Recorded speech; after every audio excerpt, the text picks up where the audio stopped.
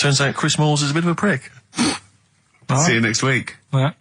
Oh, chimpanzee that monkey news. Okay, monkey-related news from Karl Pilkington. Right. Do you know the monkey that went into space? Yeah. Yep. It happened in 1958. Right. Now you know that. Yeah. Yes. What did he do next? What he did the do monkey do next? Yeah.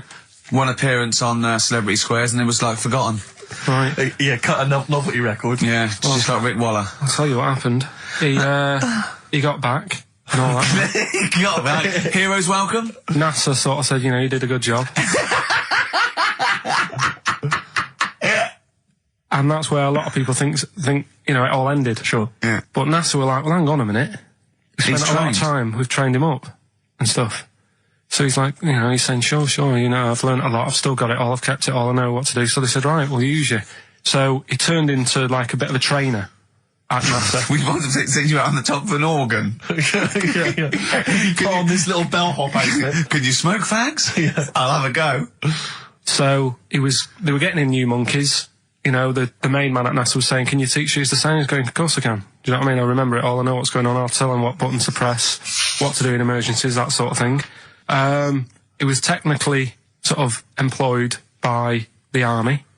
Right, can I just fit in here? I don't know the story, Carl, and I might embarrass myself here. You've got an army of people out there that will probably send me an equally deranged email from a different website, but I'm pretty sure when they sent the monkey into space, it was to monitor his physiology. He didn't press any buttons or learn to dock or take off. It was just the effects of weightlessness and space on basically a primate. I'm pretty sure he was tied in with electrodes to his head. So, well, yeah, I'm pretty sure. Okay, I could be proved. But even if that were the case, and he had learned to press one or two very basic buttons... Definitely not. Definitely but not. even if it were the case, I'm pretty certain they wouldn't have brought him back to train up Neil Armstrong. Right, definitely. Go on. Going, Neil, what are you going to say when you come out there? Yeah. I was thinking of just saying, hello, I'm on the moon. Hello, it's made of cheese. Don't say that. What about... I've noticed that you got little legs, right? But mankind stepped forward. Well, how could I put that? I was just going to say, hello, I'm on the moon. It's great to be here. I wish you were here. I've got to think so Hi, better than that. Mum. Yeah, go on. Anyway, basically he got back, they sorted him out with a nice pension. He was happy. Because of, like, the rank that he got, he was like, you know, he had loads of medals and stuff. He said, right, we'll make him a colonel. He got that. Like I say, he got a pension. That was the end. He died in 1969. He was buried with his wife. He passed away. His wife. I'm sure it just goes on to a different website about something completely different. Yeah, you're talking about Buzz Aldrin. Yeah. His page is missing. Oh dear. So well, Carl, if someone could call in. Did they train Leica the dog to sort of like, you know, dock and re-entry? He never made it back, did he, Leica? They didn't bother. They didn't even bother. They didn't bother to bring him back. They just sent him up there and they didn't have technology to bring him back. And they just went, yeah, that's that. That's brilliant. Well, I can do that. Yeah. Amazing. really? Yeah. What do you think of that, Carl? Rubbish, isn't it? Sort of brought it down a bit. But But the little monkey made a colonel. Hero. Big hero. What was he in? What craft was he in? Sputnik. Just hang on a minute. He was in Jupiter AM. Yeah. Let me see that piece of paper. Yeah, I can guarantee there's nothing there about his training other than let's hope he's not sick on the control panel when we shoot him up at 400 Gs. Oh dear. I love the fact that you think that this monkey was a high... Do you know what I mean? Do you, when you think of these things that they send a monkey in space, do you think of the Planet of the Apes? Like they're sort of talking... sort of chimps and gorillas, and they're in tunics on horseback with snub-nosed rifles. What do you think of? Just a little monkey getting on with it. He knows his job, he knows what he's got to do, he gets on with it. Look, he's pressed the button. Watch him press the button. This takes me back. Do you remember 1965, I think it was? We're going to use him to train other DJs. That's it then. Goodbye. Thanks. Cheers. Cheers. Okay, monkey news? Do you want a bit? Yes, please. Play the jingle. This rash is weird. Oh, chimpanzee that monkey news. Right. Right, they were filming a documentary, right, this telly company. Yeah. Doing a documentary. Which one? Which one? Don't know. No, right, what was the documentary about? About monkeys. Yeah. Where was it? Where was it? Africa. Right. When was this? I haven't got a date. Okay. Recently, though, since the advent of television, obviously. Yeah. Actually, a bit of extra monkey news if you want it. Okay, always. Do you know the Monkey News Extra. Go on. Do you know the Halfords ads? Halfords ads? I don't think so. No. What happens? Halfords, they've they sell nuts and bolts and stuff. Right. They were using monkeys in the ads. Okay. Yeah. And what happened? Don't they sell bikes, Halfords? Well, mainly Bicycles and motorbike stuff in that. Okay, so they're using monkeys in the advert. What happened? I can't handle it. What? I can't do this. Look at him. I'm Ricky Gervais. With me, Steve Merchant. Hello Steve, there, how's it going? lovely to be Good, here, yeah. Karl Pilkington there, pressing the buttons. Great to be here. Yeah. How long can you maintain it? I'm bored already. Yeah, already bored of doing Bored already. that. Every week you start it the same way. Yeah. That was not bad though. You actually grammatically made sense, which is Really? impressive. Yeah. Thanks very much. A rare treat indeed from Ricky Gervais. Some of the listeners have already worked out. Got nothing to say at all.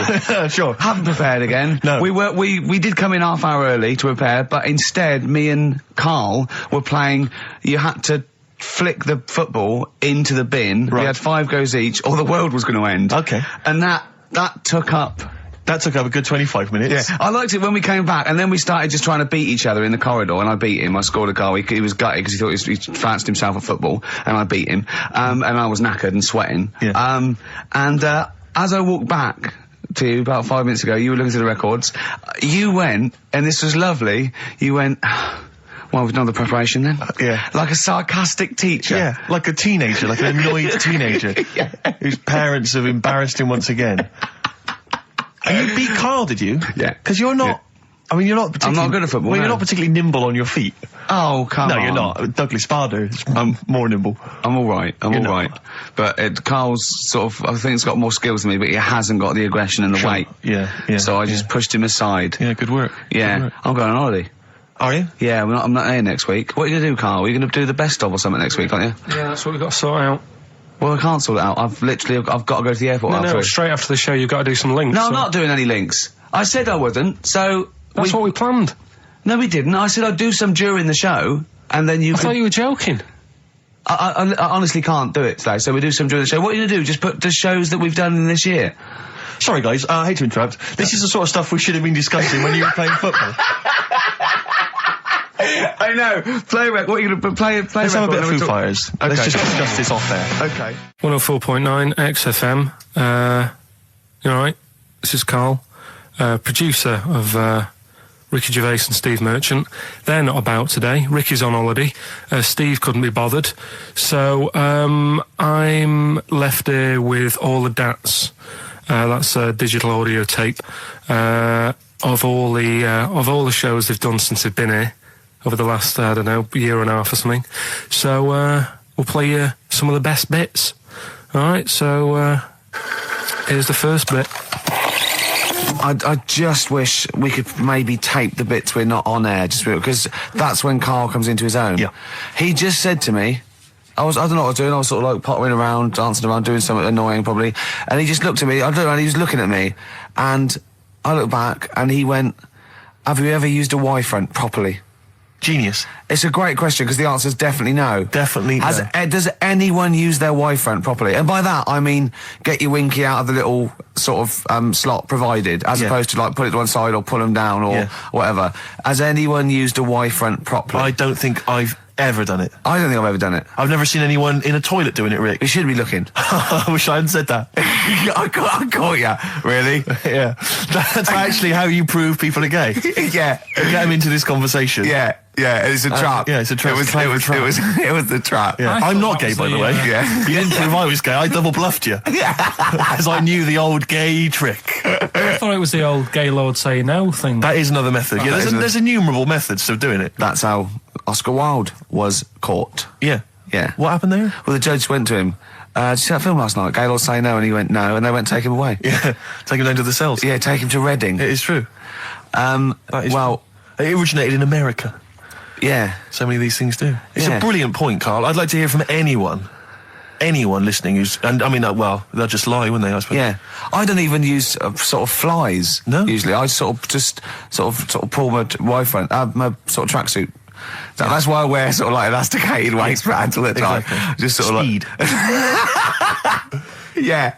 Yeah, you got to get in there with the minimum of effort. Yeah, and out. Sure. Often I won't shake. No, well, no. To my detriment, because it often leaks out a little bit later, doesn't it? Ever been out on a date with a girl where it's just trickled down your leg and you wish it hadn't, and you're thinking, what if she gets my trousers off later? She might smell or see it. What? What? I don't know. I don't know what I said there. Right. Feeder, come back around on XFM 104.9. You're listening to Ricky Gervais. Yeah, I'm with him as well, Steve Merchant. I was thinking of dropping that. What? Thinking of dropping that, just going, because it's just two, that's all that. I'm Ricky Gervais, with me Stephen Merchant and Karl Pilkington too. I mean, get to the music, so it's, hi, I'm Ricky Gervais, this is XFM. Sure. Here's Radiohead. Yeah. Something like that, come out, that was Radio at XFM, I'm Ricky Gervais. Tony Blair, what's he all about? Yeah. That sort of Snappier. fast, because I quite, on a serious note, and you've always been saying it, I listened to an old show, because when Karl was compiling those things, I listened to an old show, and I listened to me, and I'm really concentrating now, because I sounded like the most inarticulate, brain-damaged older drunk I have ever heard given a show. Yeah. I mean, I was shocked. Not finishing sentences, leaving out words, slurring, just doing noises that you understand because you know me. Yeah. So I'm really going to make an effort for the listener. Yeah, it's not going to happen, is it? You're going to give up after about 3 But I thought records. you were joking. And I thought it was like, oh, he's taking it there. Did it then, you see? Again, I don't quite know what that sentence meant. No, but... Well, of course, I've got also your body language and your facial gestures, but obviously the listeners have got nothing else. They've just got the voice. They've just got the voice for it. That's all they've got. That's all they can rely on. Yeah. And when Karl Pilkington is the man holding the show together, When he's that's the quite most damning. articulate. Exactly. Exactly. How did I come across? You came across as lovely. I mean, I did an interview yesterday, right? And I was trying to describe you to this journalist, and I was going, it's like a cat can talk. Because the things you say, I just want to know what your world is. You know, when a cat comes in, you go, where have you been? And it looks as you're like, you know, it can nearly understand you. And you're like, I wonder, I'd love to know what that cat thinks. And with you, it's almost like we've got one. Yeah. Yeah. Did you like that? You can also lick your own testicles, I think, can't you? So, yeah. Did you play the Doves? And Envy on XFM 104.9. I'm Ricky Gervais, with me Steve Merchant. Absolutely, yeah, hello. That clang you heard there isn't Karl. No. Karl's away. It's Sturgis. Claire Sturgis is here. Yeah. You'll know her from the Claire Sturgis show, but we know her from our early days on XFM, Yeah. and, you know, we're good friends. It's sort of like old times, isn't it? And Karl is had a little surprise birthday present. What's for the me. story with this, Claire? Because I don't know Well, about this. do you know, I came in on Monday expecting to see his little smiley face, as usual, and it's always not here. Yeah. What do you mean? So, apparently his girlfriend had surprised him and dragged him off to the Caribbean for a week. Wow. No, Canaries, isn't it? Oh, I mean, I don't Yeah, know. he likes the Caribbean. He likes the crabs. Yes. Yeah. I thought he was bored of the Caribbean. I thought he didn't enjoy it last time. No, he loved it, didn't he? No, I don't think he did enjoy No, the it's crabs. Tunisia he didn't like. Right. He's been travelling, hasn't he? I know, yeah. He gets a he break. didn't like Tunisia because there's flies the size of matchboxes. Of course. And, and midgets in the kitchen. No, there's nothing wrong with that. Yeah. Midges or midgets? Midgets, he said. Right. In It the was kitchen. midgets. He wasn't saying anything bad. He said that there were lots of midgets in there. Lots of midgets in the And kitchen. I thought it was he'd gone away to some sort of like theme holiday. Yeah. But no, this is I think Gran Canaria or the Canaries or whatever it's. And how called. old is Karl? 30. Is he 30? Is this 30 the big last three? week, I think. Yeah. Oh, so it was actually a birthday present. Oh, I Yeah, didn't it's a know big that. deal. Yeah. Okay, I just so, thought, but that's all right. So have you got a competition that you can regale us with, Claire? Because obviously Karl provides a lot on this show. Hold on. We could do White Van Claire. White Van Claire. Yeah. Are you familiar with this? We ask No. you questions, topical questions, just Okay. getting your opinion really on the week's news. Okay, yeah. It's on the If you spot. look forward to that. But you know I'm a little bit, you know. A little bit simple. That's well, fine. just a little bit, you know. What? I always sit on the fence. Don't Oh, I? right. Well, don't You sit on the remember fence. You from see, last the worst time? thing there was she was saying I'm a little bit like, you know, liberal or undecided. You went simple. Yeah. You Well, assumed. I didn't know. I thought I'm a little bit, coked up? I don't know. Who knows? It's Sturgis. Anything could be possible. But the other thing is with Karl, we didn't know how good value Karl was until we asked him sort of intelligent this is questions. true enough, yeah. Because he looks quite intelligent. Well, this doesn't is he? it. I mean, So the thing with you, Claire, is I don't think we've probed you enough. We don't know what, you You your views haven't are on a lot probed of me things. enough, But we actually, don't know what Steve, your no. views are, you know? This is what I'm saying. We don't know where you stand. I mean, don't sit on the fence. This is the new Claire Sturgis. Yeah. All right, we're Yeah, going to delve deep, dynamic. find a personality in there, Claire. Let's go back All to right. the old days. How about a bit of the Smiths? That was beautiful, Rick. Go on. Oh, you've been practicing Gates. Richard Ashcroft. Check the meaning on XFM 104.9. We're back, Steve. It's Saturday. That's true enough. Steve Merchant, that is. Hello there. I'm Ricky Gervais, obviously. Hello there. Carl's still away. Claire Sturgis is back. That's Hello. absolutely true. Yeah. Hello there, Claire. Nice to see you. So, I think a lot of people were hoping that Carl will be back this week, but we're pleased to have you. No, they were actually. I did get some emails during the week. Really? Saying what? Just saying it's really nice to, hear you again on the Saturday afternoon. It's nice, and but you're not really very funny. And when's Carl coming back? You know? So it's sort of being Sure nice it wasn't to to me. us? No, it was definitely Because they think that as well. directed to me. But no one can compete with Carl. They can't. Well, we used to sort of like come in and when we discovered Carl early on, we just thought this is comedy gold. Just let him speak his mind. But then we started thinking, we can't follow him now. Yeah. So I remember Steve going, look, we've got to come up with some stuff. We need to chat. If anything we've got to say to each other, we've got to say that in the first 20 minutes, and then you just unleash Carl. Yeah, And he's because like it's just you can't follow him, and he's off on one. And they have stories of upbringings with bizarre creatures that lived in Manchester that were half human, half bat and frog and things. I'd love to take him back to Manchester in some kind of TV documentary. When Carl went home and just wandered back, maybe try and find the amphibian twins or whatever those people were. They with weren't. Yeah. So there was two boys, both had big heads and webbed feet. They weren't related. They didn't hang around with each other. That was all the information we had. I went, why not? He went, that would have been too obvious. Yeah. Like they look at each other across a room and go, you think I'm coming to see you just because we're a similar species? Yeah. You're mistaken, mate. You make your own friends. One starts to walk over, the other one shakes his head and just mouths, too obvious. Yeah. Don't do it. Too obvious. Out of one of his mouths. Yeah, that's what they're expecting. Yeah. Don't do it. Don't do it, Webby. Yeah, but anyway, he'll be back shortly, I'm sure. He phoned me. His dad's ill. His dad's in hospital, so Carl went back to sort of look after his mum. And he was so sweet. He said, I'm back here just driving my mum around. He said, so unbegrudgingly, he just went, it's like old times. And I said, sorry to hear that. And he went, that's all right, yeah. I think it's going to be fine. And I said, how was your holiday? He went, yeah, we're good. Except it were a nudist beach, so he didn't tell me. Of course it was. I went, what do you mean? He went, well, sitting on the... I don't know why they have to do it. I don't know why they have to do it. Why do they have to do it? He went, Suzanne said they think there's nothing wrong with it, like being a transvestite. Right? I went, I love the fact that your girlfriend has to tell you what's wrong and right in the world. And he went, well, we're walking along the beach, fella coming towards us with knob out. I went, what's going on here? Right?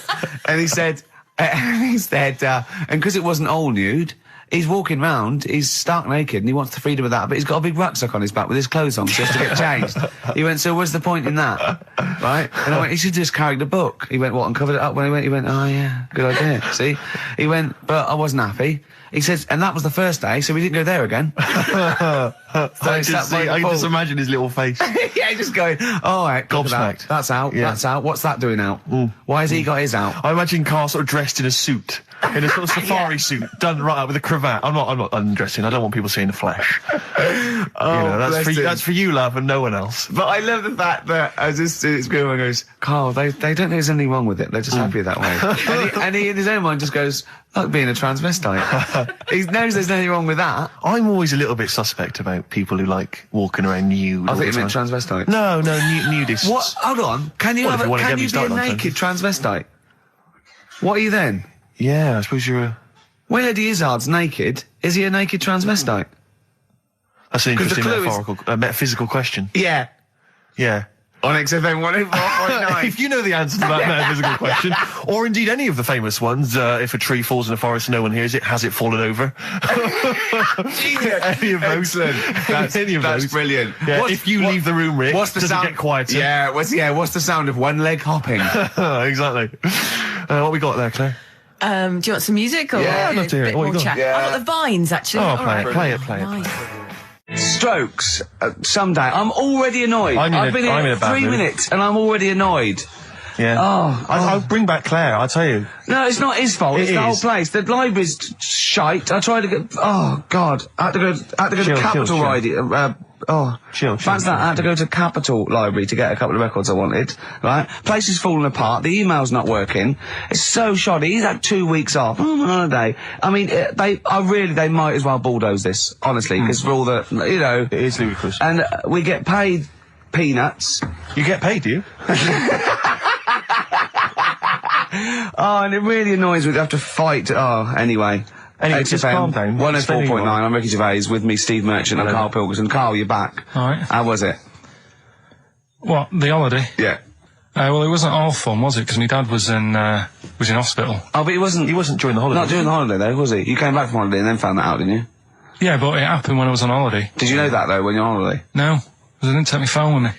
You're like when Ringo joined the Beatles now, going, boo, Pete Best, but he went... Yeah, and I went, whoa! Oh, God. No, but the teacher just said, oh, it went down really well, you can do that again tonight. Right. When you're in it again. But anyway, so my dad was there, and you hadn't told him about this performance, so he just turned up off his own back? I never took the letters home and stuff to show my mum and dad, because it just put me off. So, anyway, he turned up, don't know why, he must have heard from someone else's dad. Yeah. He turned up, and he swore about me, which... Did he? I don't... Could you use a word that's allowed to be said? The word? Of course it is. Right. If you got a kid in the car or anything, you can turn it down now. Yeah. Right. But he said, there was a guy stood next to him with a camera, big video camera, filming it, and he said, yeah, film it, but try and avoid getting the twat in the hat in the shot, because I had one of those porters, you know, the little round pork pie hats on. Right. This is so sad. What was this a nativity play? It was about Jesus and stuff. Yeah, well, there was a porter there helping him with his bags. Of course there was, I forgot. I mean, Mary and Joseph, they got there. Yeah, because it was the hope, you know, because the inn was full, but I think the porter doubled up with the inn and the stable. Right, that was nice. So he carry bags over, Yeah, no, so yeah. You're right, though, I don't know why I was wearing one of them. But I was. And your father said that? And how did you know your father said that? Did you hear it? About it later. Oh, he told you about it later? Yeah, I was talking about stuff I'd done at school, and he said, oh, God, remember that, and I spoke to him the other day about it. Right. And, yeah, oh, God. So that was the end of your sort of drumming career, really? Because it could have been, I mean, you know, the audience loved it the night before. Yeah. You could have, like, been, who knows, a whole new world for you. Yeah. Have you done any stuff? I've never drummed. I wish I had, man. That is that's a movie story, but is that, and that's why you don't tell, your mum and dad don't know you on the radio, do they? I think when they were down the other weekend, they had to come in here, I just said, oh, just go in and press the buttons. Because they could listen on Sky Digital, couldn't they? They could do. But you wouldn't want that, would you? I don't want that. No. Play a record. Yeah. Right. I mean, I'm a little bit concerned about your toilet discussion. What exactly is your point again? I was just a bit bemused. See, it's a tricky one. All I'm saying is, right, there I was at the pub quiz, I go to the toilet, not thinking about anything, I try to go, right, there's a little gay fella next to me. I love this little gay fella. Now, the weird thing is, there's nothing stopping him having a little glance, right, because he's allowed in the fella's toilet. Yeah. Now, I'm not allowed to go into the woman's toilet and have a little look round. Right. So all I'm saying is, should they have another toilet area? What, for gay people? Yeah. And so this would be gay men and lesbians? Is that going to complicate things? Well, I mean, I can only assume. I mean, to what point? I'll ask you a question, right? If you're intimidated, that's a shame. But you know, most gay men aren't looking at your knob. You know that. What do you mean?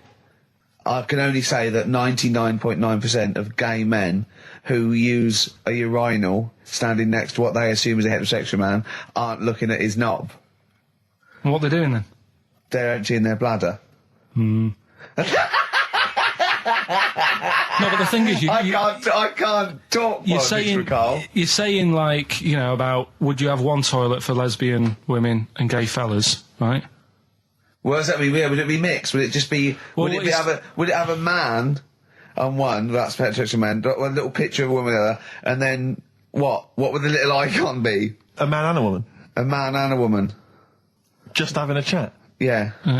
In pink and Doc But you couldn't mix them, because then what would happen is you'd get people who are going, oh, I'll play up to this a bit. What, pretend to be gay? And yeah, you know, sort of grow a moustache and shave their head. And pretend to be a lesbian. Right. Yeah. So I see. So, you know, people pretending to be gay so they could go in and have a look at the lesbians. Yeah. Right. So that would mean that we need 4 cubicles now, would we? Yeah, no, this is fine. 4 cubicles. So every pub How many toilets do we need? Every pub's now got 4 toilets. Oh, Carl, bisexuals. Yeah, now interesting. Bisexuals. How many toilets do we need now? Call the council. Do you use any? Huh? No. No, because they're interested in everything, aren't they? Because a little bisexual fella will be looking at your knob. Right, with them, what you do, you just have a door, you open it, and there's one urinal there, so you can't get a queue. They have to sort of wait. I just thought that, well, why can't there just be a thing between the urinals so no one can look at anyone else's knob? Wait a minute. Just to go back to Ricky's point, what stops, even if we've got the toilet for gay men, what stops the gay men who want to have a look at your willy going in the regular toilet and pretending that they're straight? Most men don't wear gay across their No, head. exactly. They don't have a tattoo. There's no branding yet in the British house where they have to declare. So we're going to have to expand this. What So we've do all you- got to carry identity. Do you know cards. you can see a gay, can you? Coming a mile off. No? No, I'll just hold it in next time. No. Can you tell gay men? Do you know a gay man? I'd say probably if you did if you lined some people up and said point them out, I reckon I'd get. But hold on, we're not talking about people dressed in leather with the arse cut out and an handlebar moustache. Yeah. We're talking about the everyday No, non-seen. of course. Yeah, but I mean, suppose I put you in a room and there was 10 naked men, right? Yeah. And there's 5 gay men and 5 hetero. Could you walk along that line looking at those gay... Am I naked? No, you don't have to be naked. Why would you have to be naked? To catch them out. Let's explain it again. If you're new, I'm sort of on a bit of a mission to find out, we've got a lot of animals and insects in the world and stuff. Yeah. Do we need them all? It still amuses me. So we've found out we've got to keep jellyfish. We've done octopus. Just said we've got to keep them. This week, snails. Do we need them?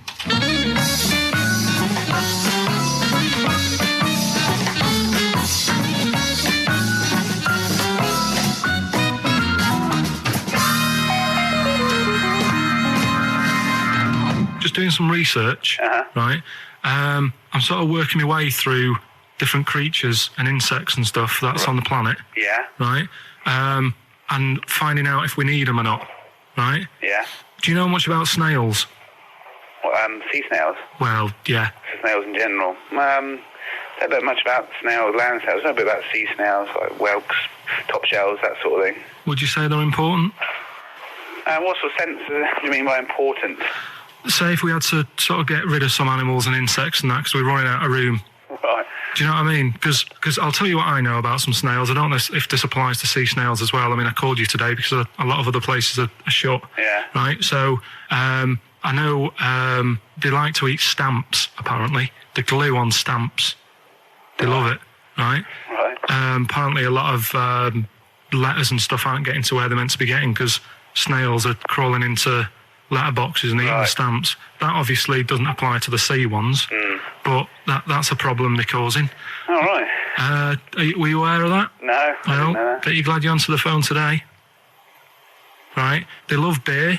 Beer, yeah, who doesn't? And also, I don't know if this is right, but I heard that they sleep for 13 years, or can do. Right, I wouldn't know if they can sleep for 13 years or not, but...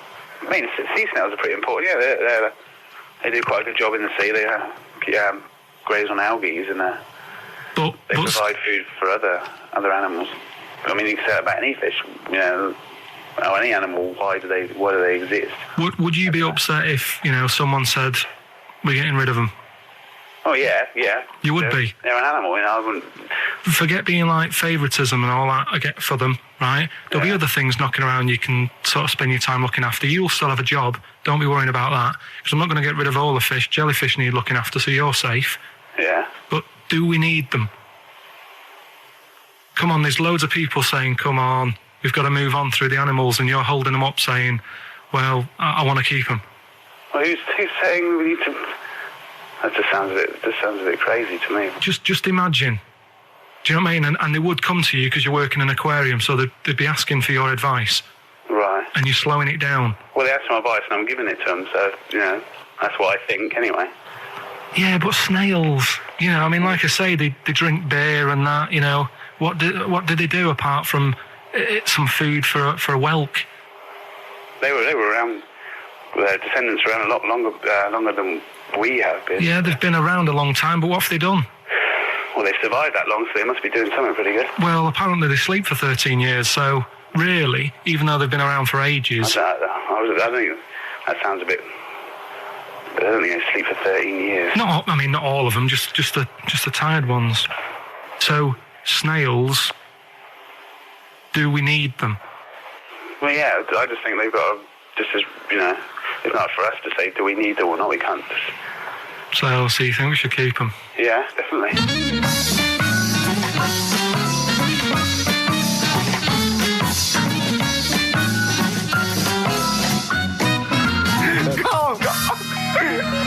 Carl, I'm proud of you. That was getting really quite annoyed. I know. What did he think he was doing? What? I don't know what you tell these people. I mean, you don't get their permission to play this out, do you? You just don't tell the them. thing is, right, I sort of told him what it was about, but we won't say who he is or where he works, because it doesn't matter. I just needed to speak to someone who knows. I know the fact that you were trying to get an answer out of him by suggesting that he would be safe, because he could look after jellyfish if he gave the okay to destroy snails. He was getting livid, you can tell. Oh, God. Brilliant. So he's been around a long time, but what have they done? That was great, Carl. Play a record. Well done. You were filling in a form, weren't you? It was all like your girlfriend thinking you're a div. And it's happened before, isn't it? Because she came home and you'd filled out a form to get a job once, hadn't you? Yeah. What was that for? Granada Telly. And on it... Well, let Carl explain. Yeah. You see, this is what annoys me with job applications, because rather than just saying, do you want the job and what can you bring to this business? Yeah. Do you want the job is a good one. Because the thing is... That's sort of the one for the boys. No, listen, right? Because if they say no, I don't think they want the job. Yeah, but listen. Go on. I mean, I presume with what you do, you have to take people on and stuff. What, in a fight, you mean? You know what I mean? Yeah. And I think it's more important that you're willing to graft and put the hours in. Sure. Than say that, you did well at school. Yes. Sure. Because if I wanted to, I could have done well at school. Of course. I just didn't want to. Yeah. So where's this going? So you had the application form. So when it came to the qualifications bit and that, I couldn't fill them in because I didn't have any qualifications. And it was also asking about your languages. And I put down English quite good. English quite good.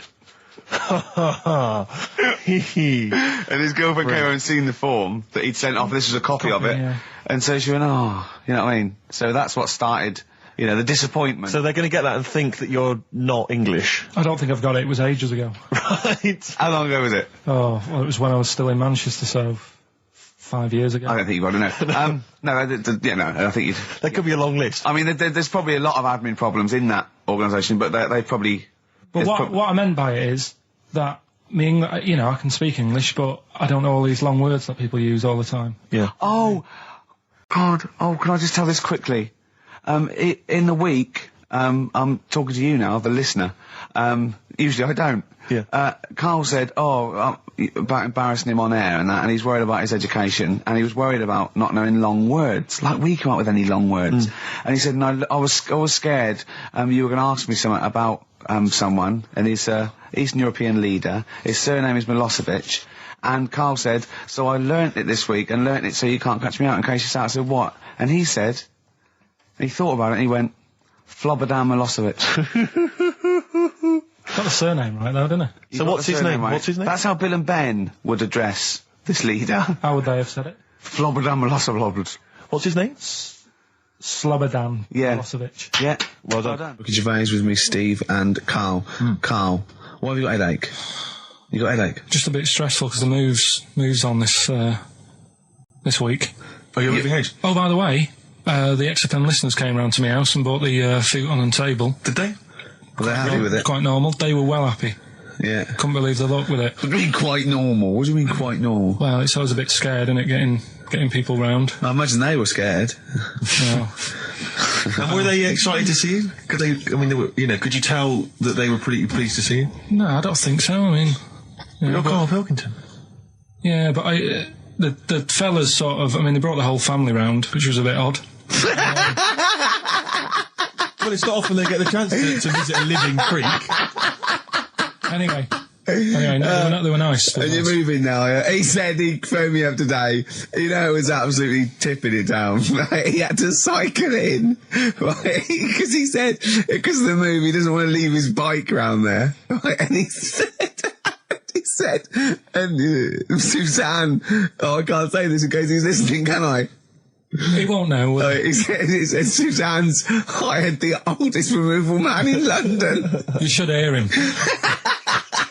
And the thing is, right, we booked him because everyone else happened to be booked out, but this fella's free, right? So he called up this morning. I've never spoke to him, but he was on the phone. He sounded about 90. Yeah. Carl thinks that he's going to have to do all the work. And the thing is, right, it seems to be All he cheap. wanted some Werther originals. Right, listen, it seemed to be cheap because it's £50 an hour. But how long is it going to take him? Yeah. Oh, that's So, genius. When's the move on then? When's the He's coming round. He came round today to bring some empty boxes, and he was struggling with them.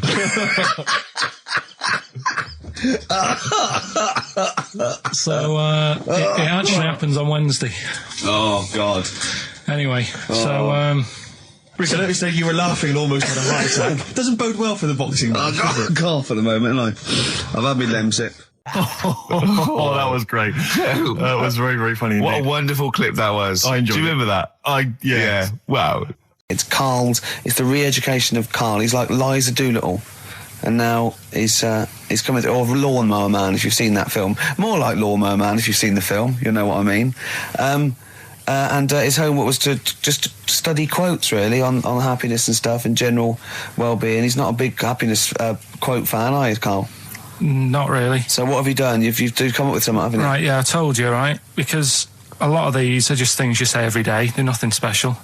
So what I'm doing... Well, you say them every day. Well, the sort of things you come out with and you don't even think about it, do you know what I mean? Yeah. They're on the TV all the time. People on the radio are saying these sort of little quotes. Sure. And what I've done is, remember that programme on Channel 4, Faking It? Yeah. Where they got some, like, posh kid to be on the door and all that. What I've done, I've... Imagine if that was the pitch for the show. Dear Channel 4, just going to get a posh kid on a door or something? Yeah, Yours come sincerely, in, Carl. come in. Yeah, TV producer. yeah, go on. So what I've done, this little book of quotes, happiness quotes. I've picked two that are real, Okay. and I've made one up, right? And we've got a guess. And you've got to guess. Okay, then, go on. Well, I'll tell you what, Rick, why don't we, when we've heard them, we won't confer. No. You'll write down yours, Yeah. A, B or C, and I'll Yeah. write down mine and we'll Sure. see how it Okay, works. Carl, off you go. Right, and just because I'm looking at this book, it doesn't mean I'm actually reading. No, I know. Don't no, worry, I know. we're clever. No, we know, we can't see yet. Like, Yeah. call my bluff. Yeah, go on Okay. Nothing is worth more than this day. then. Okay. Yeah, Yeah? All right. yeah. The way I see it,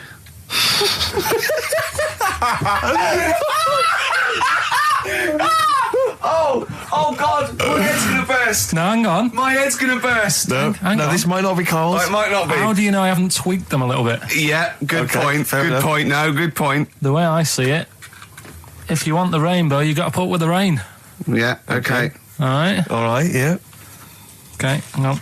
It's not- yeah. Come on. Cat food. Cat food, come on. It stinks a bit, but if you don't put up with the smell, the little kitten will die. Steve, I don't know what to say. I don't know what to say. Imagine this in faking it. Imagine their faces when he says that, and they're going, "Oh my God." Oh. Carl, play a song, mate. We'll have to confer on this one. Right, Blair. Well, that's just amazing, Carl. Just read them again. Two were real, one was fake. Go on in. Right. First one. Nothing is worth more than this day. Excellent. Next one. What does that mean? Well, cherish now, cherish your time. Okay. Because you can't get it back, and Yeah, you know that's the way I saw it. Carpe diem, whatever it is, seize the day and all that. Okay. If you want the rainbow, you've got to put up with the rain. Yeah, of course. Yeah, rough with the smooth. You know, it's not all plain sailing, but you know, rainbow's beautiful, but it comes because of the rain, which you might not like. So Yeah. make the most of everything, and yeah. Yeah. Good. Cat food doesn't smell good, but if you don't put up with it, then the little kitten will die. Right, no, Carl, that is a good effort. Now, that one's yours. I mean, obviously, right? Right, no, but it's a good effort, right? I mean, it slipped seamlessly into the others. Yeah. Don't think it didn't. No, but it's good. I mean, we knew it was that one. But what I will say is, it's good, but what you don't know, maybe subconsciously, is, I mean, it's very similar to the putting up with the rain and the rainbow. But that's good. Why do you think that? Well... What does mine mean? Well, even though it smells bad, it's good for something. Right, so I didn't look at it like that. What did you look at? I kind of thought... Was yours more specifically about cat food, generally? Because, you know, normally it's an analogy. Yeah, or a metaphor for something, you know, much bigger. Well, no, the way I mean, Dolly Parton, who I think did the rainbow rain thing, she wasn't specifically concerned about weather conditions. No. It was a sort of general idea. It's all about life. Yeah. Well, that's what I've done. Go on. I've used an everyday thing. Yeah. And put it with today's problems, right? Go on. So, like, my girlfriend, she might like to go shopping for clothes. I hate it. Right. But because I love her, I put up with it. Ah, that's nice. Yeah? Yeah. So, you love that little kitten. You can't stand the smell of the stuff you got to feed it. But because you love it, you go, well, you know, I'll put up with this just for a few minutes and then I can, like, squeeze its head later and give it a little... Sorry? Squeeze its little head. No, yeah. Well, that's just the thing that I do with cats. Put it in a bag and drown it in a lake. I can feed it and then I can throw it against the wall. Exactly. So you didn't see it like that, did you? No, that's very good. So it's about love, is it? It's about putting up with the bad things for something you love. Yeah. Well, that's nice. But Carl, you seem now to be convinced and rather smug that you've tricked us and that you've fooled us and that we didn't understand it. Well, I say that's your fault, not ours. In fact, if people are out there, we're too lazy, could you write down everything Carl's ever said? Because I think we could publish that. Yeah. He said one today. He saw my salamander. It's not a euphemism. He saw my salamander and it's just sitting there in the tank. Your exotic pet. Yeah, and he's worried about there not being a lid on. And he said... I went, what are we worried about? He said, wow. He said it sits there for 24 hours a day... obviously planning to get out. Well, it's got nothing else on its mind, and it's the daft thing is, he has actually got the lid ripped up a little bit. And I'll be looking up there, and it's going to get out. But what's the worst that could happen? What's it thinking? What do you think it's thinking, this salamander? It's got its eye on the DVD player. I can have Ian be down the market. Well, it's like those people who, you're those cab drivers that you'll meet at sort of 3 in the morning who've just got a car. Yeah. And just went out with a car. Yeah. And just, I'll pick people up and charge them. Yeah. I got in one once. I said to him, a guy just pulled up. I said, he said, I was in like East London. I'm going back to North London. I said, going to Swiss Cottage. He went, sure, hop in. We set off. He went, do you know the way? I said, well, not really, no. I thought you'd know the way. You're in a cabbie, aren't you? He went, no, don't really know the way there. I said, have you got an A to Z? He went, no. I thought, well, if you're going to go out just on the, just winging it as a cab driver, two things, take a map and a torch. He didn't have either. He said, well, I'll probably get to Camden. I said, well, I'll direct you from there. Drove on for about 5 minutes, making conversation. About 5 minutes later, he went, do you know the way to Camden? I thought you knew the way to Camden. I don't really know the way. I thought you did. Oh. It was lewd. I mean, let me out. £4. Exactly. And that's, I don't know who's got that sort of time on their hands that they just think it's 3 in the morning. I'm at a loose end. I think I'll go out doing a bit of cabbing. Wow. Yeah. Because your dad was a cabbie, wasn't he? Yeah, he was, Couldn't stand it, but it's good money. He was he wasn't like a chancer, though. What was he doing when he put that little Forrest Gump in a weedy bin? That was part of the cab company thing. They had to do like a charity event once a year, and he did it 1 year. Never asked him again. Tell us the story again. I'd rather not, because we got a few sort of complaints about it. Why? Why did you get complaints about it? Because he put a kid in a bin, and it's not the thing to do. So, but we could use it as a sort of sobering lesson for people. Yeah, tell it like a, you shouldn't do it. No, but that's how I did it last time. But people still didn't like it. All the stuff I tell you, we don't take the mickey out of people on purpose. No. It's real life, innit? And that goes on in life. Yeah. My dad was saying that in hospital, though. Do you know I was in hospital? Yeah. He did some jokes about old people and that. And he said, at the end of the day, if something makes you laugh, it's funny. And if it makes you laugh, you can't help laughing, can you? Do you know what I mean? So, what are you meant to do? And laughing's good for you. Yeah. So... But being laughed at isn't as good for you, is it? No, but there's probably more people laughing at one person. So if you balance it out, there's only one person who's upset and there's a bunch of people laughing. So it's Jesus. Give me an example of that. Give me an example. Well, for instance, Karl Pilkington as he talks and the people listening. yeah. No, give me an example of like, so, you know. I can't because again, that's what I'm saying. I can't tell you the story because there might be someone out there who, this person might even be listening and think, I forgot about that and you brought it all back to me then. So I prefer to leave it, but I think people know. Why did he put him in the bin in the first place? Because he was getting out of hand. What was he doing though? You see, I can't explain. You can't. Don't be silly. I prefer to leave it, honestly. What was he doing? Was he annoying him?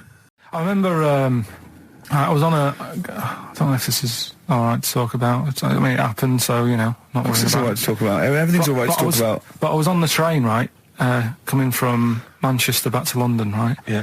And got on it. It was like a Friday night, and it was heaving, you know, like the last train is and all that, and absolutely chocker. Right? Yeah. So I'm walking through the carriages, thinking, oh, is he in his seats anyway? Anyway, everyone's like, it's heaving, right? It's people stood up in the doorways. You can't get in the toilet and all that. There's not going to be any chair knocking about. You know, so walking through, and anyway, I see this one empty chair sort of in front of me, right? Think, oh, why ain't anyone sat there, right? I'll just rush to that, get I'll get myself a seat, plonk myself down, right, and sort of turn round, you know, see who I'm facing, you know, see who you're sort of having a chat with. Little fella there, right?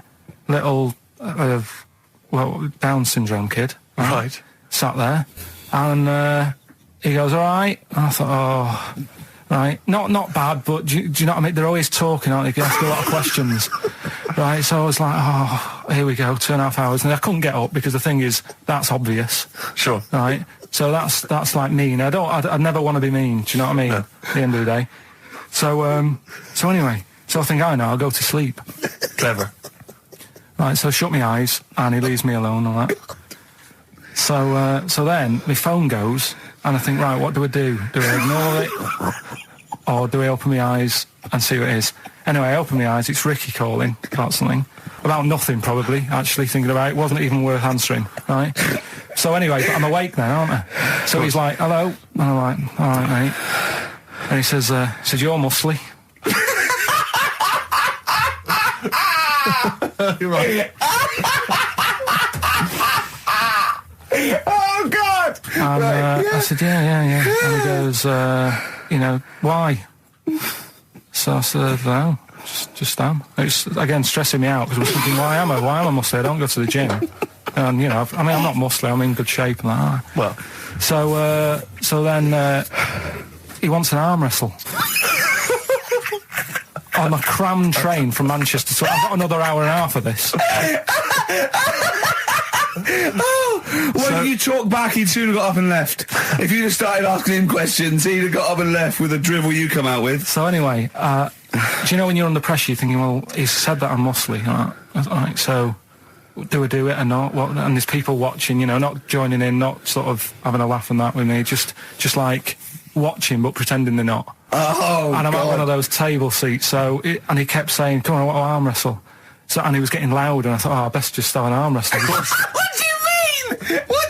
I best just have an arm wrestle? Well, what do you mean? Get it over and done with. I had to... if he's going to keep asking, I had another hour and a half on the train. Oh, God. So anyway... Oh, my God. I'm thinking who won.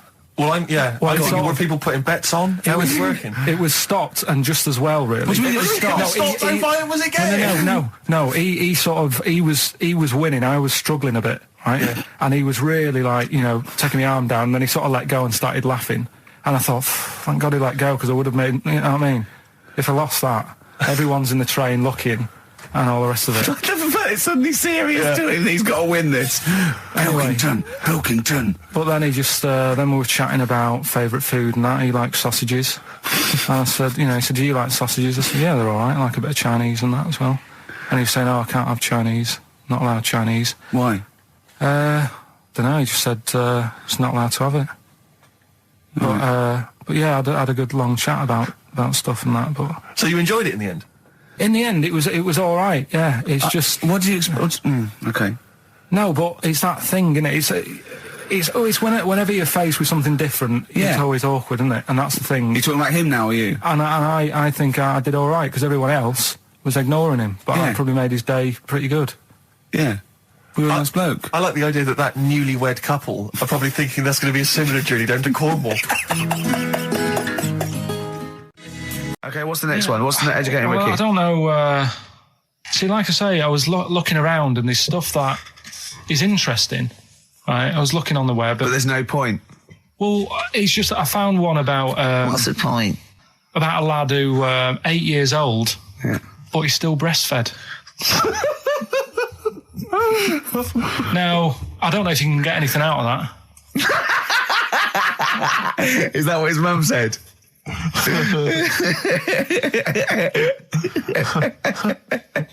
So, What do you mean? I don't know if I can get anything out of that. You don't need to. No, it's just that, you know... Where did you read that? That was on the internet. Oh, well, yeah. You're always unspecific when you mention it. It's just it was on the internet. Well, I'm trying to think what I put in. I think I put in Y to see if I'd confuse a computer. And then, Go! You are... No, No, honestly. I did a search, put in why, and it came up with funny things that, like, why is this person doing that? Why is that? And it had a picture of this 8-year-old lad, sort of, you know, on his mum's nipple. And it was saying, you know, is this healthy? You sure that wasn't asking you that question? What? I put in why? Just to confuse the computer. Like, the computer go, what do you mean? Yeah. Stop it. Yeah. Oh, look, last week, I was walking home with him, and I went, he was saying something stupid, and I went, I've got a competition for next week. Let's do a phone-in, and it's called Karl Pilkington, Genius or Fool. Yeah. Right? And he went, No. I went, why not? He went, well, it'd be confusing because they say there's no difference between genius and being a fool. They do that, don't they? No, but it's rubbish. And people say there's a fine line between madness and genius. And, you know, it's a ridiculous soundbite. They don't say there's a fine line between a genius and an idiot. Well, the people who do are idiots. Yeah. So what would you do there, though, just to sort of wrap that little thing up? What would you do? That lad loves his mum's milk. What are you asking me to come up with? No, I'm a just... title for the story? No. It's just what would you do? Right? What do you mean, what would I do? Well, it's causing a bit of a problem in the area, right? What area? In America, I think it was. Oh, America are a problem, are they? George Bush is worried about this kid who's breastfeeding at 8. Imagine it like this, right? Right. No, so, Carl, what are you asking me? About this spurious story you saw on the internet? I saw on the internet, there's an 8-year-old lad, he likes his mum's milk, and it's saying, is this right? Should it No, be it's going not. on? But what What do you want Ricky to do about it? It's not his responsibility. Yeah. No, but the little town that he lives in, they're all causing an uproar, right? Going, this isn't right. You know, I can't let my kid play out in case he's in the garden with his mum getting a bit hungry, right? So, Oh, God. what should they do? Because his mum's saying, well, he likes it. Yeah.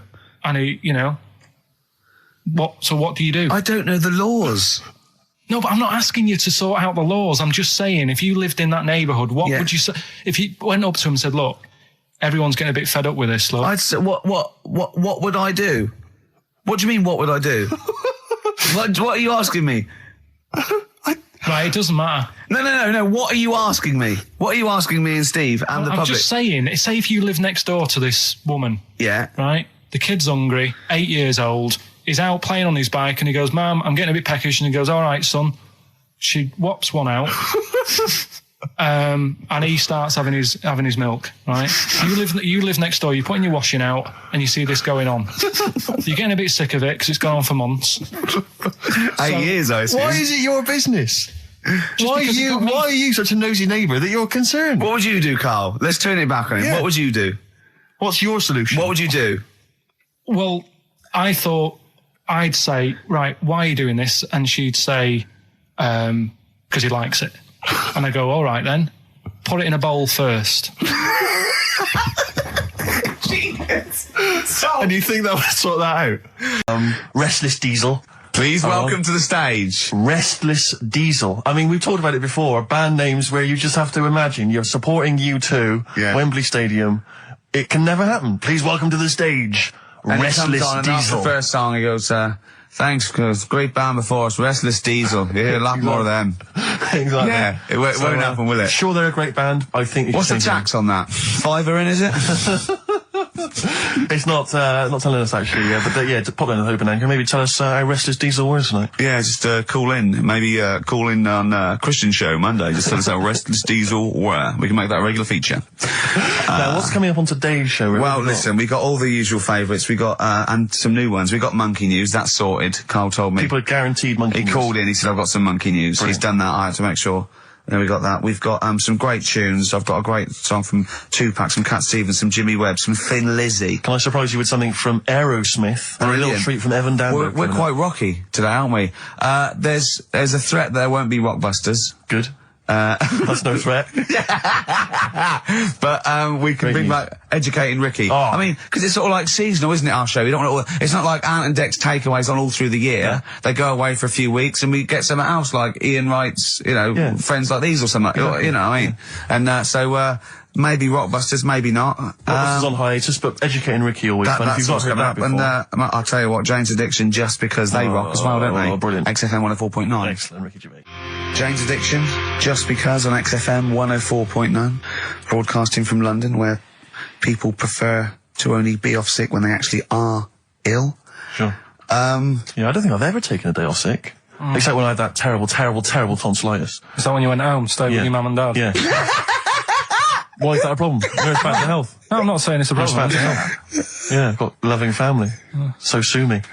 What do you make of The antagonism and piss taking is just like, oh God, 3 blokes in a pub. There's people listening. I can't know. Are there? Carl, what do you make of London? Because you often say you'd much rather be up north. Well, he wouldn't, or he'd go. Well, this is what he constantly says. You've chosen to live here. You've lived here for years. You've got a flat here. No. I chose to come here because I was offered a job that was good money. Yeah. I wouldn't have come here if there was no job. So you prefer to be somewhere where there's a good job, so you've chosen to live here. I don't like being here, though. Well, no, but you can leave. To what? Well, exactly! So you've chosen to stay somewhere that's better for you. It's not better for me. Well, it's making me ill. I'm not sleeping. Well, so you say you're ill, either you call in ill, but I don't think you are. But I mean... Are there any stats to prove that? Well, yeah, because, of the 11 days that he calls in sick, I reckon probably 7 of them are genuine. I'd love it if I dropped down dead tonight. Honestly, I'd love it. If you drop down dead tonight, you know it. Why aren't you sleeping? What, you're feeling ill now, are you? That's funny, you weren't feeling ill earlier, but you read that, and you're suddenly ill. I'm run down. Well, you should take a holiday. Oh, yeah, you just had about 8 in the last 6 months. Oh, God! Why are you run down? Why are you run down? Yeah, what have you done? You sit in a little air-conditioned office. I haven't got time to tell you. Let's move on. Let's get on with stuff. What have we got anyway? Because we didn't have a chance to meet up this week. Me and Ricky could have done, but you said you were busy, Steve, so that's probably why you don't get run down, but finishing work at about 4 o'clock. No, so I could have had the meeting, but we gave you a time and you suddenly decided with very little notice that you couldn't make it. So make it meetings and that. Oh. So what have we got? What have we got? It's 1:20. What have we got? We're on till 3. Well, we've been talking, we've been doing well, we've been playing some great rock and roll, we've been playing some lovely songs, we've told them, we've explained a survey, just for employees, be careful. Yeah. We've, put that out there, we put a shout out there, people know would you say it was probably safest if you are an employer to never employ Mancunians? Well, I wouldn't go that far. I wouldn't go that far because, you see, that's only an average. So I imagine some Mancunians, like, Londoners, are nice, reliable people. It's probably just a few bad eggs that throw the stats up a little bit. People that would go, I'm not coming in today, I'll put on some wet trousers. Sure. All right, stay in bed. Yeah. Stay in bed. Yeah. You still got them on? Yeah. Well, pop them off. Yeah. Put them on the radiator and go to bed with a little duvet. That'd be the best thing to do. Yeah. So, all right, Carl? Right, what's your attitude? Is it because you're tired? Yeah. Well, why are you tired, though? You weren't saying that watching those Channel 5 films again, were you? I'll tell you what, me and Steve were having a little meeting yesterday over lunch about, planning stuff for the show. And, Gary Kemp came up to me, started having a little chat about old times, and, I went, oh yeah. As he went away, Steve said, right, think of this. He said, Rick, don't take this the wrong way. Remember that sentence, don't take this the wrong way. So there's a right way and a wrong way. I could have taken this comment. He nodded to sort of Gary Kemp and went, he's aged better than you. I went, well, how could I take that the wrong way?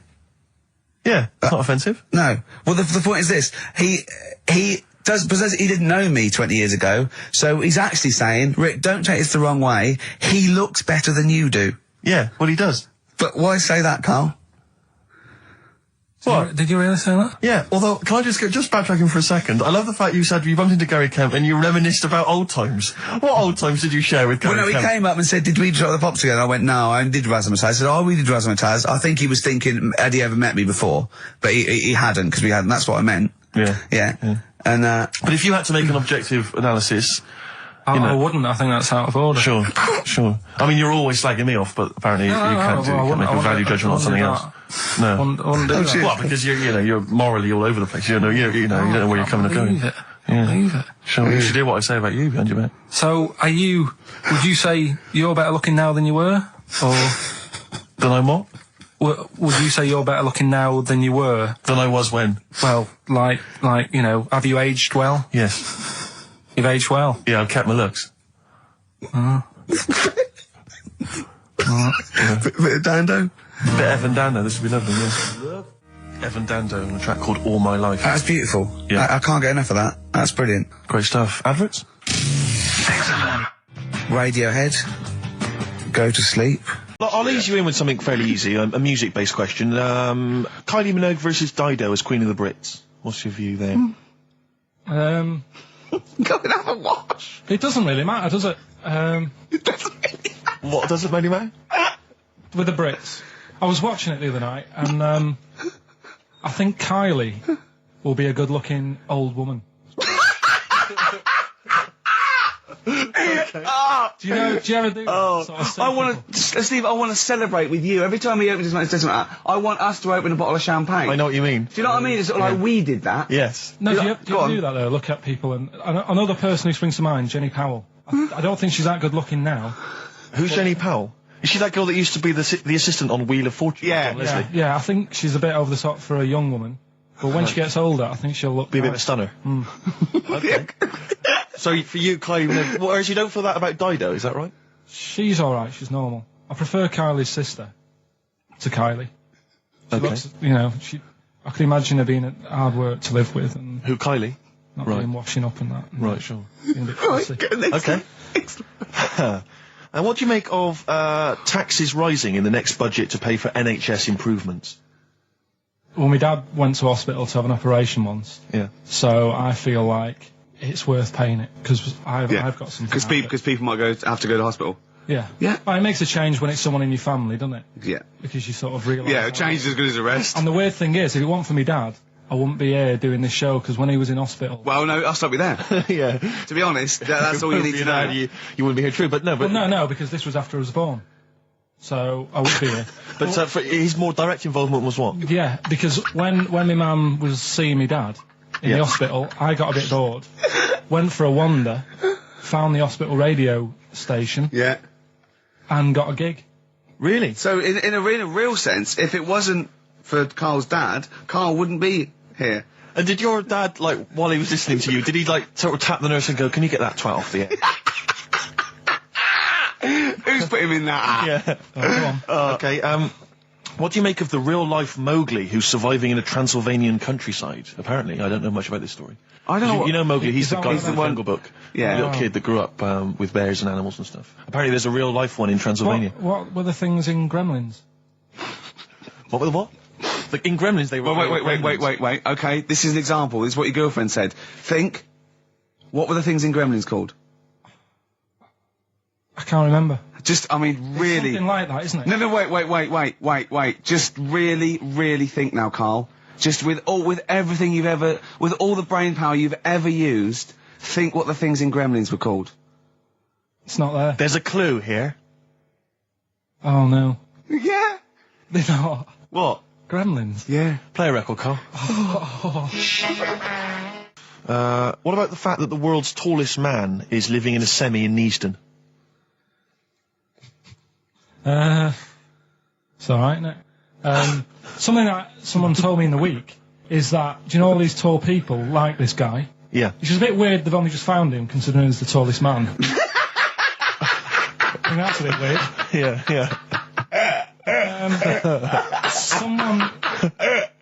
Someone told me that. Do you know the guy who was in James Bond, the big bloke? Yes. Jaws.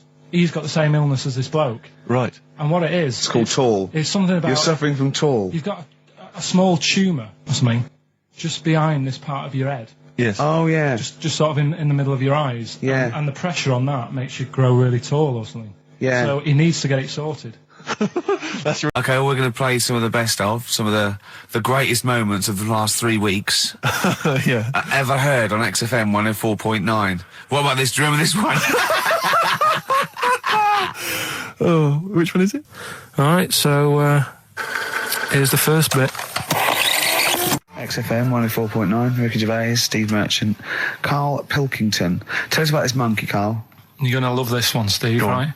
right? Yeah, so last week we were talking about how, like, a lad left his family because there was problems at home and that. He went and lived in the wood. He got airy, right? No. Leave it there, Rick. We haven't got time to go into Right, it. so... That's what happened. And that's what happened. He lived with the monkeys. He went airy. That's Anyway, that's what happened. looked into some other stuff about, like, airy kids and all that. Yeah. Came across this story about a bloke, right, who worked in a zoo, Oh, dear. right? So... Trouble's brewing. loving his job and that, but it's quite a lonely sort of job because you don't see many people. You're just dealing with animals all the time, right? So anyway, he gets a bit pally with a monkey because it's the closest thing to a human. Well, that ape is. Right. Yeah, but you can't really go that close to apes. They're dangerous. What do you mean? What type was it? Do you Just mean it was let a him tell the Was it story. a chimpanzee? I reckon it was a chimp. Yeah. Yeah, it was Oh, a you don't chimp. even know, so It was that's a an chimp. ape. It was a Okay. chimp. Yeah, but it doesn't matter, does So it? he It's the gets story. pally with him. Right, so he gets pally with What, him. do they go on and holiday together? well, no, I mean, it starts On the off. pool It together. starts off just checking each other out and probably sharing lunch and that together. Yeah. Right. Anyway, this goes on for a while. They're getting on well on that, and then after a while, right, the monkey starts sort of imitating him a bit more and sort of walking upright. Oh, God. Yeah. Right. So he thinks, oh, that's a bit weird. Anyway, they get on really better and what have you. So he thinks he could live at home with me. This, Yeah. because we're getting on the storm. Yeah. Right. So he takes him home, and before Is you this know the it, beginning of Beneath the Planet of the Apes? I think it is. I think you've seen this on video. I'm worried because he's already imitating him when they're moving in together. I'm thinking it's maybe a bit like single white female. Single white zookeeper. Oh, brilliant. right. So Go on. anyway. So he's moving in, and it's getting used to sort of the normal human life. He's having a cup of tea in the morning. Yeah. PG tips. He finishes the day off with Oh, dear. Finishes the day off with what? He with does, a he doesn't little have to brandy. move a piano at one point, He does he? finishes the day off with a little brandy. Yeah. What, he pours himself one. Is he wearing a smoking jacket? Yeah, I'll tell you what, Carl. You're a maniac, mate. No, this is why it attracted me. It's amazing, right? So he's having his brandy and that, loving his life. Next thing you know, he sort of, I don't know if he loses it or he gets shaved, but the top half of his body is hairless. Right? Apart from his head. Right, so he's got a nice... So it's the head. opposite of the kid. Well, Yeah, this is what I'm saying. that would happen. Right? Well, hang on, but so you don't know if You he don't was even shaved know. or if it's How did hair? it say? Then the hairless. What? I'll bring it in for you, the story, and then you All can right, see well, if okay, I've gone keep wrong. going, keep So going. anyway, so this is going on, and he's having a great life. Then the zookeeper starts getting a bit annoyed because he's having a better life than the zookeeper. The zookeeper's in the zoo. This is such So the rubbish. zookeeper's still got to do a day's work. The monkey's at home, he's partying, Well, he's it got gets his to a other point when he chipmates says, round. there's no point you coming in to the zoo, because the whole reason of you being there was because you're being kept there. Right. And he didn't want to bring the memories back, so he said, you stay at home. So You are you're talking such. Just let him finish. God, I don't know if I can sit here and listen to this drivel. I'm fascinated. it's It nearly sounds over anyway, amazing. right? It sounds extraordinary, Carl. So he's walking up right, he's having a tea in the morning, finishing the day off with brandy. Gets a bit out of hand, only tries it on with the zookeeper's wife.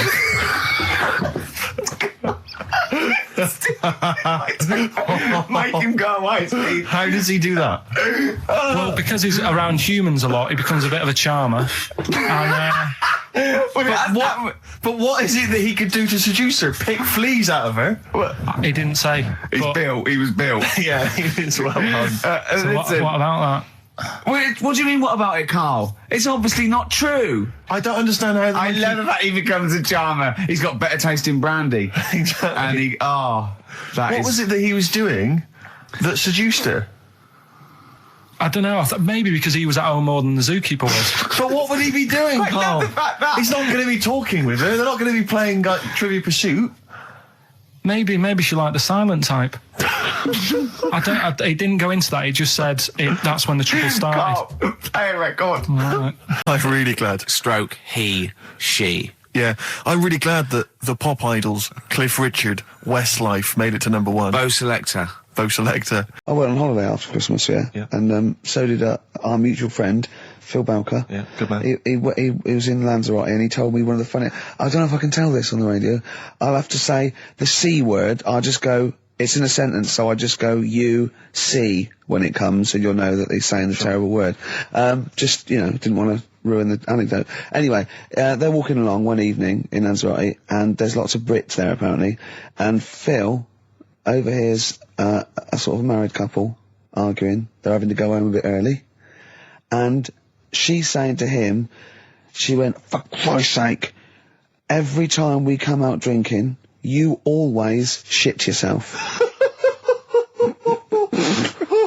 Right? Wow. Always, not once. So he's going, I've told you, he said, it's not the drink, it's the weather. She went, the weather. You'll be blaming the food next, you see. I don't think they should have got married. Wow. Or when did you think the shitting yourself started? Must have been after the marriage, because if you're courting, and you go, went out with Derek again, did you last night? Yeah, how was it? The evening was lovely, the meal was nice, but he shot himself. Again. That's 5 dates, 5 different heaps of shit. But I think I can change him. I think I can change him, yeah. It must have happened after the marrying. Or he just might have think, oh God, or he's got to that age where I think, look, I'll just empty it when I get home. Yeah. I'm not going to keep going up and going to the toilet, It's the ice that does it. Yeah, Carl is right, I think. It is the ice. What do you mean? People forget, they say, oh, don't drink the water when you're on holiday, and they don't. They drink, they buy Evian and stuff. Oh, I see. They forget about the ice. The ice cubes, you're right, in a bar. Made from tap water. And that can do it, can it? Yeah. But what she said every time you're drinking, didn't she? I assume that she wasn't drinking ice then. Yeah. Why is it just happened to him? Let's be honest, everyone that goes on holiday doesn't end up crapping themselves. Yeah, they usually make it to a toilet. He does it every time he drinks, doesn't he? Yeah, well, apparently. Just don't let him carry the baguettes. He's good, isn't he? Oh, Carl comes out with something. He does now and again, High doesn't five, he? Carl. That was sweet, man. Yeah, nice one. Yeah, respect you. Ladies and gentlemen, will you please welcome to the stage The Scaffold. Oh, the Scaffold. Do you remember the Scaffold, Carl? You picked the lead singer looks a bit like him. But you know whose brother that is in the Scaffold, don't you? Mike McGear. Do you know whose brother that is? What? Do you remember the The Scaffold? They did, Yeah, I remember we'll the drink, to Lily the Pink, And didn't they do that with the Roses advert? Yeah, thank you very much for the entry, Ian. Do you know whose brother that is? Whose brother? The lead singer? No, the Mike McGear in it. Sort of one of the main men in it. He's one of the songwriters in No, The I don't. Scaffold. Paul McCartney. Is he? Yeah, I didn't realise that. yeah, that's Paul McCartney's brother. Think of that when they go home for Christmas. So I think Lily the Pink was what, about 1970? Yeah. It was number 1, wasn't it? Christmas Yeah, number 1. yeah, big number 1, yeah. I don't know if it was Christmas number 1. Two Little Boys was 1969, last... No, it definitely was number 1. Yeah, but I don't know if it The was Scaffold Christmas was. number 1. It was, because I remember I did it in Really? yeah. Yeah. Wow. So they go home at Christmas and Mrs. McCartney goes, all right, boys, how are you, Paul? How are you doing? I'm just starting a new band called Wings. Yeah, oh, yeah, so this is Linda. All right, sit down. Mike, what are you doing? Just had number 1. Brilliant, round of applause. How many number 1s do you have, Paul? 19. Still. We know what we like, don't we? We'll drink, the human race. Paul goes, wow, if you want to. The long and winding... Boring. We'll drink, Wow. Linda, do you want to be in The Scaffold? We're probably going to go on tour and stuff. I know you love it. Well, I quite like it. Yeah, we'll drink. You're not going to be in Wings if you're going to play with him. Well, I got make a tricky decision. I mean, that's a great song. Everyone's loving it. It's Christmas number 1. What are you doing eating his bacon? Well, I love it. You don't eat bacon? Yeah, but I love the music. He's a great Stop guy. it. What are you doing? Well, I just, I love the music. We'll drink, to Lily the Pink, No. No, you don't. Yesterday, all my troubles seem so... Thank you very much for that. Entry, Iron. Imagine that, because imagine that even going, well, you've had 19 number 1s. I mean, it can be around time. Yeah, if you stay like this with The Scaffold, I'm going to rule the 70s. Yeah, if things that carry on going like they're going now, The Scaffold, ladies and gentlemen, will you please welcome to the stage, Beck. Oh, nice one. Well, I tell you, I'm gonna have to use kind of euphemisms here to tell this story, but when I was at school, I learned, the stronger version, it's not the same word, but it's very similar with one letter changed. I'm gonna use twit. Yeah. You know the word I'm thinking of? Yeah. But I'm going to use the word twit to replace it, right? And I went round... Do you think that's twat? Yeah, that's what I'm thinking of. And, so can I say it? Am I allowed to say it? No, it's weird though, because some people from Cornwall use that like saying twit. So, if people listen in Cornwall... Do you know a twit is a pregnant goldfish? Well... Well, I learned the stronger version of twit. Yeah. Twat. For those that aren't sure. I learned this in school when I was like 10 or whatever, and I didn't know what it meant. I thought it was just a stronger version of twit. Yeah. I thought it was just if you were really annoyed with someone because they were a real twit. Because A is worse than I. Exactly, apparently. So, Carl would be a twit. And so I started using this at home because I didn't realise what it meant. I started using this at home. Oh, you twit, you're a twit. And saying it to my dad, you're a twit, but not saying twit. Yeah. And my dad didn't know what it meant either. That's great. I can believe. So he started using it as well, right? So then we'd be driving in the car. He'd be saying to my mum, "You stupid twit." Say this to my mum, "You don't pull over. You're going to bum it, you twat." Saying this. Then I learned at school from Mark Johnson what it really meant. Yeah. Stopped using it. Obviously, finding out it was quite an offensive word. Yeah. I didn't want to bring it up to my dad. I didn't want to sit my dad down and say, "Dad, you know that word we've been saying? Yeah. You know what it means?" So now, to this day, I've never brought it out with him. So we'll be driving. I go home for Christmas, we'll be driving around. He'll be calling my mum that word. Left, right and centre. I think she knows. I think she's just embarrassed. Or she's just upset and she knows what it means. She goes, "Why does he keep calling me this terrible word?" But he's the only one, I think, in our family who doesn't know what it means. No one's got the guts to say. I don't know whether I should tell him it's Christmas. What a twat. I know. Cool, we've got some great tunes lined up. We're going to play today our favourite singles. It's a favourite tune, some of which didn't quite make it as singles maybe, but tunes of the year, because obviously Christmas very soon and we'll be away for a short time. And, I think next week we'll be doing our favourite Christmas songs of all time. Yeah, I'm worried we're not going to fill 2 hours with that. I mean, how many times can you play Shakin' Stevens before... Fairies Out of New York. Yeah, exactly. I mean, that's the only one, isn't it, really? That's the best one. That's the best Christmas song That one's good, ever. but obviously there's Joni Mitchell's The River. That starts with a kind of Christmassy feel. Beautiful. I don't think if there's anything else. Not a great deal. The Waitresses, Christmas wrapping. Is that one? Is that brilliant? Mine. Is that good? Yeah. So This Is Christmas, John Lennon. Paul McCartney came out with Simply Having a Wonderful Christmas Time. Christmas time, yeah, exactly. Yeah, but so John's was Happy Christmas War is over. Yeah. Of course it wasn't, but but I mean, at least he wanted No, to be. he was dreaming of it. He was dreaming of it. Yeah. I mean, and bless him. And to show how much John Lennon's dead as well. I don't know if anyone's... Yeah, no, they do. Oh, that's just another bit of rock and roll trivia. I like John's protest against war. He stayed in bed for a week. Yeah. I've been doing that. I've been protesting against war for ages. Yeah. I'm eating hamburgers absolutely. against war. Absolutely. I just go into Burger King on the way here. I went to the counter. But of course, that's not product placement there. And there's a number of other burger joints that people may wish to go to if I they often go to choose. McDonald's. Yeah, I often go to McDonald's. But I went into Burger King because it's close. It's convenient. It's convenient, but then often McDonald's will be convenient. McDonald's is just convenient. Depends where you are. Just as convenient depending where you are. And I said, could I have a cheeseburger and small fries? Take away, please. And he recognised me. He went, "Oh, I've seen you on telly enough, won't you?" He went, "There's your meal." So I went, "Thanks." He winked and went, "I'll put large fries in." Brilliant. So that's so it's paying off at last. True genius is being rewarded but by the burger joints. Because I mean, there's been a couple of times where I've been with you, and we've gone in a restaurant and someone's given you a free meal or whatever. It's the way that it's like you don't ask for it; it's just kind of offered. But I don't know what they're expecting in return. Nothing. I mean, do they think that you'll go away and you'll always think fondly of Chad who works in Burger King? I just think they think, oh, I don't know. They make. I'm going to give him a little treat. Yeah. I know, I don't like it, but then I'm always grateful, and I never... Yeah. But the thing is, I'm slightly embarrassed. Did anyone around you hear what had happened? No. Because I imagine the resentment, just the whole room No, they on didn't. you. I had to go around telling them. I went, I said, "Excuse me, did you hear that?" He goes, "No." He just gave me the free thing because I'm on the telly. And I went, "I don't recognise." I went, "You don't recognise me?" I'm terrified now that that someone could be listening at Burger King HQ. I'm assuming this is an unorthodox procedure. And that little fella's got fired. But they know it's Leicester Square now because I just mentioned it, so they know which Burger King it is. Oh my God. I don't know. What was his name? Ralph Littleton. He had a name badge. Number 342. Well, I just hope Littleton doesn't get in trouble. So, what are we going to play That could be a first? sad Christmas for him. He's probably keeping his whole family afloat. But it's Springsteen. Well, tunes of the year. I mean, I know people dismiss Springsteen, but as I say, the gig I went to see earlier in the year, I made it. Sturgis couldn't believe we were going to play Springsteen. Brilliant. I just think, leave aside what you think is cool and trendy and the fact that he's older now or whatever else. Really? Just leave all that behind and just listen to the tunes because, he remains a great musician. Lonesome Day? Lonesome Day. Oh, here he is. Look. Here he is. Come in. Hey, look, How have you... Oh, God. I don't believe that. Oh, that's pathetic. I do not believe that.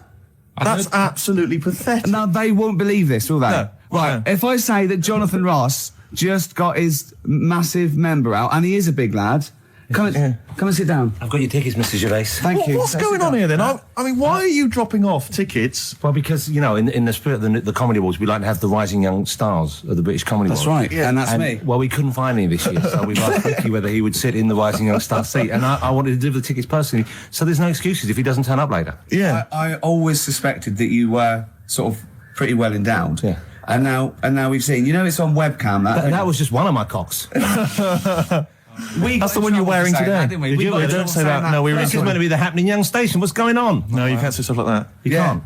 Just careful what you say. Look at after Judy and Clary. Take you to the wilderness and he comes back in a person like. 10 years in the What happened wilderness. to you? That's Jesus you're thinking of, isn't it? Just because you're on everything at the moment. I walked in here and I came in here and I thought this is the young happening place, and what do I see in here? 3 old men sitting What are you there. talking about? I'm only 28, 27. You all look, you're Chris. wrecked. You all look wrecked. You're Well, that's because we're always partying. I was looking for some youngsters. Where's the youngsters? I wanted to see some tight leather pants. I wanted to see some foxy chicks hanging on you every word. What is it? It's a bunch of old blokes on a block up there washing up in a sink.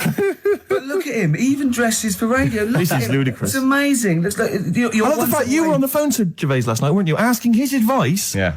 on clothes. Look at him. He's going for the man down the DSS. I like that look. That's a nice look. Have you got a single pair of trousers that aren't elasticated at the waist? They're maternity jeans, aren't they? They've got a whole Frank panel that pushes The forward. thing is, what I do at the end of the week, I can pop these in a pan and I can make a nice soup with all the food that's encrusted in As them. his years as a homeless coming to the fore there. Look at you, But one why- step away from Lawrence Llewellyn Bowen. I'd like to be that bit closer. But why are you dropping off tickets? Are you a little bit... Because I thought you were married and stuff. Why do you suddenly got this obsession with Gervais? Because I'm a bit rough, aren't I? yeah, it's like when you see Dale Winton out with those rough boys. I'd like to get one of my own. When a top celebrity in a lovely looking suit walks down the corridor with his penis out, Yes. Yeah. I know that I'm still an You attractive know man. you've arrived. I was inaugurated in the same way. For me, it was Des O'Connor. It's the passing on of the baton, if I may use that euphemism.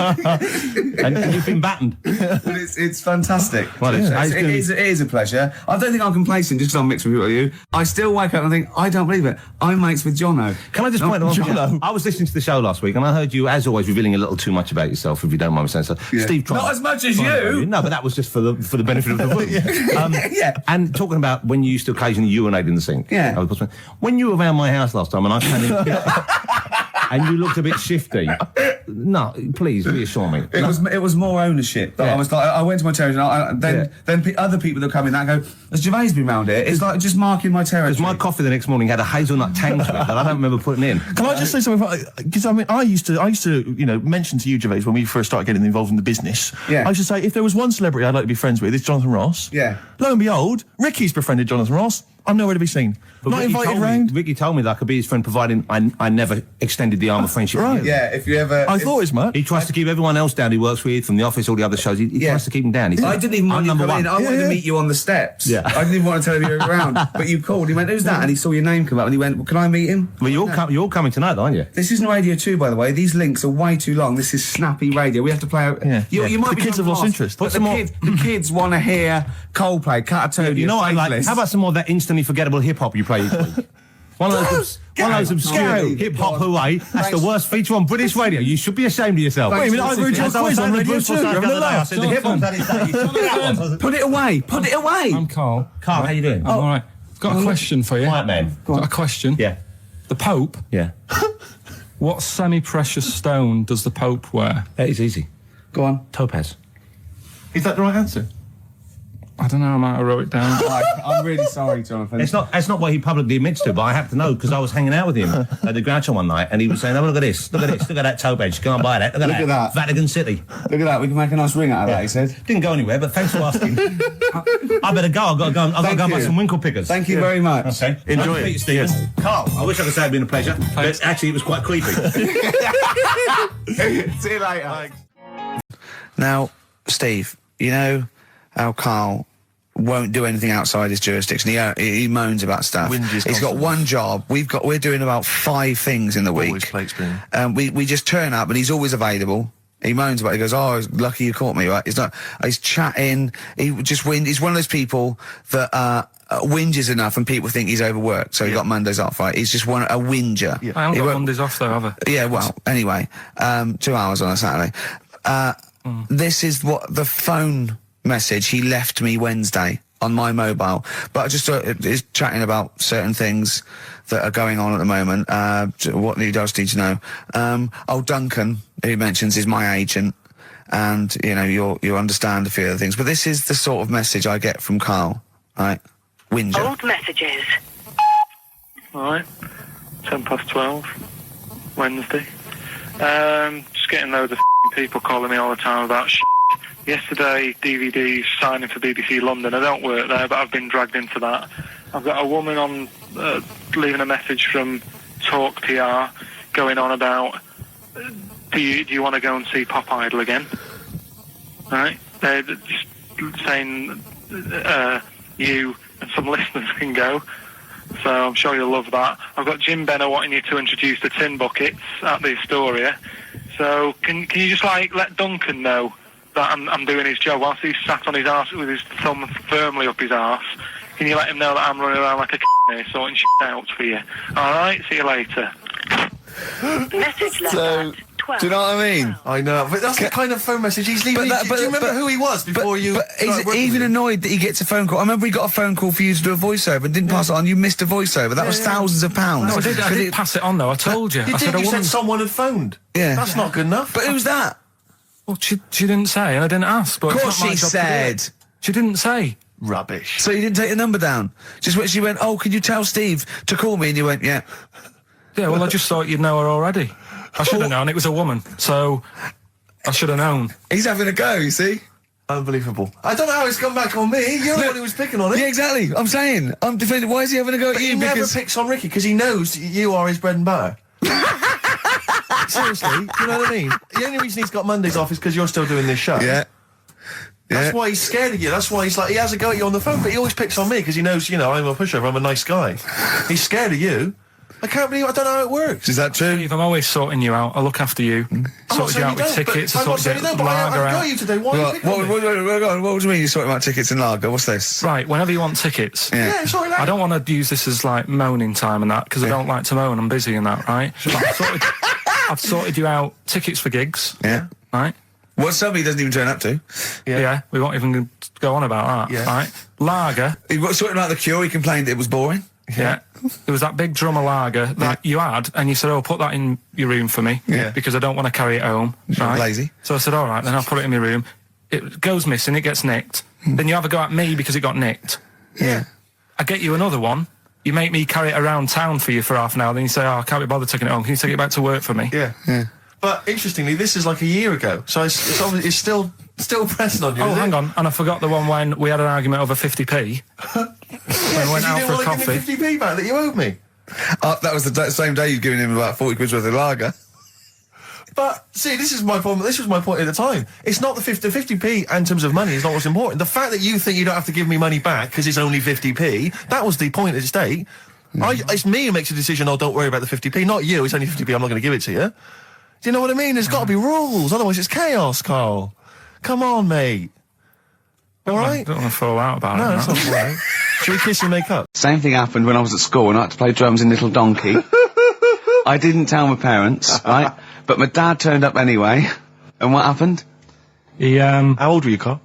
well, it was the school that I used to go to. Oh, yeah. Like, Oh, yeah. You used to go to the school you used to go to? no, but what I mean is, on. I didn't go to secondary, did I? Sort of missed a lot of that. Sure. But primary, I liked. Oh, it was okay. all colouring in and stuff. Yep. And it was a Christmas play, and I managed to get a part in it. And, Did you audition? got a part in it, and I should have been playing the drums to the one about Kings. We Three Kings. Yeah. I was meant to be doing that, but Little Donkey came on, and it was one of those. What do you mean came on? That was like next up on the next song. Right. And it's one of them songs that you can't help sort of tapping along to. Yeah. Do you know like if I was to go yeah, you'd have to finish it with. Yeah. Do you know that they actually send that into space? Do they? And what, hoping the aliens will respond with that? Yeah. They do that because apparently it is one of them things that you can't help. What, even if you're an alien life form? Yeah. They know that, do they? Yeah. But anyway, what, because they watch Star Trek or something? No. Knock knock. Yeah. No, seriously. Is it true, like, if you send out knock knock into space, they have to say Oggy, oggy, oggy. Oh, that is great. Seriously. Oh, hold on, what's something out there? Was it a little green fella? That is great. Yeah, so anyway, that is Little Donkey is like one of them tunes that you can't, and I was there and I had the drumstick and I thought, oh god. The drumstick! I could feel myself, and anyway. Just wanted to do it, yeah. I started going along and playing Little Donkey, which I wasn't meant to do, but it went down such a storm. What, were there people like parents and that dozing off, and then suddenly they heard your version of Little Donkey, they thought, wait a minute, now it's really picking up. What do you mean? I'm glad we paid £1.50 for this. What do you mean it went down such a storm? I'm going, hold on, was it like when People have Ringo... lighters in the air. You know, like when Ringo joined the Beatles, now going, boo, Pete Best, and he went... Yeah, and I went, whoa! Oh, God. No, but the teacher just said, oh, it went down really well, you can do that again tonight. Right. When you're in it again. But anyway, so my dad was there, and you hadn't told him about this performance, so he just turned up off his own back. I never took the letters home and stuff to show my mum and dad, because it just put me off. So, anyway, he turned up, don't know why, he must have heard from someone else's dad. Yeah. He turned up, and he swore about me, which... Did he? I don't... Could you use a word that's allowed to be said? The word? Of course it is. Right. If you got a kid in the car or anything, you can turn it down now. Yeah. Right? But he said... there was a guy stood next to him with a camera, big video camera, filming it. And he said, yeah, film it, but try and avoid getting the twat in the hat in the shot. Because I had one of those porters, you know, the little round pork pie hats on. Right. This is so sad. What, was this a nativity play? It was about Jesus and stuff. Yeah, well, there was a porter there helping him with his bags. Of course, I forgot. I mean, Mary and Joseph, they got there. Yeah, because it was the hope, you know, because the inn was full. Yeah. But I think the porter doubled up with the inn and the stable. Right, that was nice. So he carry bags over, yeah. Yeah, no, so yeah. You're right, though. I don't know why I was wearing one of them. But I was. And your father said that? And how did you know your father said that? Did you hear it? About it later. Oh, he told you about it later? Yeah, I was talking about stuff I'd done at school, and he said, oh, God, remember that, and I spoke to him the other day about it. Right. And, oh, God. So that was the end of your sort of drumming career, really? Because it could have been, I mean, you know, the audience loved it the night before. Yeah. You could have, like, been, who knows, a whole new world for you. Yeah. Have you done any stuff? I've never drummed. I wish I had, man. That's a movie story, but... Is that, and that's why you don't tell, your mum and dad don't know you on the radio, do they? I think when they were down the other weekend, they had to come in, I just said, I'll just go in and press the buttons. Because they could listen on Sky Digital, couldn't they? They could do. But you wouldn't want that, would you? I don't want that. No. Play a record, and I want to talk to you again a little bit about this later. Carl, look, you almost let it slip then as you were talking about your filling out that application form. There's some big news that everyone needs to know, which we were stunned by in the week, although the more we sort of talk to you, the more it starts to fall into place. Yeah. But Carl, what's the story? That I haven't got my exam results from the GCSEs. He never turned up to get his exam results. I was working. And so, how many did you take in the end? Because you weren't even sure about that, were you? You think you took maths and English, don't you? Yeah. And you think you've handed in the artwork for art, don't you? Now, art was continual assessment, wasn't it? Coursework. And what was that you made? I made a man sort of putting his arms into a car. You've made a model of a man putting his arms into a car. What was this? So that one's passed. Was that, this a homage to break-ins in Manchester? Was this? What was this? Oh, look, he does what he sees. Yeah. So you've got that. That's safe. You definitely got that one. So you've taken art, you've taken English and maths, you think? So this is what we're going to do, listeners. We're going to try and find out his exam results for him and tell him next week. Live on air. We're going to call his school. We're going to try and track him down, and we are going to have a little envelope, and we are going to give Karl, at the age of 29, his O-level results. GCSEs, yeah. Now, Karl, so you took maths. Yeah. You think you took English. Do you remember turning up to do those? Do you remember sitting in the room filling in the forms? Yeah. Okay. And how did you feel you did? I don't think I did well. You don't think you did well? Did you revise? No. Why didn't you revise? Because I don't really believe in it. Okay. Well, it's just that if you don't know it, then you don't know it. You shouldn't have to start looking at a book. If I went to like the hospital. Yeah. And the doctor said, "Oh, you need your appendix out," but hang on a minute, I've just got to read up on it. Yeah. That isn't good enough. Okay. He should know, and that's the way I feel about it. To be fair, though, he did do the revision beforehand. Yeah, they don't usually pass on, like, maybe, like, when they're in practice. Yeah, information they took in by osmosis. Yeah, yeah, and bloke comes in and goes, "Can I just see what you did with that?" And I goes, "You've passed." Yeah. Phew. That's a good one. Yeah. Good job I watched Casualty. I just like the way, you know, the things that interest me, I remember. Things like snakes not having ears and stuff. Yes. I didn't have to read about that. No, you just learnt that, yeah. You saw it on the telly, didn't you? You saw it on that Ian Wright programme. Yeah. Yeah. And this is what Karl said to me. He said, it's actually, I called Karl up in the week, and Reese was with him. You know, Reese used to be on XFM, and he took the phone, and he went, "Karl's worried, I've seen that programme." He said, "Snakes don't have ears, right?" He said, "So you can creep up on them and pick them up." And he said, "Karl's worried." He said, "How do you ever put them down again?"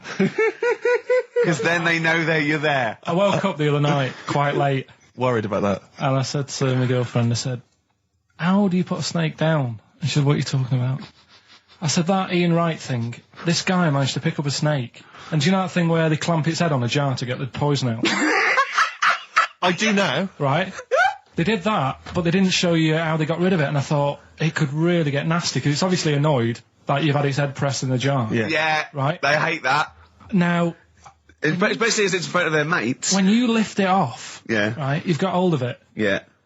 If you go to chuck it down, it's going to turn on you. It's going to go wild, isn't it? So, I just wondered. Well, what you do is you never put it down, Karl. Yeah, that's why that bloke has got about, 11 or 12 just carrying him. Exactly. Yeah, you never put it down. You sling it. Who cares? You just throw it, don't you, really far. That's not, that I don't think you should throw snakes. But Karl, listen, don't worry, we're not asking you to get involved with snakes, we're just asking you now, you've done maths, you think? Yeah. Did no revision for that? No. Okay. English, do you remember what it was? Did they ask you about Shakespeare? Did they ask you about books? I remember, but I must have done it because I thought that was... It was English language, not English literature, wasn't it? So it was like... spelling and all that? So was it like a comprehension, you read a passage and had to ask questions on it? Was it, did you have to write a short essay? I don't know, I can't remember any of that. Okay. I did a science. Okay, physics or chemistry? Physics. Alright, well done. And this is all you think? You actually took that? You actually took physics GCSE, you think? You're obliged to do a language, I think. Did you do French? I did French for a bit. I don't think you are. I don't think you have to do a language. I think you have a GCSE, I think you've got to. Well, English quite good.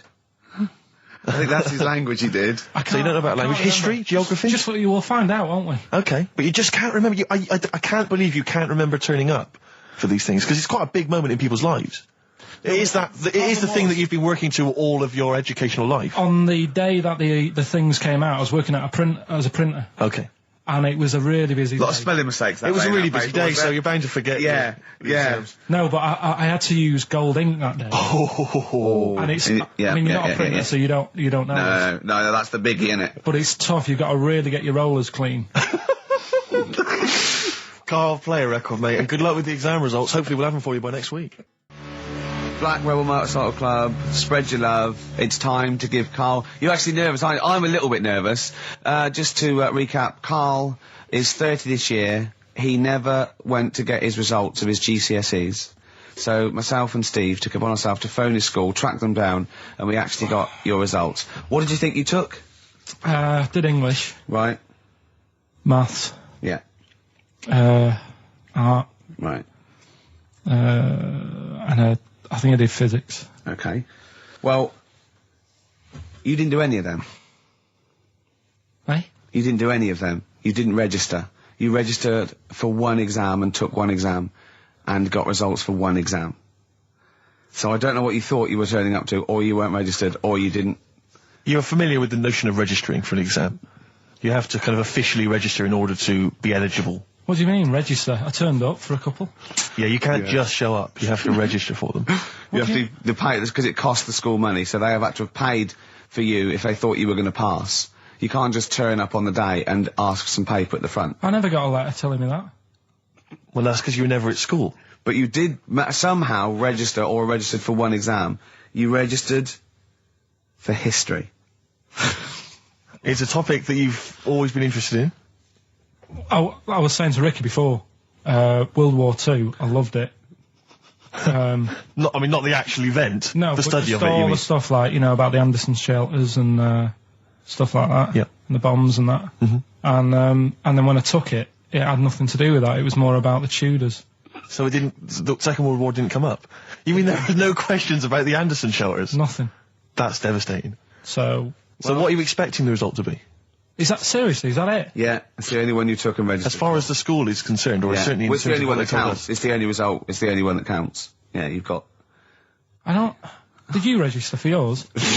Yeah. Yes. I have. Yeah, I've got certificates and everything. So what?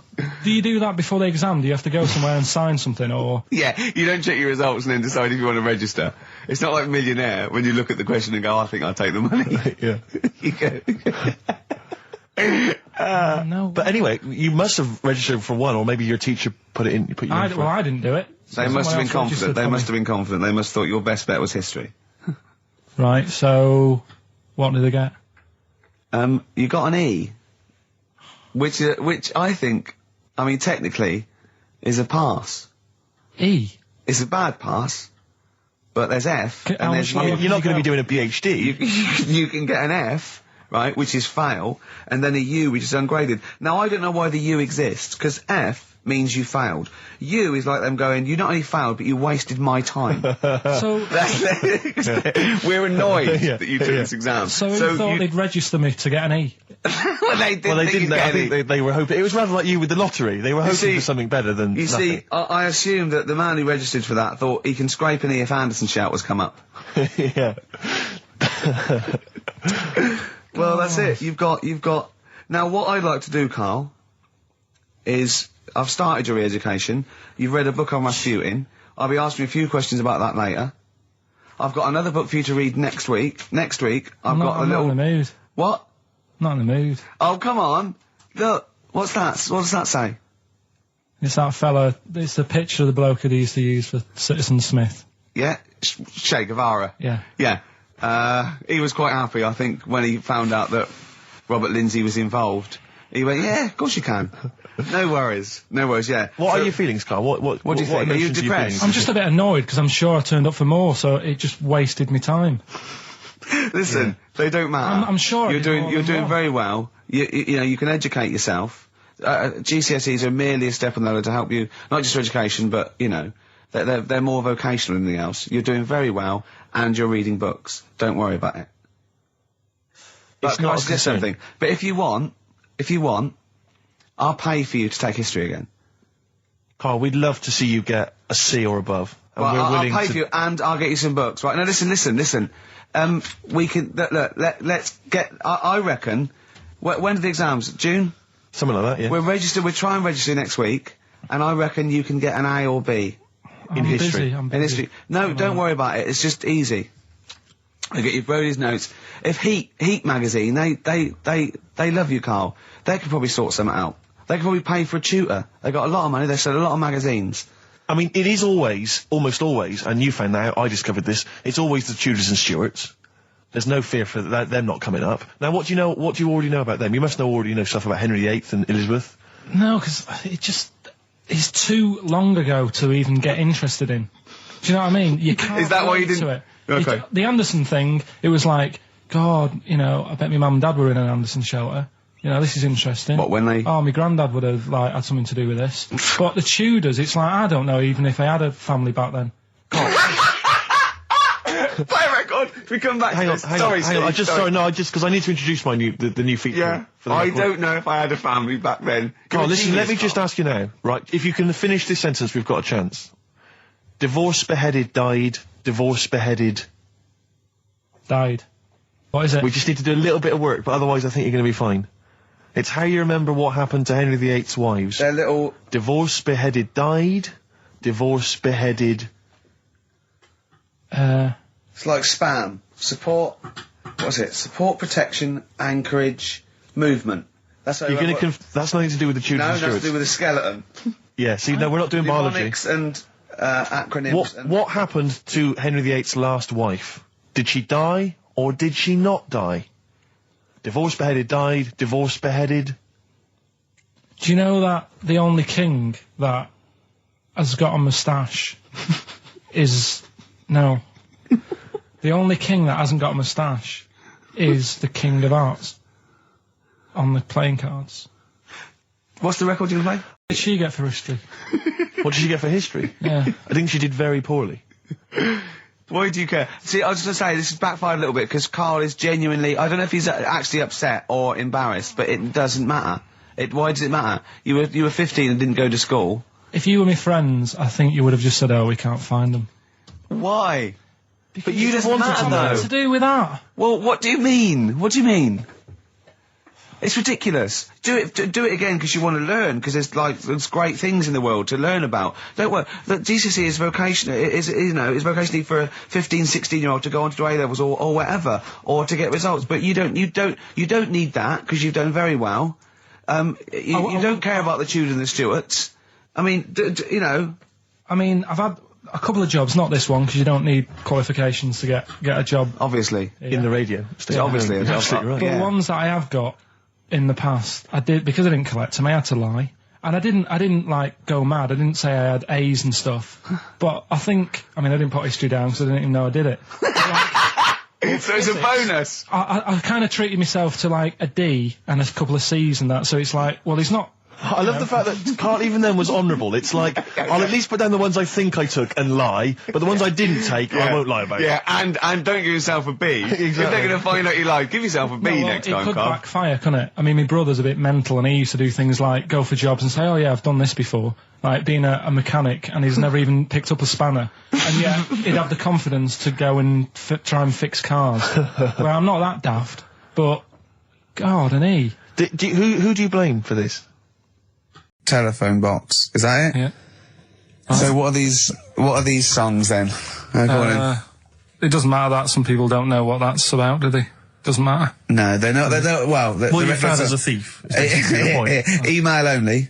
ricky.gervais@xfm.co.uk. Let's hear it. All right. From...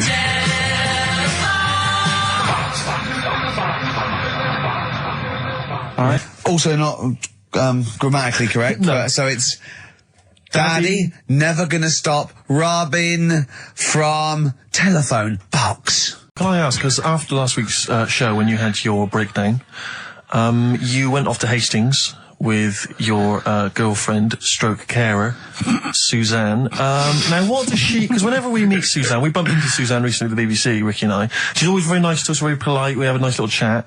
But I'm always wondering, what is it that she thinks of us, really? You know, because I'm assuming you immediately go home and whinge. No, but they tortured me. You saw they tortured me on air. Now, what does she make of us? Did she listen to the show last week? Yeah, she did, yeah. She knew I was annoyed. Right. So, she sort of gave me a look like... You know what I mean? Like that, when because we went to Hastings. That wasn't because you had, like, Marmite or something over your face. No, it was just like... So we didn't talk for a bit, I just was like, you know, getting over it. Sure. Thinking, I'm sick of this. Yeah. Right? You know, is the new kitchen really worth it and all that? I phoned him up and left a message after the show. I said, you seemed a bit quiet when you left. I just want to make sure it wasn't anything I said. Well, no one... You're still doing your Samaritan work? Yeah. And did it ring, or did you just ignore it? Let it go to answer machine? I think I turned it off. I left it off, didn't I? Yeah. I just left it off all day and But that. what does she make of us? Does she genuinely think... Does she not really like us? I think it's weird, because there's no one who she doesn't really like, which annoys me, because she says to me, I'm the opposite, do you know what I mean? I'm like, oh, everybody annoys you. Yeah. And it's like, well, but that's my choice, right? Sure. And that's why I don't bother getting mates and that, because Sure. it's just hassle. Yeah. Right? Yeah. But the problem is, sometimes me being like that affects stuff that she wants to do. So, you know, if a mate... Like see her family and friends. Well, let's not say her family or friends, but say if one of her mates had a baby. Right. Right? Right. I mean, you know... Naming no names. So this happened? Well, I've just got to watch what I'm doing, haven't I now? The builder who knows you're slagging him off and saying he nicks stuff. Yeah. So, you know, she's got a few mates who have had kids recently. Right. Yeah. So one of them had a kid. Yeah, go on. Right. And she wanted to go and see it. Right. And she said, "You can come with us." And I was like, you know what I feel about babies. Sure. You've seen one, you've seen them all. Yeah. So they all look like Mel Smith. Why do I need to see another one? Yeah. Right. And she's like, "Yeah, but come and see it. You know, you get on with them. Come and see them." And I was like, it's a long way away. Yeah. You know what I mean? That's probably narrowed it down again. Yeah. So, and that annoys her, because I can't be bothered. Do you know What I did mean? you say? Did you say, "Oh, no, I'm not coming to see him, I don't like him"? I'm not going all the way to Swindon. What is he, did he, yeah, or Birmingham, or Cornwall. Well, you know who you are, if you had a baby, sort of in the last, and Carl didn't show up. And Suzanne said, what the excuse did she say? You were working or busy or? No, well, to be fair, I was working, right? And they are nice people and stuff. Oh, now you're backtracking, because now, do they listen? Do they listen to the show? They might do. So you know they listen to the show. So once again, you've got an anecdote where the people who you've admitted to not liking to see their baby or care about them are listening to the show. No. Maybe I don't know. Maybe the builder's listening once again. They're nice people. I like them. Just sneeze in the chili pot. When the kid's older, I'll go and see him. Just, you know what I mean? When it's got its own little character. As a baby, it could be any baby. You know what I mean? It's got nothing to offer me. I know what you mean. It could be a toy baby. But you know what I mean? It could be a bag of sugar. On our way to Hastings last week, for me, you know, that's where I went to chill after the... Of course, and that's where you decided you couldn't give 100% to the public if you weren't having a good day, like me and Steve do. Come rain or shine on a tin pot radio station that really doesn't, you know, keep me in frappuccinos these days. But we'll say once again on air, this is official, and this is not to put pressure on you, that me and Steve are going away for a couple of months on the 16th of August to do the office special, and if Carl doesn't come back, nor will we, because I see it as a three-way thing, and that's the truth. Rick, you've said that a couple of times now, as though you're expecting a flood of emails and calls. Nothing. No, I'm just trying to get in pressure, There's been nothing. Because I know for a fact that they want us to come back, and I know... I think maybe, not the listeners though. No, the listeners don't care. They don't care. Couldn't give it. They don't care who stands in, do you know what I mean? Instantly, what frequency is Magic? It's 105.4. Worth checking out, because I had a great... Heart is 106.2, I think. Virgin's 105. Bloody good station. What is that? 105.8. Yeah. Which is check press good. for details. But there's a new Ride album out, gentlemen. I think you're probably quite excited. It's London's Heart 106.2. It's released on the 4th of August, and it's all the BBC sessions, all the stuff that Ride did over the years for Virgin 105.8 for BBC, and this is one of them. It's called Time Over Time. I think it was from the album Going Blank Again. It's very good. Play it, Carl. I play that for Pippa, who requested some Ride. That's from a new compilation called Waves, and it's the BBC recordings that Ride made during the 90s, and I think that was originally recorded for BBC Radio 1. That's a good station. Radio bloody 1. good station. That's a good station if they're interested. Radio 1. So one of the... I think they pay quite well as well. Well, I enjoyed working for them. I know we used to work for them for a period of time. Until we got fired for slagging off. Simon Mayo. I think it was Simon Mayo. Yeah. Do you remember that? I can't quite remember it. Well, we used to do this thing, Marion Hobbs at night, and we were getting a bit busy, and so we were constantly handing in shoddier and shoddier work. Right, we used to hand it like that and hand it to them. A theme there. A theme, I know, yeah. And to the point where they kept going, like every other week they go, we couldn't put it out. Why? Well, because it was the most offensive, or it was inaudible, or it was twaddle, or you didn't record it. You know, there was things like that. Yeah. And then I think the straw that broke the camel's back was Simon Mayo had just broken the Guinness World Record for DJing, and we were going, oh, that's brilliant, yeah, in an air-conditioned studio with loads of scrotes getting cappuccinos for him. That's not work. Our dad used to build walls, you know, that's work, not sitting down. If he wants to break a record for work, and we went off on things like, I know... We were going, we know birds who do leisure stuff to feed their smack addiction. Yeah. That's work. I want to see Mayo on his knees outside McDonald's giving a rent boy a blowjob and all this sort of stuff. I want to see him hanging up in some kind of leather strap. In a Amsterdam torture garden with 13 blokes jizzing on him, all with beards. Yeah. But why aren't you still there?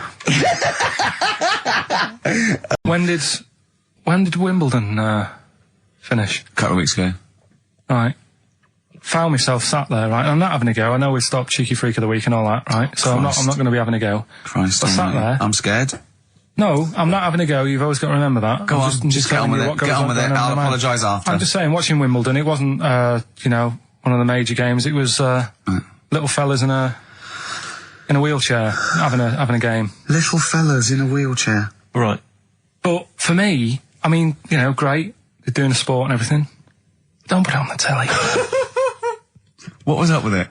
There wasn't like, a rally going on. No, do you know what I mean? Do you know normally, like with the well, not to Endman, but with some of the other with some of the other players and that, they're playing for ages, aren't they? It's like, oh, who's going to win this and that? Yeah. None of that. It was just like, hit it, net. Oh, Christ! Oh, God! I don't know what to do! And people would like sat there watching it as well when they've got other games going on in there. That's what I couldn't understand. If you've paid your money to get in, yeah. I mean, like I say, good on them if they. Do you know what I mean? But it would have been. And they all start first in the marathon. I just thought it would have, you know, given the game a swing ball or something. Yeah. You know what I mean? No, yeah, I understand. Oh, God. Yeah. There's never anything XFM in the community. Did anyone confirm? Actually, I had an email earlier. Swing ball? No, I'm not having a go, though. Tell them. This is what I'm like, aren't I? Sorry, this is recording you as well. What do you mean I'm not having a go? Tell them. Do you think you just said that to me? That do you think you haven't got a microphone? You just said to London, keep wheelchair sport off the telly because they can't get a rally going. You called them little fellas in wheelchairs. What? And I meant to go, what Carl meant was... What? I mean, what? They can hear you as well. Yeah, I know. It's just that they might think that I'm having a go, and I don't want to. That's why I stopped Cheeky Freak of the Week, because some people got the wrong end of the stick. Right. And what have you. So, well, it was funny that a woman was born with deformed legs. They might think you were taking the mick. So anyway, I just was wondering if anyone could confirm. We had an email earlier, I forget who sent it in, but thanks very much indeed for it. They said that the Paralympics began this week, and apparently during the opening show, the entertainment was provided by Riverdance. Now, I don't know if that, I can neither confirm nor deny that, but it does seem rather tactless. Let's play a tune. Ricky Gervais. Don't put my name to this last link. Don't put my name to this last link. Ricky.Gervais, xfm.co.uk. Oh. Magic, Virgin, if you're listening, we are available probably sooner than we thought. You seem a little bit happier now. Oh, yeah. It was alright. I'm a bit worried. Like I say, the last thing that we just talked about, I don't want people thinking, you know, we're having a go at anyone, because it does do me head in. Because I'm the one who always has to deal with it as well when people do. What? You know, we're just having a chat about tennis and stuff. Yeah, the little fellas in the wheelchair, as you put it. Yeah, what are you worried about? Just that they think we're having a go on that, because sometimes I do have to take calls and deal with all this stuff, right? You don't see that. You don't see the hassle I have to go through. No, but I don't often say things where I'm likely to get a complaint from someone. But I'm just saying it wasn't meant to be taken badly, do you know what I mean? You're allowed to say you thought the quality of tennis, because they were confined to a wheelchair, was poorer than, say, Sampras versus Agassi. I don't think that's in question. It wasn't as good a game of tennis. That's what all you were saying. You weren't saying they shouldn't play or... Wreck the grass. It's a right mess. Well, stop while you're ahead. I'm just saying as well. I can confirm, incidentally, we've had several emails, I can confirm that Riverdance opened the Paralympics in Dublin recently. So I'm sure that was very good, very entertaining. Leave it then. Yeah, no, I'm sure it was entertaining. They're very good. Who was it that thought? Was it Jimmy that thought it was short for Paraplegic Olympics? Really? I've no idea. Yeah, it's Parallel Olympics, isn't it? It's yeah. Right. But as we pointed out, that would be pretty much blow football. Yeah. There wouldn't be many sports in the Paraplegic Olympics. It stands for Parallel Olympics. I'm educating, Carl. Don't let me like that. I'm educating. I'm not saying funny little fellas in wheelchairs playing up the grass. What? I'm always educating. I'm always telling you about stuff that I learn about and that. That you get off-handed over, and it's about a monkey who became king. No. So No? Have you got monkey news this week? Got a little bit of monkey news coming up. What does he do? Drive to Spain, rob a bank, or get married? No, we've done all them, haven't we? We have done all them. Yeah, it's a good one. It's a good one. And in fact, it's a bit related to what we've been talking about in a way. Oh, God. That's good. Okay. Last week, after your nervous breakdown, you went to Hastings. Yeah. Can I ask, why the hell did you go to Hastings? It's so arbitrary. What do you mean? Why go to Hastings? You lost him on arbitrary. Why did you choose that above all other places within... It's amazing, isn't it? You look at his face when you say a word that, you know, he doesn't understand, and it just goes dead. It's like when your computer freezes. Yeah, it is like that, yeah. Is there an equivalent to Control-Alt-Delete when Carl just doesn't understand, so we have to press, like, knob, bollock, finger up arse? And then the other thing is, the one that I was reading, the world record... with the fellow who's pulling a train with his teeth. Does that make any difference that he's done it with his teeth? What do you mean? Well, what difference does it make? Well, isn't it? It's quite hard to pull a train with your teeth, I imagine. Well, it's pretty hard to pull a train. All I'm saying is it because he couldn't beat the fella who's pulling it with his hands? Well, this is my point. I think there was one bloke with the record for the running backwards 100 metres was sort of like 11 and a half seconds. And I was thinking, turn around, you'd probably have a really good go at that. Do you know what I mean? Yeah. It's sort of like doing a marathon with a milk bottle on your head. Take the milk bottle off and see how fast you can go, you twat. But you can just tweak it, like the fella who has done the pegs on the face, right? Yeah. His name's Gary Stretch Turner, right? Right. So you're sort of cheating already if he's got a stretchy head, right? but you are, right, you are one of the most stupid humans I've ever met. Well, get me in the book. Yeah. Right? Well, listen. So Gary Stretch Turner, right? His record is 153 pegs. Yeah. He did it again, and he only got 150 on. So he hasn't broke his own record. Right. But what I'm saying is, if he tweaked it a bit more, would that make a new record? What? Well, if he said, I've got 150 pegs on, but at the same time as eating a burger. I see what you mean, yeah. He'd be the world record breaker for pegs and eating burgers at the same time. Yeah, just change it a bit. If you know you're not going to make it, just do something else. I'm assuming the rules are set at the beginning, Carl. That's it. That's where they say, right, you're just going to do the pegs thing. You're not going to introduce burgers halfway through, are you? Definitely not. And then they have a go. I was on one leg, not interested. How many pegs? 150. Can I just ask very briefly, I was quite interested by the family had to move because they lived on Butthole Road. Yeah, I quite like that one. I don't know if I've told you before, Rick, where I used to live. I'm not going to tell you the name of the street that I used to live on, not on air, because my parents still live there and I don't want, you know. But I'm going to write it for you now. This is the genuine name of the street I used to live on. Just imagine when you're at school. Yeah. And like in class, for instance, in French, you've got to say, you've got to answer where you live. Yeah. J'habite, wherever. Yeah. That's the name. This is actually the name of the street we lived on. No, it's not. I swear to God. That is... Absolute right. I could phone my father now and he could confirm that for you. No, I swear because he doesn't want to God. And I'll tell you that... But listen, do you know what worries me? It's the apostrophe S. I know. Because that's blatant. Yes. Amazing, isn't it? That is incredible. But imagine how embarrassing that was. So if I look that up in the Bristol... You will find that in the Bristol A to Z. I swear to God. That is really... Why have you never told me that before? I can't believe I haven't. That's I'm incredible. still embarrassed now. Do you know, whenever I have to phone up, if I have to give that address, I always spell it instantly.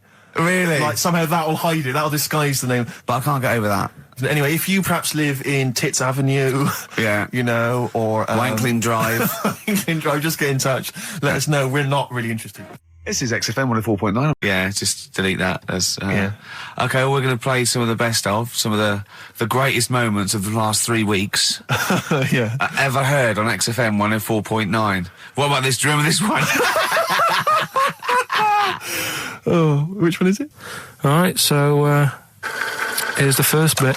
Right. We've got Rockbusters, that's rolling. There's people coming in, they're getting them right. I don't understand it myself. As ever, Rick, you'll be amazed and confounded. So I don't know the answer, and I haven't looked at the answers. I just like that moment. It's like when you go down Christmas and you're excited about a present, and it's like some condoms. You know what I mean? Well, I love that. That moment. Yeah. I don't know how he's going to top that next year. I don't know how he's going to top that. All I can think of is some corn plasters.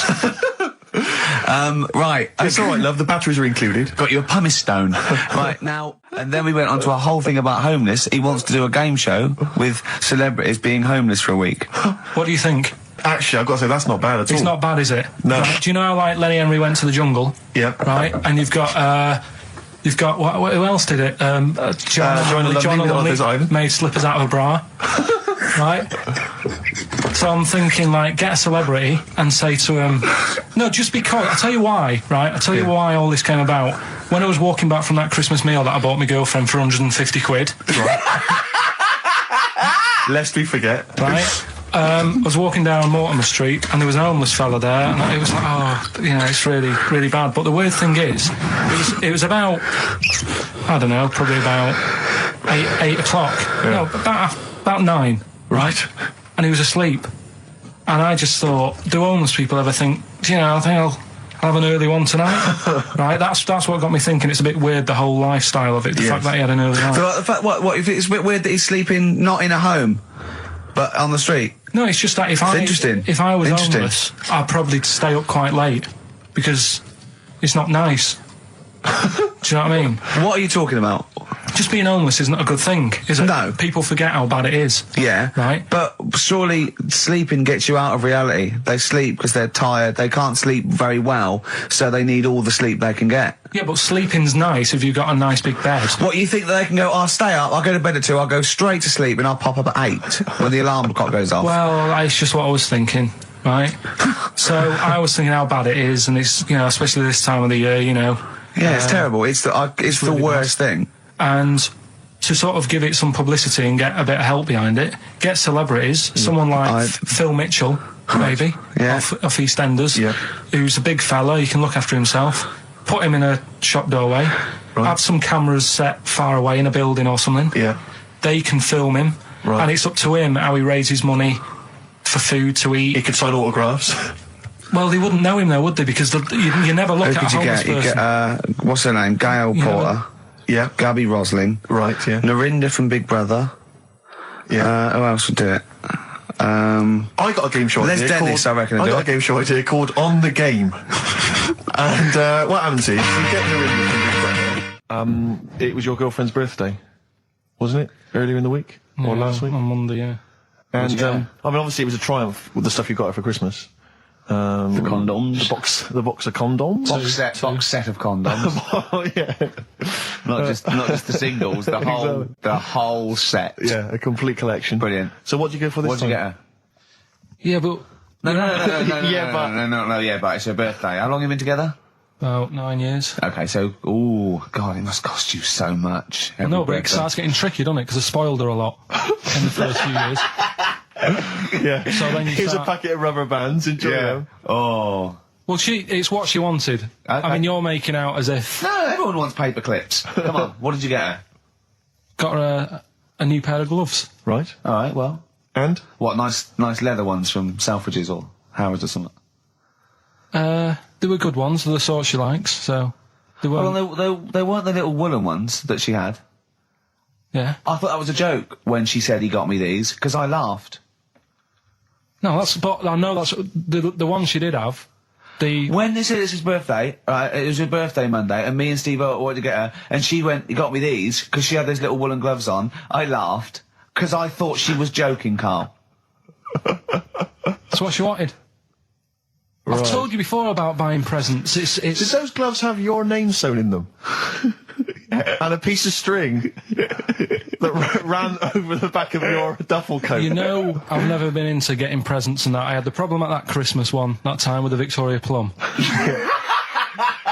Yeah, we'd hate that. We'd hate to bring that back. We've done that. Because you talked about the book, because it's kind of to do with your dad, isn't it? He's a very bad gift buyer, was that the problem? Well, yeah, my dad just wouldn't bother. It was my mum who sort of made an effort, and she sort of worked out half of what I wanted, then she left it to my dad to get it off someone, see if he could get one cheap or whatever. I love the fact that usually people talk about, like, drinking heavily or violent abuse, right? Yeah. But here's what he's been left with and scarred with from parents is bad gift buying. Yeah, and that's the Victoria Plum incident. In the greater scheme of things in the world, that's not a bad thing to have, is it? Right, there was this, this is what it's like about getting presents and stuff, right? With my mum and dad. Go on. My mate, Colin, right? Colin Bailey. Oh, right? yeah. He had a little Sinclair Spectrum, right? Computer, which was like the thing to have at that time, right? Yeah. Used to always go round to his house. The deal was... Not the one you had to play through the window because you weren't allowed No, that's another lad. Oh, right? yeah. This is a different lad. And the deal was, he came to our house and my mum gave him a pie. And then I'd go round to his, and I'd stay there for a few hours playing, you know, Hungry Horace and stuff like that on it. Right? Now, my mum and dad knew that I really wanted one of these computers, right? So I waited about a year. Came round to Christmas Day. I thought, I reckon might have one. Turned out they bought me the wrong one. They bought me a ZX81 instead of a Spectrum, right? And Christmas Day, I'm there trying to load the games up. It's not working. I'm thinking, what's wrong, right? And the thing with me, when I was a kid, I used to get quite sort of agitated. This is the moment, right? I found out that it needed a RAM pack to make it work, right? Looking in the thing and it's saying, and make sure you put your RAM pack in the back. And I was like, oh, where's the RAM pack? And my dad's going, I don't know, I've got you the main bit. That's it. So, I was that wound up, I just was sick, right? Just sick. I didn't feel sick or anything, I just was like, oh God. Went to the sink, just sick. Because I was that on edge about it. I said, come on, we've got to get one. And my dad's like, Tandy's shut, we're not gonna get anything today. Ruined again, Christmas Day. That was after the year when my train set got blown up by our kid. The following year, no RAM pack. And now you ask me why don't I get good presents? He's scarred. He just I'm gonna die. Honestly, I'm gonna die. He's just being sick. Yeah.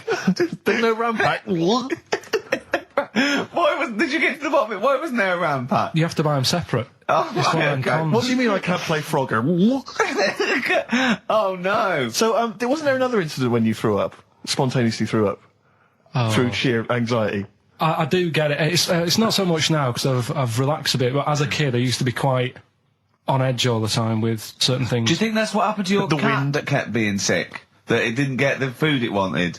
And it just threw up? Do you remember that? Yeah. God, so they shaved it.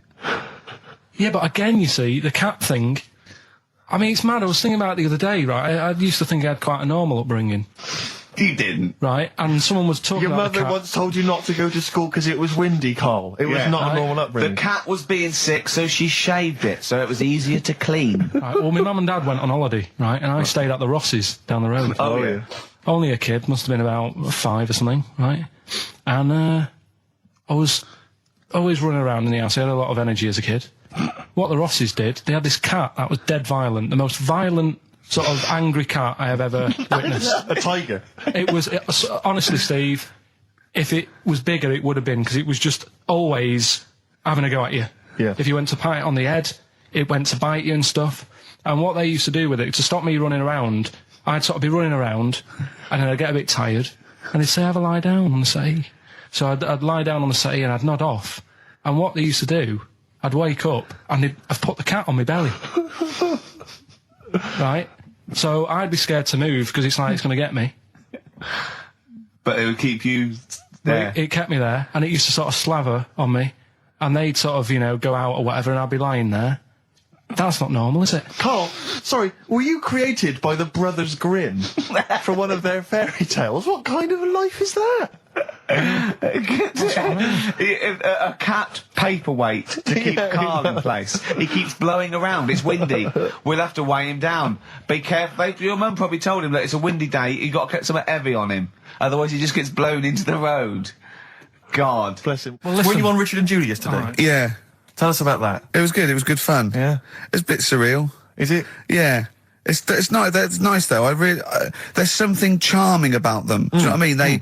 They go off on tangents. They sort of digress. They suddenly think of something. She suddenly go, oh, my jumper's itching or something. You know. Yeah. And it's quite charming. It's not annoying at all. Yeah. And I'd never seen them do it through before. And I hope I didn't insult them, because I said it was like an adult Blue Peter. Right. But In what way? Well, they had a Christmas wrapping competition. Right. Then they had a Christmas wrapping competition. and then they had That wasn't them doing kind of hip then they hop. had what the French people are like. There was a little, didn't quite understand that, living in France. Then they had a woman who relived an Elizabethan Christmas. The bit that made me laugh was she was sort of announcing this through an Elizabethan microphone and PA to all the people sitting around dressed as... I'm a bit confused. This sounds fascinating. It was good though. And at the end I said, next week I'll be washing a tortoise and that. Yeah. And the producer said, if you do want to make something for the show, we'll definitely feature it. So I might make some of those things. It's the gift that keeps on giving. Yes, it is. Yeah. And Throughout your adult life. It gives Yeah. and it takes. Exactly, So it's fair. yeah. I don't hand them to children, I hand them to the parents. Right, what they can chose to do them They can with them. distribute them as they wanted. Sure. So what are you going to uh, do this year, Ricky? but how are you What's going to the top plan? that? Yeah. 300 quid worth of scratch cards. That's I've got the a bit of most- money now, a bit more. It's the most thoughtless, And the Office on pikey DVD. gift I've ever heard I of. think they might be getting the Office on DVD. Signed. So that's already sent it up in value. Oh dear. I know, that's pretty bad. So have you seriously considered it this year? Is it, No, I'm is going to go shopping. I'm going to go shopping properly. Yeah. If you want any help, I am the Didn't queen you take of a small shopping. roulette wheel down there, wouldn't you? Genuinely, didn't you buy like a roulette wheel? No, I had it. That's down there from when I got it when I was about 10. Oh, right. And sometimes I'm the banker. I always win. Yeah, of course. But they've got to learn a lesson. The banker always wins. I bet it's a valuable lesson when they lose money to me. You should just go down this year and just say, basically, I went to a casino. I put £10 chip on for everyone. Exactly, yeah. Here's the winnings. You lost. You lost. You won. Yours came in. Yours was a donkey, love. Yeah. But Steve, what about you then? Because I mean, you don't like shopping, Well, do it's you? not that I don't like shopping, it's that I've got no ideas. You know, I'm running on empty with my parents. They don't appear, as far as I can make out, they don't appear to have any hobbies. No. I mean, I said to you before, my You grandparents... don't like wasting money. I'm not being funny, but you don't like wasting money either, do you? Well, I don't like wasting money, no. But I like to buy something practical for people. I like something which is going to last, something that's value for money. I don't like novelty gifts. Yeah. No, I mean, I think novelty gifts are wrong. I've mentioned to you that my grandparents spend all their time in bed. So there's only so many kind of, sort of bed socks you can buy, and ointment for, bed blisters and so on before, you run out of ideas. What about some of those novelty teeth? Because that would be, a nice jokey present, and they could probably come in useful for chewing the broccoli. Yeah, exactly. Oh, do you know what would be nice? One of those... No, I'll tell you when... No, Go on. those sort of travel pillows. So, when you're travelling and your they head don't sort of travel falls down anywhere. like... No, but They travel from vertical to almost horizontal. They're sitting up in their bed. Get on one of them beds that come up. You're not made of money. What am I talking about? Like Thora Heard's bed. Thora Heard's bed. Does her feet ever touch the ground now? Do you know what I mean, though? No, it's literally... She goes shopping in one of those little trolleys. She goes straight into her room. She's up the stair lift. She gets lowered into the bath. Yeah. It's Terrible. ludicrous. I'm just lazy. I mean, I tell you that, but I mean... Well, there's a whole idea. But if you're earning the kind of money that that Heard is on, Wow. with her songs With of her praise cream and whatever cracker under the else. sofa, Exactly. money for She old was at the rope. Comedy Awards last year, wasn't she? Well, I'll give her an award. She's up the stairs like a greyhound. She can move then. Yeah. But so I've got no ideas. Absolutely no ideas. Okay. But any suggestions are welcome, Claire. What are you going to get your family? You've already Well, thought this I through. know I Will they be obviously listening? can't tell you because they will be listening. Right. But they're all outside at the moment because my family are coming to meet me after the show and we're going to swap presents then because Okay. outside Are there any Office in Leicester DVDs? Square. No, I haven't. Books? No. Because I should point out that the Office DVD is currently available. Good, I actually did go and buy. I actually went and bought it myself, You can also buy it and I am online. enjoying the scripts, by the way. Excellent. That's in. I love Do you the know fact what that I we're love? authors in the top 10. Yeah, we're in the top 10 bestseller list. No. But to be fair, we're at number 7 in the paperback non-fiction. Now I don't understand how that can be non-fiction. Yeah. Because it's the transcript from a made-up Yeah, it's television not a real show. documentary. Exactly, yeah. But we're beating these poor people. But we're officially best-selling authors, I think that's fantastic. which is excellent. Which is My very favourite good. bits. My favourite bits are the emails at the start. I like Well, I mean, them. a lot of people don't know what you're talking about, Claire, but of course if they pop down to Waterstones or Brooksy Credit, they can sort themselves out there with a copy of it. Oh dear. Nice. I like your style. Can we have some more music now? Let's Yeah. have, what we're playing? So Streets, maybe? I mean, this is Streets. obviously one of the brilliant. albums of the year, and this Best is one album of the cracking. year. This is We Becoming Heroes, I think the last single, and Dynamite it is too. Eric Sermon, and what's the tune called there? It's called React. Yeah, it's React, got from his yeah. debut. No, not his fourth solo album. Not bad, actually. not bad, Yeah, not it's good. bad. I'm enjoying the tunes, Steve. No, absolutely. I'm enjoying We've the been chat. keep- I'm enjoying the tunes. Always been keeping it real. I'm enjoying the penultimate show before Christmas. Last message from Anders, I suspect, Anders. for the day. He says, I've just roasted my chestnuts over an open fire. It's a lot more enjoyable than listening to your show. He's pretty snappy, is Anders. Yeah, He keeps them coming, It's a shame that, that we sort of couldn't sort of maybe meet up with him and try and persuade him that, he should come over to our side rather than, Come over to the side. Exactly. To be on Yeah, our come side, over to this side. I think we've got him though, because Do you think so? yeah, apparently they did this survey in America. People who loved Howard Stern listened to an average of like an hour and a half a week, and people who hated him listened 2.5 hours a week. Yeah, exactly. So I think he's probably more faithful a listener Yes. than some of the people that quite like us. Exactly. Yeah. You know what I mean? He's got to listen. I'm the same with some people. I've got to listen to things that I just think are awful. I can't. You know, it's compulsive viewing. So, you know, I don't care if people listen to us because they hate us or like us. No, indeed, as long as they're listening. I was on the As long as tube they're spending money on the the advertisers. other day. Yeah. Rick, my mother always used to say to me that you should write and thank your aunties and so on for their gifts. Yeah. And I feel like we should take a moment out just to thank all the people that have emailed or written into us during the year, because we're very lazy men and we never reply. Well, really. I never look. You never look at You emails. read them and I'll go anything for I me and you reply go. very occasionally if I You're think it's like my worth it. secretary when it comes. You protect me from like people who The insults and so on. Yeah. Are there any insults? Are there? Oh, there's plenty. There's plenty. Yeah, Right. yeah. Do you have to protect him, really? Oh, God, yeah. There's lots of things I don't tell him. Lots of things I keep from him. It's not very nice. I Yeah. thought I was right. Well, he's just not as popular as he thinks he is. Oh. He thinks that when he's like dancing around and making funny faces and squawking and making noises and No, stuff he when we're hasn't done filming, it. he He thinks that everyone thinks hasn't that's done it, enjoyable. Yeah. Some of What people think I'm quite an annoying little prat, do they? that's not the word they use, but you're near enough Really? there. Yeah. Yeah, they didn't say Pratt, but you're on the right lines. Okay. But for instance, we got an email here from Graham. He says, please stop the chat and let's hear some more great ads, as I'm still not sure what mobile phone I should get the wife for Christmas. Carl will be back next week for our kind of Christmas bonanza. I say that, we've got nothing planned. There's no reason why it should be a bonanza. That'd be nice, yeah. But we'll play some Christmas tunes, and no doubt Carl will have some kind of festive game for us, maybe, or a festive, some festive trivia. So, yeah, we've had Oasis Streets, we've had U2, we've had some cracking tunes. Can we get away with playing Nelly? Hot in here? I Yeah. think it's a cracking tune. I really do. I just think, again, you know, I'm not interested in what genre you think it fits into, or whether you think it's cool, or because kids like it, you're not supposed to like it. it's a good tune, Well, and I think we should try. We should try and stick it in. But before that, Rick, can I just play one track? We did play it much earlier in the year. What? It's from that album, Son of Evil Reindeer, by a band called The Reindeer Section, and this is a cracking little tune. I just think it's beautiful and nice to hear it. Oh, beautiful, marry it then. Oh, nice, isn't it? Very yeah. Christmassy. It makes me want to wish everyone a happy Christmas. Indeed. You know what Well, I mean? yeah, do it. No. No, okay. That's called Grand Parade from the album Son of Evil Reindeer by the Reindeer Section. It's a nice tune. It's one of my Thanks favourites for of the the year. tea, by the way, Not Steve. at all, It's no. very It's, nice. that's my pleasure. It's my pleasure.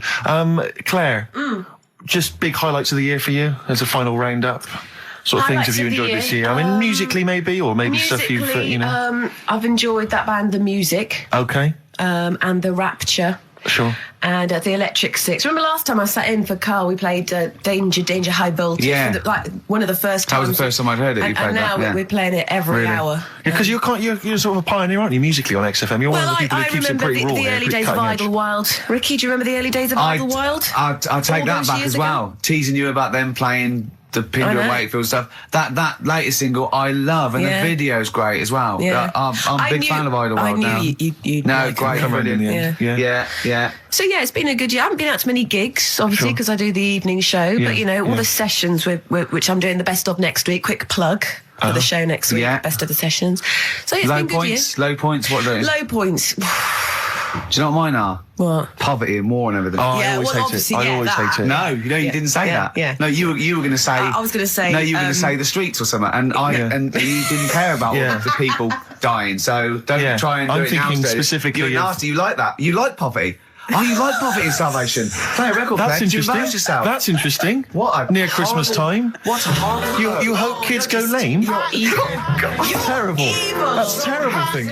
Nelly, hot in Cheeky here. little bit of Nelly there on Oh, we XFM snuck in Nelly. 104.9. But, We don't care. it's a great Springsteen and tune. Nelly, you It's a don't great get that tune. on XFM, do you? No. Usually? No, indeed. We don't live by the rules, Stu. Absolutely. As I was listening to you then talk, You got bored? No. It reminded me of an email that someone sent in saying that they listen online, Yeah. but because of however slow their computer is or whatever, it kind of stutters all the way through. You've got to point out that is the way I No, talk. but they said it only happens when you talk. And I think they've correctly identified that it's not the computer at fault. Well, that's why You I wasn't do worried sound about like doing this someone- boxing match, because I've definitely lost my looks, and I already slur. Yes. So there was really no danger of any damage. No, exactly. Yeah, you do sound punch drunk constantly. Exactly, But that's yeah. just part of your charm. Well, listen, that's been a lovely 2 hours for me. I've enjoyed it. I Yeah. hope the listeners have enjoyed it. I hope you've enjoyed it. I hope Sturgis has enjoyed it. I've enjoyed it, yeah. Well, I didn't really care if you enjoyed it. So don't butt in when I'm talking to Steve. You know, you won't You're here do to it press again. the buttons, Steve. We're going to play now a Christmas song for the lovely Christmas ladies. I don't say it's so much Christmassy, but it's one of the tunes I heard this Well, year that really try and tie it stuck into a out for me. festive thing, so- Well, a year before, you've embarrassed yourself. Yeah. You just showed up that there's no planning. This is it was given away on a free CD on the cover of a magazine. I just think it's brilliant. It's a Lamb Chop, who are an excellent band always, doing a cover of an obscure Rolling Stones tune And I'll called say what, a Backstreet bloody Girls. good meal as well. That's true enough. So we'll leave them with this. It's Backstreet Girl, Lamb Chop. Leads us nicely into Knob news. Oh, it's the welcome return of Knob News. Right, okay, it's very much like the news at 10, this, isn't it?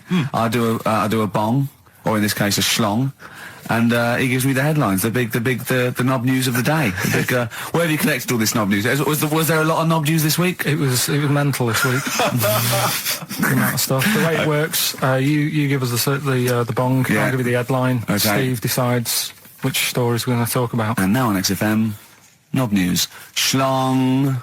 Man grows knob on his arm. Schlong. Man gets doctors to make him a second knob. Schlong. Turkish prisoners made hole in cell wall to produce third inmate. Schlong. Doctors accidentally remove man's testicles. So, well, can I straight away go for the accidental removal of the testicles?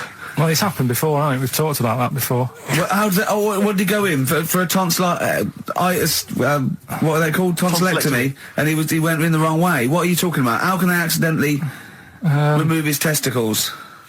It says, he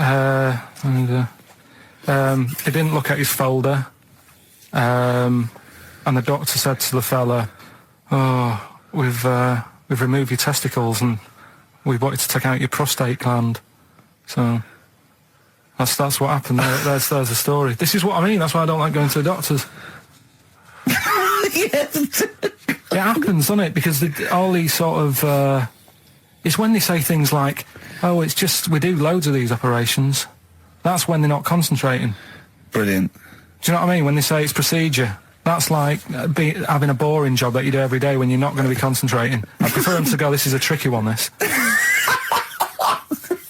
I know what you mean. I sort of do know what you mean. People, you watch TV programmes about, like, you know, removing someone's second head or whatever, and there's like the best surgeons from all over the world. It's televised. They can't It's make a mistake. televised, isn't it? They can't go, "We took his legs off by mistake." Whereas the fella who's having a prostate's like, "Oh, do you want to do it? I'm sick of doing that." Yeah. And they're probably doing a crossword whilst right it. Of course they are. I've seen that actually in operating theatres. They're doing a crossword. That's what I mean. Yeah. I was just examining some of the other knob news, Rick, a little bit more closely. Man gets doctors to make him a second penis. I'm sure we're all interested in knowing what happened there. Yeah. A German who persuaded doctors to give him a second penis has lost his wife after he showed her the result. Biker Michael Gruber lost his original penis in a motorbike accident, and doctors built him a second one using a mixture of skin, bone, and other tissues. Bone? Apparently, the penis worked so well that he was even able to father a child with his wife Bianca. But Gruber was still not happy and asked doctors to repeat the operation and build him a better organ, to which they agreed. From his hospital bed, he said, "I've got 2 penises, but no wife. I'm hoping when I get rid of one of the penises, I'll get her back." What do you mean? Sorry, he had 2 put on. What side does he wear? So he's had both. So he's had 3 then. Yeah. Yeah. This is probably the thing that happened with Hitler when he had 1 ball, but he had 3 at one point, didn't he? So he just get one in the other ball. Appalling. They're And the only rubbish. thing that would redeem the show is if he kissed the nipples. Because the nipple phone in if you want to speak to Carl. If you know the number, call in and try and persuade Carl while this record's on. Well, answer the phone, XFM 104.9, Matthew Sweet, and a song called In My Time, Ricky Gervais, Steve Merchant, Karl Pilkington. It was great, that. Yeah, just asking Carl some of these Q&A questions. This might be my idea of perfect happiness, being in a room with Karl Pilkington. Yeah. I just watch him look around. When you're talking, he looks at you, and it's like, you know when the owners say, it's like the cat can understand what I'm saying. Yeah. It's like It's he's got on that the same edge look. of that. He's Yeah. on the edge of that. You think he can, and I know he understands the words, but I don't think he understands the full impact. Whenever you say something to him, it might be some, a revelation or something, he always picks up on the wrong side. You go, well, that's not the important bit. Do you know what I mean? He always goes... It's a bit like having a 14-year-old French exchange student. You know, their English is not amazing. They roughly understand you, but they're trying to piece together what you're saying. Exactly. But it's great. You see, the thing about Karl is, and don't take this the wrong way. I like him because he's stupid, in a way. No, I'm not being funny, but do you know what I mean? But even though I think he is considered stupid, some of the things he says, I think borders on the, I don't know what the PC term is, the retarded. Do you know what I mean, Carl? Anything in particular you're thinking of there, Rick, when you think of he was talking to me the other day because I'm trying to write a show called Science, and he's sort of going to help me out with some of the research, and I want him to do some on the DVD for it, right?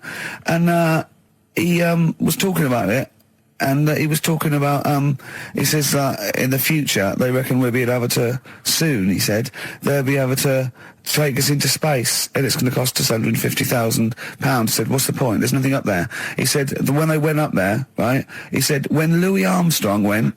In 1966, right? He said it was nothing there. So there was him, a fella called Buzz. There was one and third bloke that didn't even get out of the spaceship. He said he went all that way. He didn't get out to stretch his legs. How good can it be? Forget it. That's him summing up space exploration. Don't you agree with that? What's the point in going up there? Because are we talking about the finger in the arse again here, or space? Oh, what is the point in going? Because you're expanding, human endeavour, aren't you, and the human understanding of the world and the universe. It's like, what else are we going to do as a civilization, as a people, if we're not constantly searching and and reaching out into the far distance? But there's nothing there. Then. I know some people you grew up with that haven't left their street, but that's not everyone. But what is it? What do you mean? There's nothing there? That what has got to be there for it to be a worthwhile? Like, just something. I mean, to be honest, what would you be happy with finding out on the moon? A video? Just something. I don't think they looked hard enough anyway when they got there, because they seemed to get out, have a bit of a dance about, and then they came straight back. And I sort of think, did they look properly? It's not a day trip, is it? But what I mean they is... took that car out there, didn't they, and drove around a bit? Yeah, but only a little bit. What I mean is, say if an alien landed in Africa, there's not much there, so they'd go... What do you mean there's not much there? Well, it's a bit barren, isn't it? Well, Africa, just in general. Well, so anywhere like that, desert or whatever. What I'm saying is, have a good look round. Probably where all life came from, and probably 500,000 species of animals live there. Buildings and that and stuff. Oh, buildings. Well, just stuff. Yeah. I mean, did they look properly, or did they just land, get out, go bit dusty, whatever? Right, let's go back. I just think it's a bit pointless, especially when we haven't done everything there is to do here. Go on. Well, I don't know, but I'm sure there is stuff that needs sorting out. Well, I know the place that there's no medical man has been in this room. Yeah. There's definitely an unexplored cavern sitting right in front. All right, Steve. Would you go to the moon if someone said there's a space? He doesn't march at a concert because he's scared his glasses to fall off. Of course he wouldn't go to the moon. They'd spin him round in training, his glasses would come off, and that'll be it. He'd feel sick. My worry is I'm not sure would I be able to wear him under the helmet? Imagine him! Like I went paintballing once, and I had to wear the glasses underneath the mask, and of course it was a bit hot weather, it was awful, it was steamed up in there. Still, I couldn't see anything. I got shot straight away. I was out of the game. It was pointless. It cost me like £8. Yeah. You don't have to be that fit anyway, do you? You're only sort of sat there. Well, not... well, yeah, but what are you talking about? Think of G-force alone and weightlessness. Of course you've got to be... What? Yeah. I think when you said think of G-force, he thought of G4. Follow up with... But there's always something... I mean, when we were out the other night, Steve, right, there's a programme on about a spider that's a foot long and eats chicken. No one's talking about it. What do you mean? What do you mean? No, well, I'm sorry. I had to stand up because I thought I was going to explode. What do you mean there's a spider that's a foot long and eats chicken? There was a programme on about it, how there's this spider in the jungle or something. But I missed it because it was out, but no one's talking about that in the papers. And to me, that's a worry. That's why? In case it nicks your Sunday roast. What do you mean? But if it likes chicken now, Rick, in like 2 years' time, who knows what it might I know, it move up the evolutionary ladder, it start liking Carl, then humans. I'm not bothered about the chicken bit, because I eat chicken, that isn't that shocking, but the fact it's a foot long, and no one's, it's just on a Thursday night, no one's talking about it. What do you expect, though? What do you expect from this? It's got its own PR. What do you want? What do you want this spider to be famous? Where is it? Where is it? In the jungle. It's not worrying anyone then, is it? It's not going to move. Well, why? It's not going to... What do you mean? What do you mean it's not going to move? Well, how's it going to get here? Is it going to get on a bus? There's waves and that, they come in bananas and all that. So don't worry about it. So I'm not if you're going to be like that. Anyway, listen, we better line up Babushka. We better play that surely, because I know you need to analyse those lyrics. That's very important to you, I know. We've still got that cork hitting. Cork on their head's going to be great. We're going to put his little head down and really give it a firing. Sponsored by Lindauer Sparkling, refreshing. First of the game to die, Morrissey, XFM 104.9. I'm Ricky Gervais, with me Steve Merchant and Karl Pilkington. Well, Karl, you failed miserably. The scientists stuck away. Right, one more chance. What's happened in the last couple of weeks? Just one more chance to... What have you seen in the last couple of weeks? Well, like I say, I don't really watch the news and that, so right. I can't tell them about that. But in a way, I think they're better off not knowing. I think that's the only good thing about being out there, isn't it? Not knowing about the bad stuff going on. Yeah. So I can't help them there. They don't need to look at the weather, do they? No, don't enough. No. But tell you about the Pope and that. Yeah, you've pretty extensive. What about the EU Constitution and the no votes? What do you make of that? What are your views? What's the problem there? Oh, this isn't broadcasting, though, is it? This is nothing. Come up with something. Well, the fat baby, then, the fat baby that they found that was on the telly. Right. Well, what was that? It's just a little fat baby. That I don't know what. It's just a little fat kid and that. What? Tell what? What is telly? It was on the telly. And but what was on the telly? You just said fat baby, fat baby, fat baby, fat baby on telly, fat baby on telly. You're meant to be telling them what's happened in the world. Tell me about the fat baby on telly. It's just they've found some. There's this illness called Momo, right? And they've just got this woman had a kid. It's really sad. It was on Channel 4 and that, right? And kid's born. You sure it wasn't Jimmy Carr? Kid's born and that, right? Momo? It's called Momo. Isn't that Black Music Award? No, right, little fat baby and that. And there's only 3 of them in the world. These little fat babies. Right. And so one of them... They're in danger. How fat? Are you not telling... What do you mean? How fat are they? 6 stone it was only 2. And there's 3 of them in the world, and there was this one, and there was one in Brazil. Are they endangered? Is that the problem? Because there's only 3 of them in the world. I'll be worried. Is it like a conservation campaign? They're hunted for their flesh. No, it's sad. I know it's easy to joke and that, but if you've seen it, you'd go, it's a bit sad and that. Well, I haven't seen it, and I know nothing about it. Well, I've told you, there's 3 of them in the world. Okay, what else was on telly? Something I watched the other night, that was just good. Again, you know, I learn stuff from the telly. I don't watch the news. You don't learn stuff from the telly. You told us there's a fat baby in the world. Forget about them. There's a spider eats chickens, and there was a fat kid. Forget them in Iceland, right? Yeah. We'll give them Rockbusters later to do, right? Iceland! But what's her name? I'll tell you what is interesting, Steve. I didn't know that much about it. Autism. Okay. Oh, good. With some more entertaining stuff on XFM 104.9. Just to cheer up people. Go on, then. What? Go on. No, right. Have you heard about it, Steve? What autism. It scares me to death when he comes up, when he touches on a serious subject. We've been talking about wheeling a dead pope round, the Chinese don't age well, and ginger people are hated. And now we're going to touch on a really... I mean, my heart's in my throat. Go on, Carl, then. Tell me your insights to autism. Right, well, there was this... Again, Channel 4 coming up with some good stuff at the moment, right? It might have been Channel 5. What I'm saying is, why were they shouting Vera? Because pigs don't come to the name, do they? Hey? I don't know the ins and outs of pig, of how to lure a pig into your trap. Can I just tell you some very, very interesting things about pigs? Please do. Right. One, everyone knows they have a corkscrew-shaped penis, right? Yeah, a corkscrew-shaped penis. That's the tail, isn't it? 2, they can't look up. They can't put their head back and look up, right? 3, they can have a 30-minute orgasm. Yeah.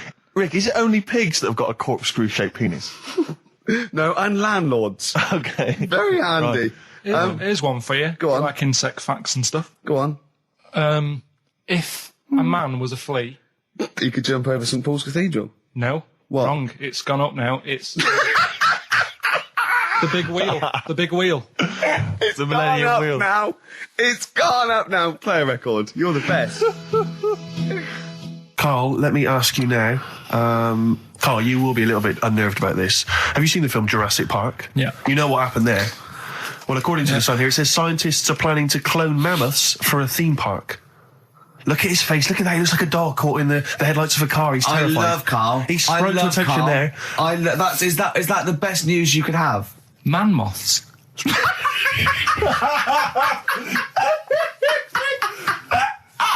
Right. Yeah, man moths. I Man love moths. the fact that that's why he was so excited that they bred a man moth. What is this? Yeah, it's a human being that hides in your wardrobe and eats an entire jacket in a day. Yeah. What do you mean, man moths? Mammoths. Mammoth, the big hairy Have you heard cow of a from the mammoth? Ice Age. I mean, elephant. You're not so excited about that, then? You can take or leave bringing back mammoths to life, but a man moth... A man moth is a different matter. Oh, if we'd have never brought that up, he'd have gone and told someone now. Yeah. You know, they've bred an half man, half moth. This and is that's what we that's how mean. things start. This is what we mean when you hear these ghost Are you stories. slightly deaf? Is that it? When you hear these stories, is it? Carl, is English your first language?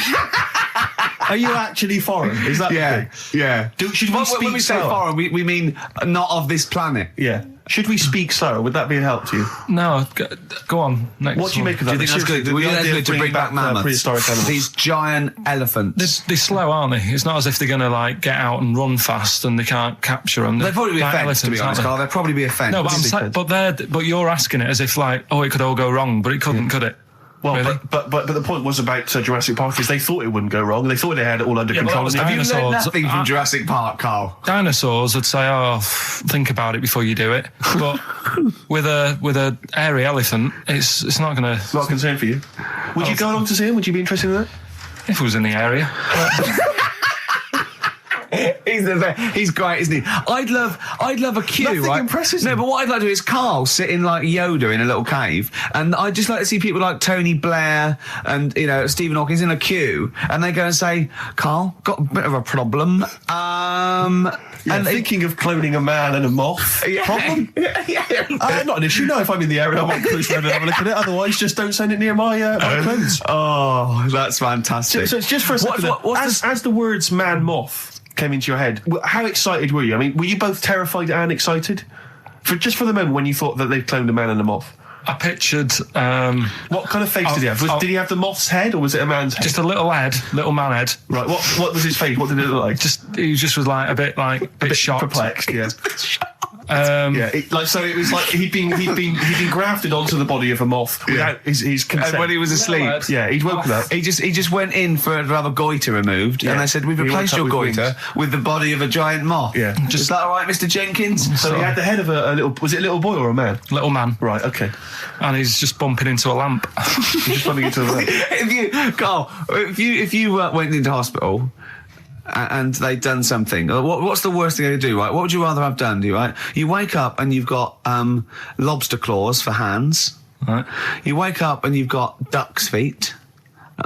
Or you wake up and you've got one horn coming out of your head. The worst thing, Yeah. probably the horn coming out of my head. Why? Get in the way. That'd be useful, wouldn't it, in fights and stuff? And for like parties, people would play Well, I suppose quoits. the lobster claws would also be quite handy there. All right, this is Carl, the producer of Ricky Gervais and Stephen Merchant on XFM 104.9. We're playing out some of the best bits. Hope you're enjoying it. Here's another one. Carl, it was you that worked out the maths and worked out I was 28, because they just worked out I'm 27. You are 27. No way.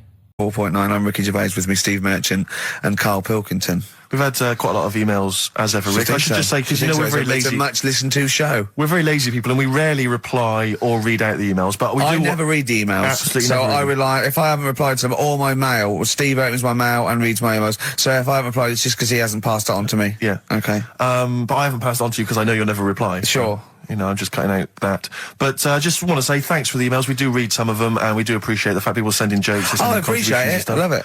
Yeah, So I don't have to do anything towards it. Sure, we had an email from Jack. He just said he missed the last 2 weeks' shows. Has he missed anything?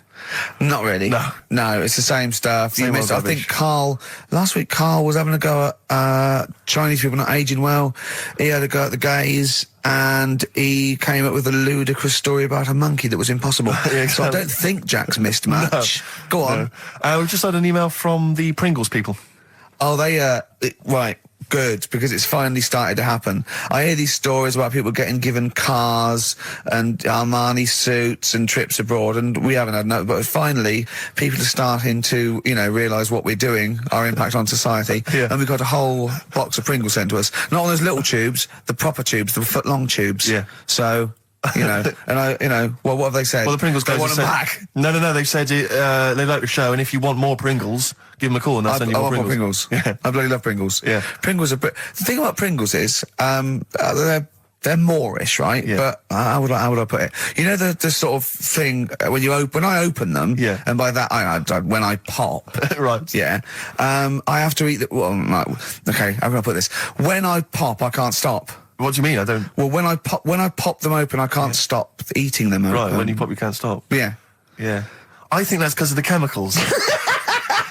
I think that might be the reason. But they're good chemicals. They're good chemicals. They're the best chemicals. Pringle chemicals. They're not bad chemicals. Lovely. Like using chemical so warfare. yes, I want some more Pringles. Yes, what else more do they do? Pringles. It's interesting actually you were saying that like other people, like Kylie I imagine would get given sort of maybe sexy underwear. You got Robbie Williams where he gets the Armani suits. You get sent the crisps. Yeah. Which seems appropriate. Yeah. Oh, but it's nice to be sent. Go on. Talking of Pringles, on the Finchley Road tube station, early on my way in, there's a lot of Pringles there, isn't there? Well, I'll tell you a job I don't like. What? I wouldn't want to be doing. The woman, there's a little woman who sits in the little snack stall on Finchley Road station. Yeah. And I don't know how to describe it really. She is surrounded by snacks.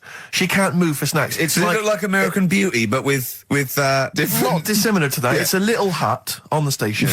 And it's like, if you go to the seaside, you can put your head through one of those cardboard cutouts and it looks like you're a big fat person or whatever, and you can have your photo taken. It's like an equivalent of that, but it's just snacks everywhere. She's got bananas up to her chin. She's got chocolate coming down to her eyes, crisps either side of her. She can't move. She can't do 360 degrees. She's like packed in there. I don't know how she gets in there. I think they put her in there first, and pour in the bananas. Yeah. Then they go pour in the nuts. She has 2 hours of makeup before they open. Dressing her in there. Because I'll ask for something from the fridge, and she cannot turn her head to see. She has to go by feel alone, just to feel the fridge and get stuff out and pass it. And often I'll say, that's not what I wanted, but she can't. You've got to let her off. It's extraordinary. Dear. But there's no music playing. Does she have to sell her way out of it? Exactly. If it's a slow day, she's stuck there till the next day. Yeah, it's like a world-breaking attempt. Yeah. Oh dear. That's Finchley Road, so if you're on Finchley Road or just want to pop down there, have a look at the snack woman, because it is, it's how always does she get refills, though? I don't know how it works. I don't know how she goes to the toilet or eats. I don't know what she does. Yeah. But God bless her.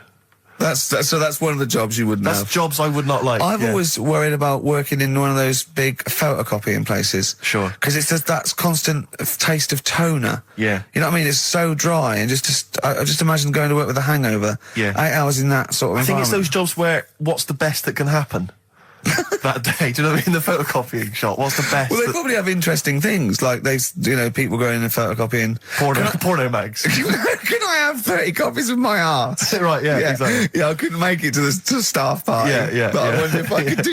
But what's the name? It's the attention span I like. Oh. These people who they've got like this autism thing going on. Yeah. And they sort of take in a lot of information. They get sort of they get so into it that they know everything about that subject and what have you, right? And there was this lad who he knew everything, right, about EastEnders. Right.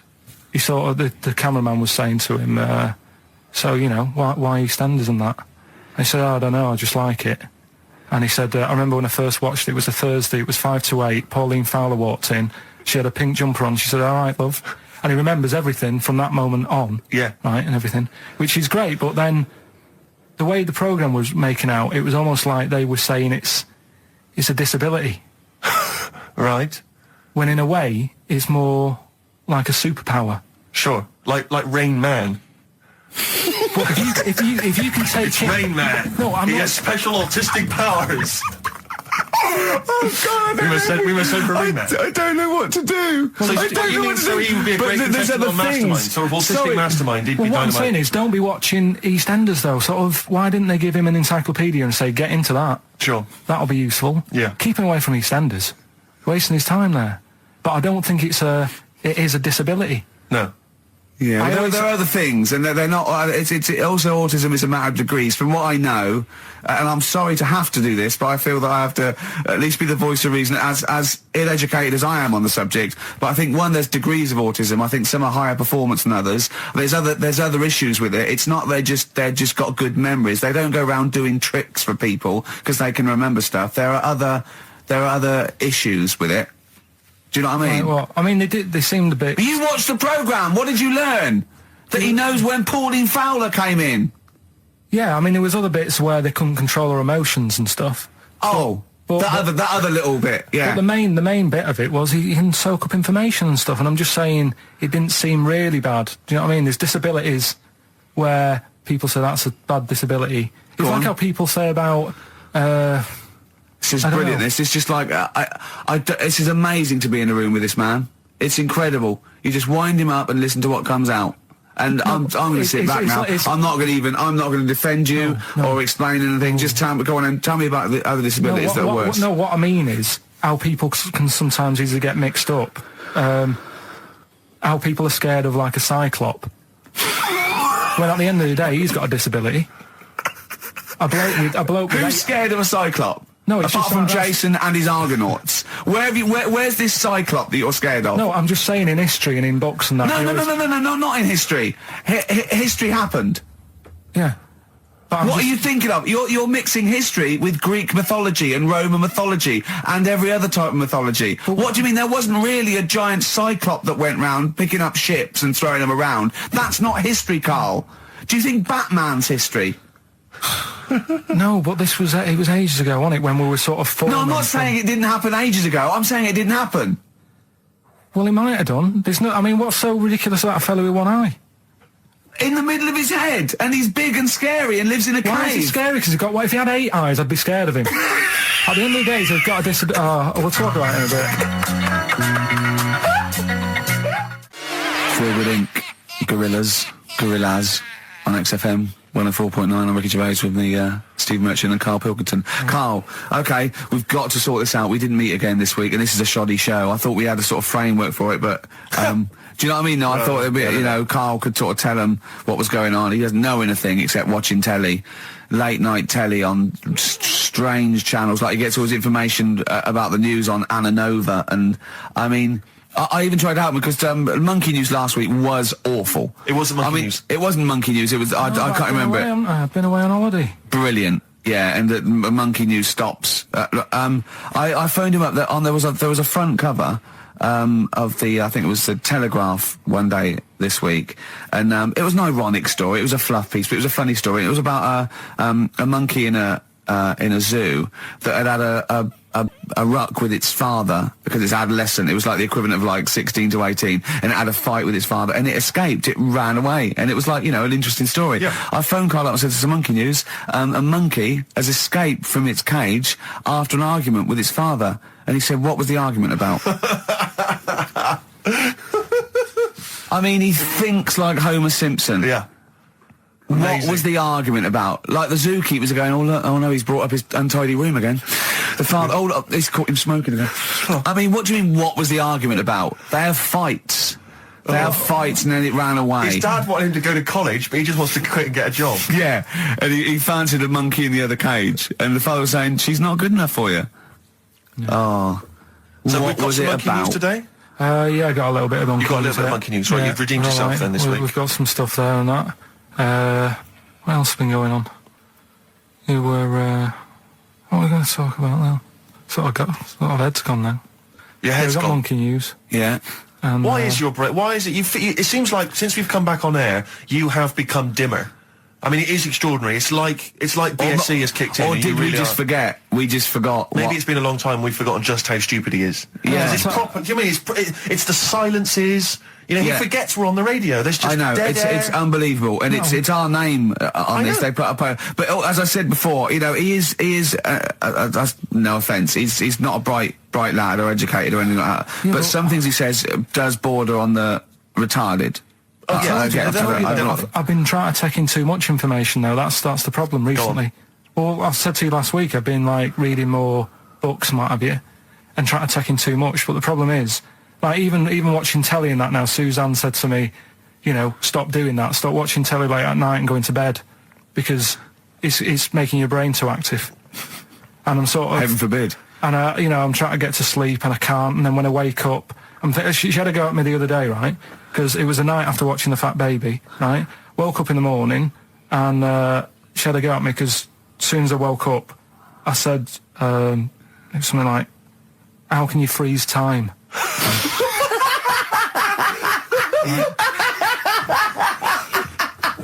And she says, "Are you going to say good morning or whatever?" I'm gonna burst! Just imagine it, right? It's like the sun comes up through the window. Oh, she's right. Carl's like that, his little head. His eyes open, he goes... One of those floppy night hats. How can you freeze time? Oh, God. But it's because, like, whatever, the night before I might have heard that on the news or whatever, and it's just been sort of whizzing around my head. Sure. And, you know, it was a big debate. I think have they found a way of doing it or something? What are you talking about? They've done something about freezing time and all that. See, this isn't information. This is nothing. That is nothing, that.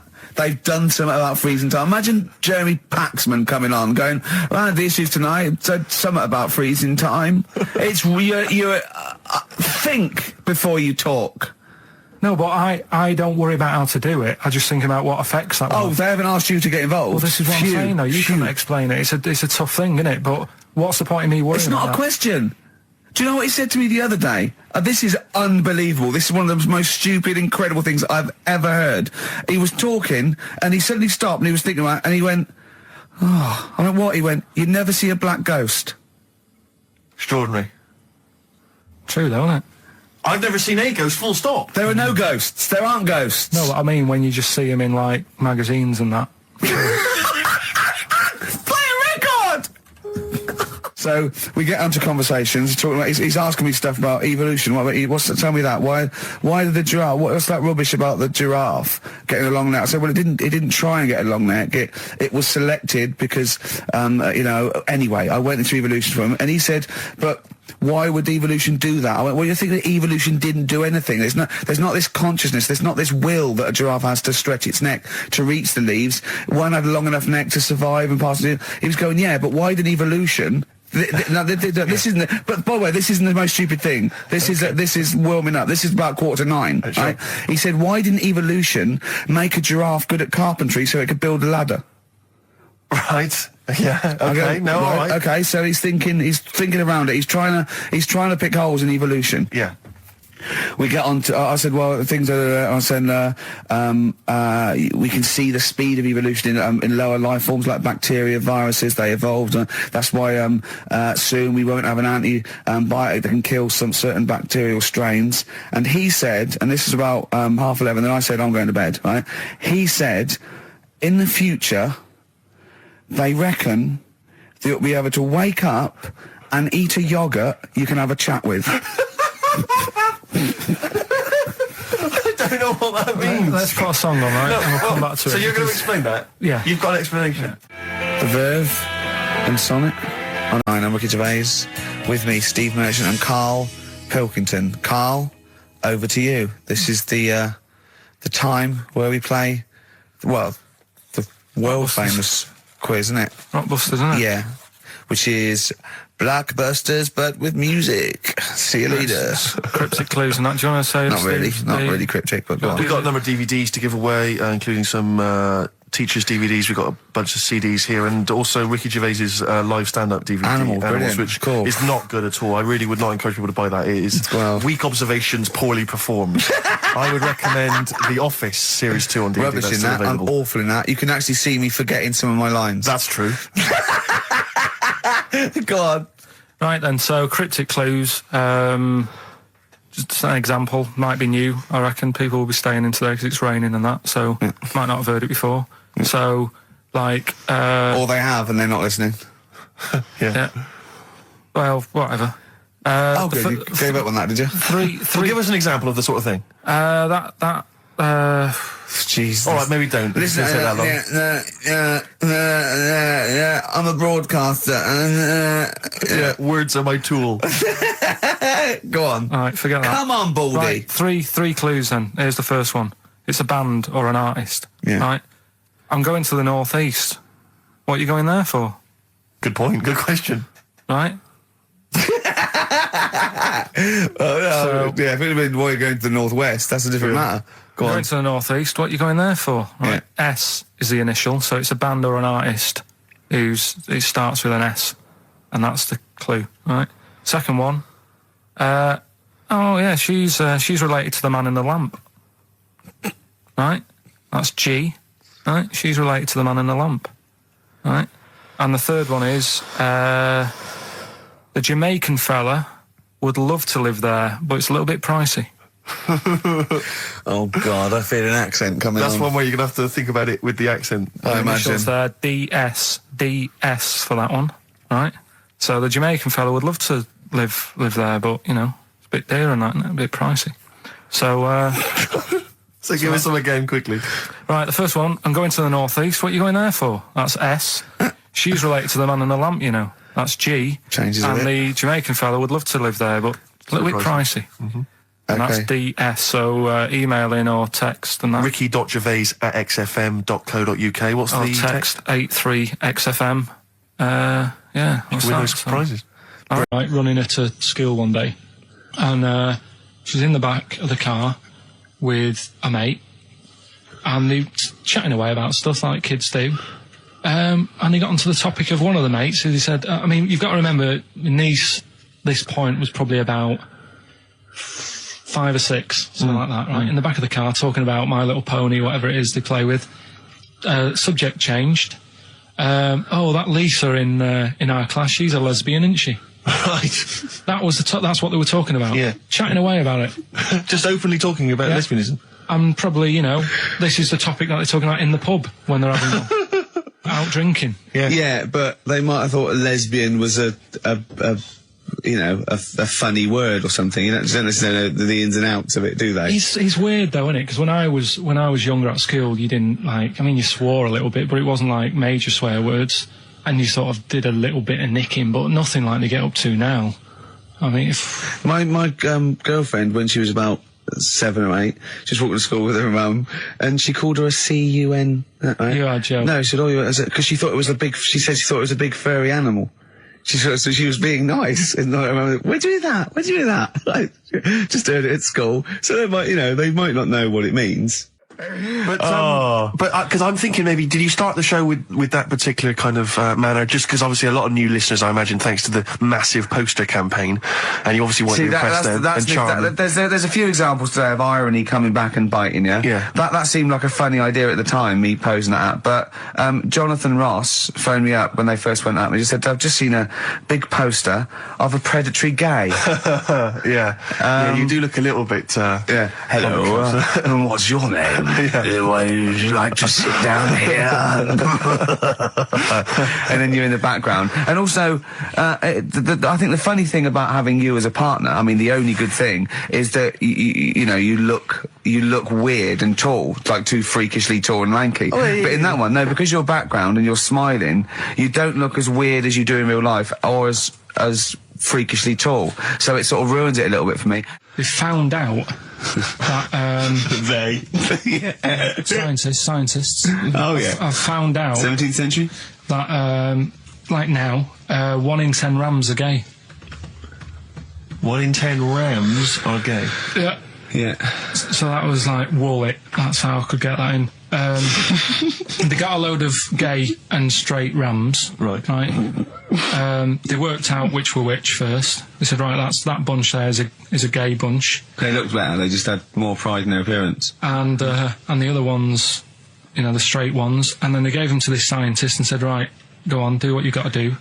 And they took the brains out of all of them. Just to check. And is it true? Shed 7 was split up. And the next, you know, one of those dorky message boards, someone came on and said, "You are joking." Oh dear, what else happened? I just pray that it is just a rumour. It's just a rumour, yeah. Just call in if it's true. Well, no, call in yourself. Well, if Shed's listening, yeah, and he's not busy, he's got Mondays off now. Call in and say what was the split all about? Tell you what I read about. Sharks, monkeys, or jellyfish? It's 10 past, isn't it? We haven't done a little bit of knob news. No, right? We haven't done knob news, no. But it's been 3 months. It's been 3 months coming. There's this thing. I don't know the full story. I don't know how it happened, right? But little Russian fella. Yeah. He was sort of having sort of emptying his bladder, right? And somehow electrocuted himself. Right. And sort of did a bit of damage. How did he smashed onto some live wires or something? Something like that. So did anyway, it damage to himself or to an electric fire or something? No, to himself. To himself. Yeah. And so the doctor didn't slip and curling tongs went up his arse when he was pissed, because that's happened a lot in hospitals. We've all shoved the old curling tongs up the arse when having a piss. Right. So I can't even be bothered. No, come on, we're interested. We're interested. Come on, we're interested. Don't you can't be bothered. You get Mondays off. Do some work. Right, so anyway, the doctor says, "Oh, it's not looking good. We'll have to take that off." What? He's like, Novectomy? Yeah. Really? But the funny thing is, right? Nothing funny about that. They've done. You're doing me head in. Just tell the story. Just doing me head in. Well, you can chill out on Monday. I've only got 15 minutes, but I'm going to talk to you every Saturday. I'm going to get the money's worth out of this, because you get Mondays off, and I can't bear the fact someone's getting away with something like that, because it's terrible. So you're going to stick this out, or you're going to have to work Mondays. So take it on the chin, right? Okay. Just finish the story. Yes. I command you. Just do it. Anyway, so he said, you know, will you be able to sort me a little knob out? A prosthetic cock, yeah. Yeah. But they put him out for the operation. Yeah. He woke up. Yeah. Right, and he's thinking, oh, thank God that's over and done with. Yeah. They've only grown it on his arm. What are you talking about? You twat. Shut the you're an idiot. What do you mean they've grown it on his arm? Apparently, like, that's the way they do it. Oh, yeah, but to then put it on, that wasn't a mistake. It wasn't doctor going, did it go there? Some bloke I didn't do a degree. Are you a real doctor? Yeah, yeah. No, but why put it there? Because it's got to grow, it's got a graft there, so they can control it. To skin tissue. But on your arm. Well, but they're going to remove it from the arm itself. What do you mean on the back? On your back? Somewhere, well, we can't wear a t-shirt. Yeah, but you could He's in hospital. But this way you can still have a little tug, can't he? But they'll leave it there for quite a bit. It's not... Do you know what I mean? It's not going to be like, oh, it's just there for a few days. Yeah. It's there for a bit. That's not good, is it? So he's got a cock on his arm? Yeah, what's up with that? What do you mean, what's up with that? Well, I mean, he could say it's a thumb or something, couldn't he? Yeah. But they remove it. Be good for hitching. If you had a knob instead of a thumb and you went hitchhiking, just tickle it. They can see it like a mile down the road, couldn't they? Posting.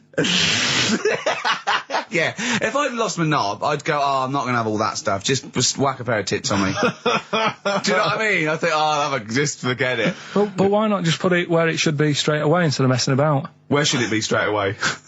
You know. On the forehead.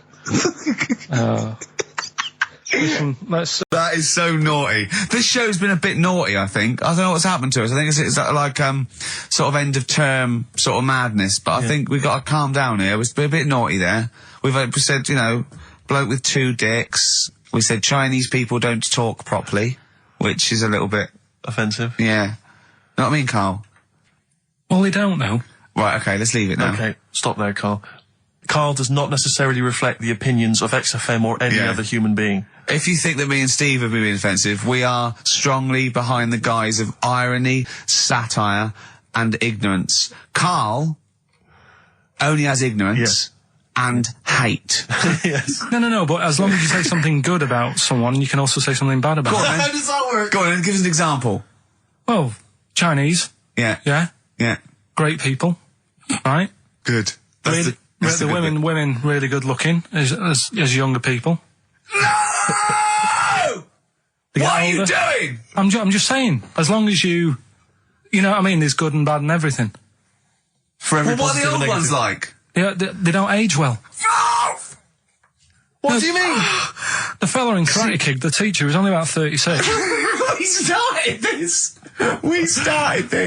Oh yeah, right. It's years ago. Oh yeah. Some In olden days, Oh, sure. when Some ghosts roamed the earth. Once upon a time, you mean? Yeah. some doctor or something who was into like the way bodies work. They got their head cut off. Who did? The doctor? Yeah, he was doing a bit of an experiment. And he cut his own head off. Yeah. Okay. And it was about, he said, when my head's in the basket, I'm going to blink my eyes. Right. Okay, sorry, hang on, let him finish. And, So the doctor has chopped his own head off, and he's told everyone, I'm going to blink my eyes to prove that he's there's in the life after basket, death. and he goes like, right, I'm going to blink my eyes about, as many times as I can. So quick, count them. And they count, and he got to like 15 before he Right. died. Now, this is how Carl told me that. Till Nick Frost explained that, Carl told me, he said, right, well, a bloke, right, he had his head cut off, and when his head was in the basket, he went, count how many times I can blink. And I went, well, that's rubbish. He went, no. And Nick went, well, no, he actually said, when my head's in the basket. And Carl went, all right. I said, Carl, do you know the subtle difference? Do you see the subtle difference? I have to say, though, guys, I still don't really understand what went on there. You've both lost me. The story is that a bloke who'd been found doing, You mean that Carl just explained it and that was a clear version? Because I still don't know what you're talking about, Carl. Well, this bloke had his head cut off at experiments against God. He was a doctor in the, in olden times. Yeah. And when they cut his head off, why did they cut his head off? Because it was he was crimes against. Exactly, he was executed. Yeah, and he said to his assistant, "When my head's in the basket, I'm going to blink. Count how many times I blink and write it down as an experiment." Right? Carl told it to me like his head was cut off and he went in the basket, and when his head was in the basket, he looked up and said, "Count how many times I blink." Yeah, I love that. I love the difference in that story. Yeah. Both rubbish. Yeah. But one's possible and one isn't. You believe anything that you're told except when we tell you the truth. Right. Yeah. Yeah, it's just like, you had the girls in and that, and it reminded me, I was talking to Steve in a week. Yeah. I think it's, when people were talking about going to Stringfellas and that. Yeah. I was talking about seeing naked people. Yes, I asked him, I said, when he used to watch, say, he accidentally flipped onto BBC Two and some ballet was on, would his eye ever been drawn to maybe the gentleman's lower regions rather than the ladies? The gentleman's package. Yeah, would your eyes ever be accidentally drawn to that and you couldn't resist it? And you said yes. Yeah, because, right, I don't think I'm, Oh dear. Well, go on, I mean, fair enough. No, right. I'm always looking at the beautiful ladies, but fair enough. Yeah. No, go on. But, right. Have you ever looked at Wayne Sleep's testicles? I went out. Have you ever looked at Wayne Sleep's penis and testicles? I went out on a night out, right? And it was it got to some point in the night where two women and two fellas got on the stage. Right. Right? Started stripping off. Yes. Yeah. Just what, members of the audience? No, I think they were like part of the act, right? Right. And what was this, panto? The fellas had like their undies on, and the girls just had their knickers on. Yeah. Right. And sounds pretty erotic at the moment. Go on. And at the same time, they all whipped their pants off. Yes. Right. Yeah. It was Bucks Fizz, wasn't it? The adult show. Now I said to Steve, at that point. Sorry, I wasn't there. He said it's to be later.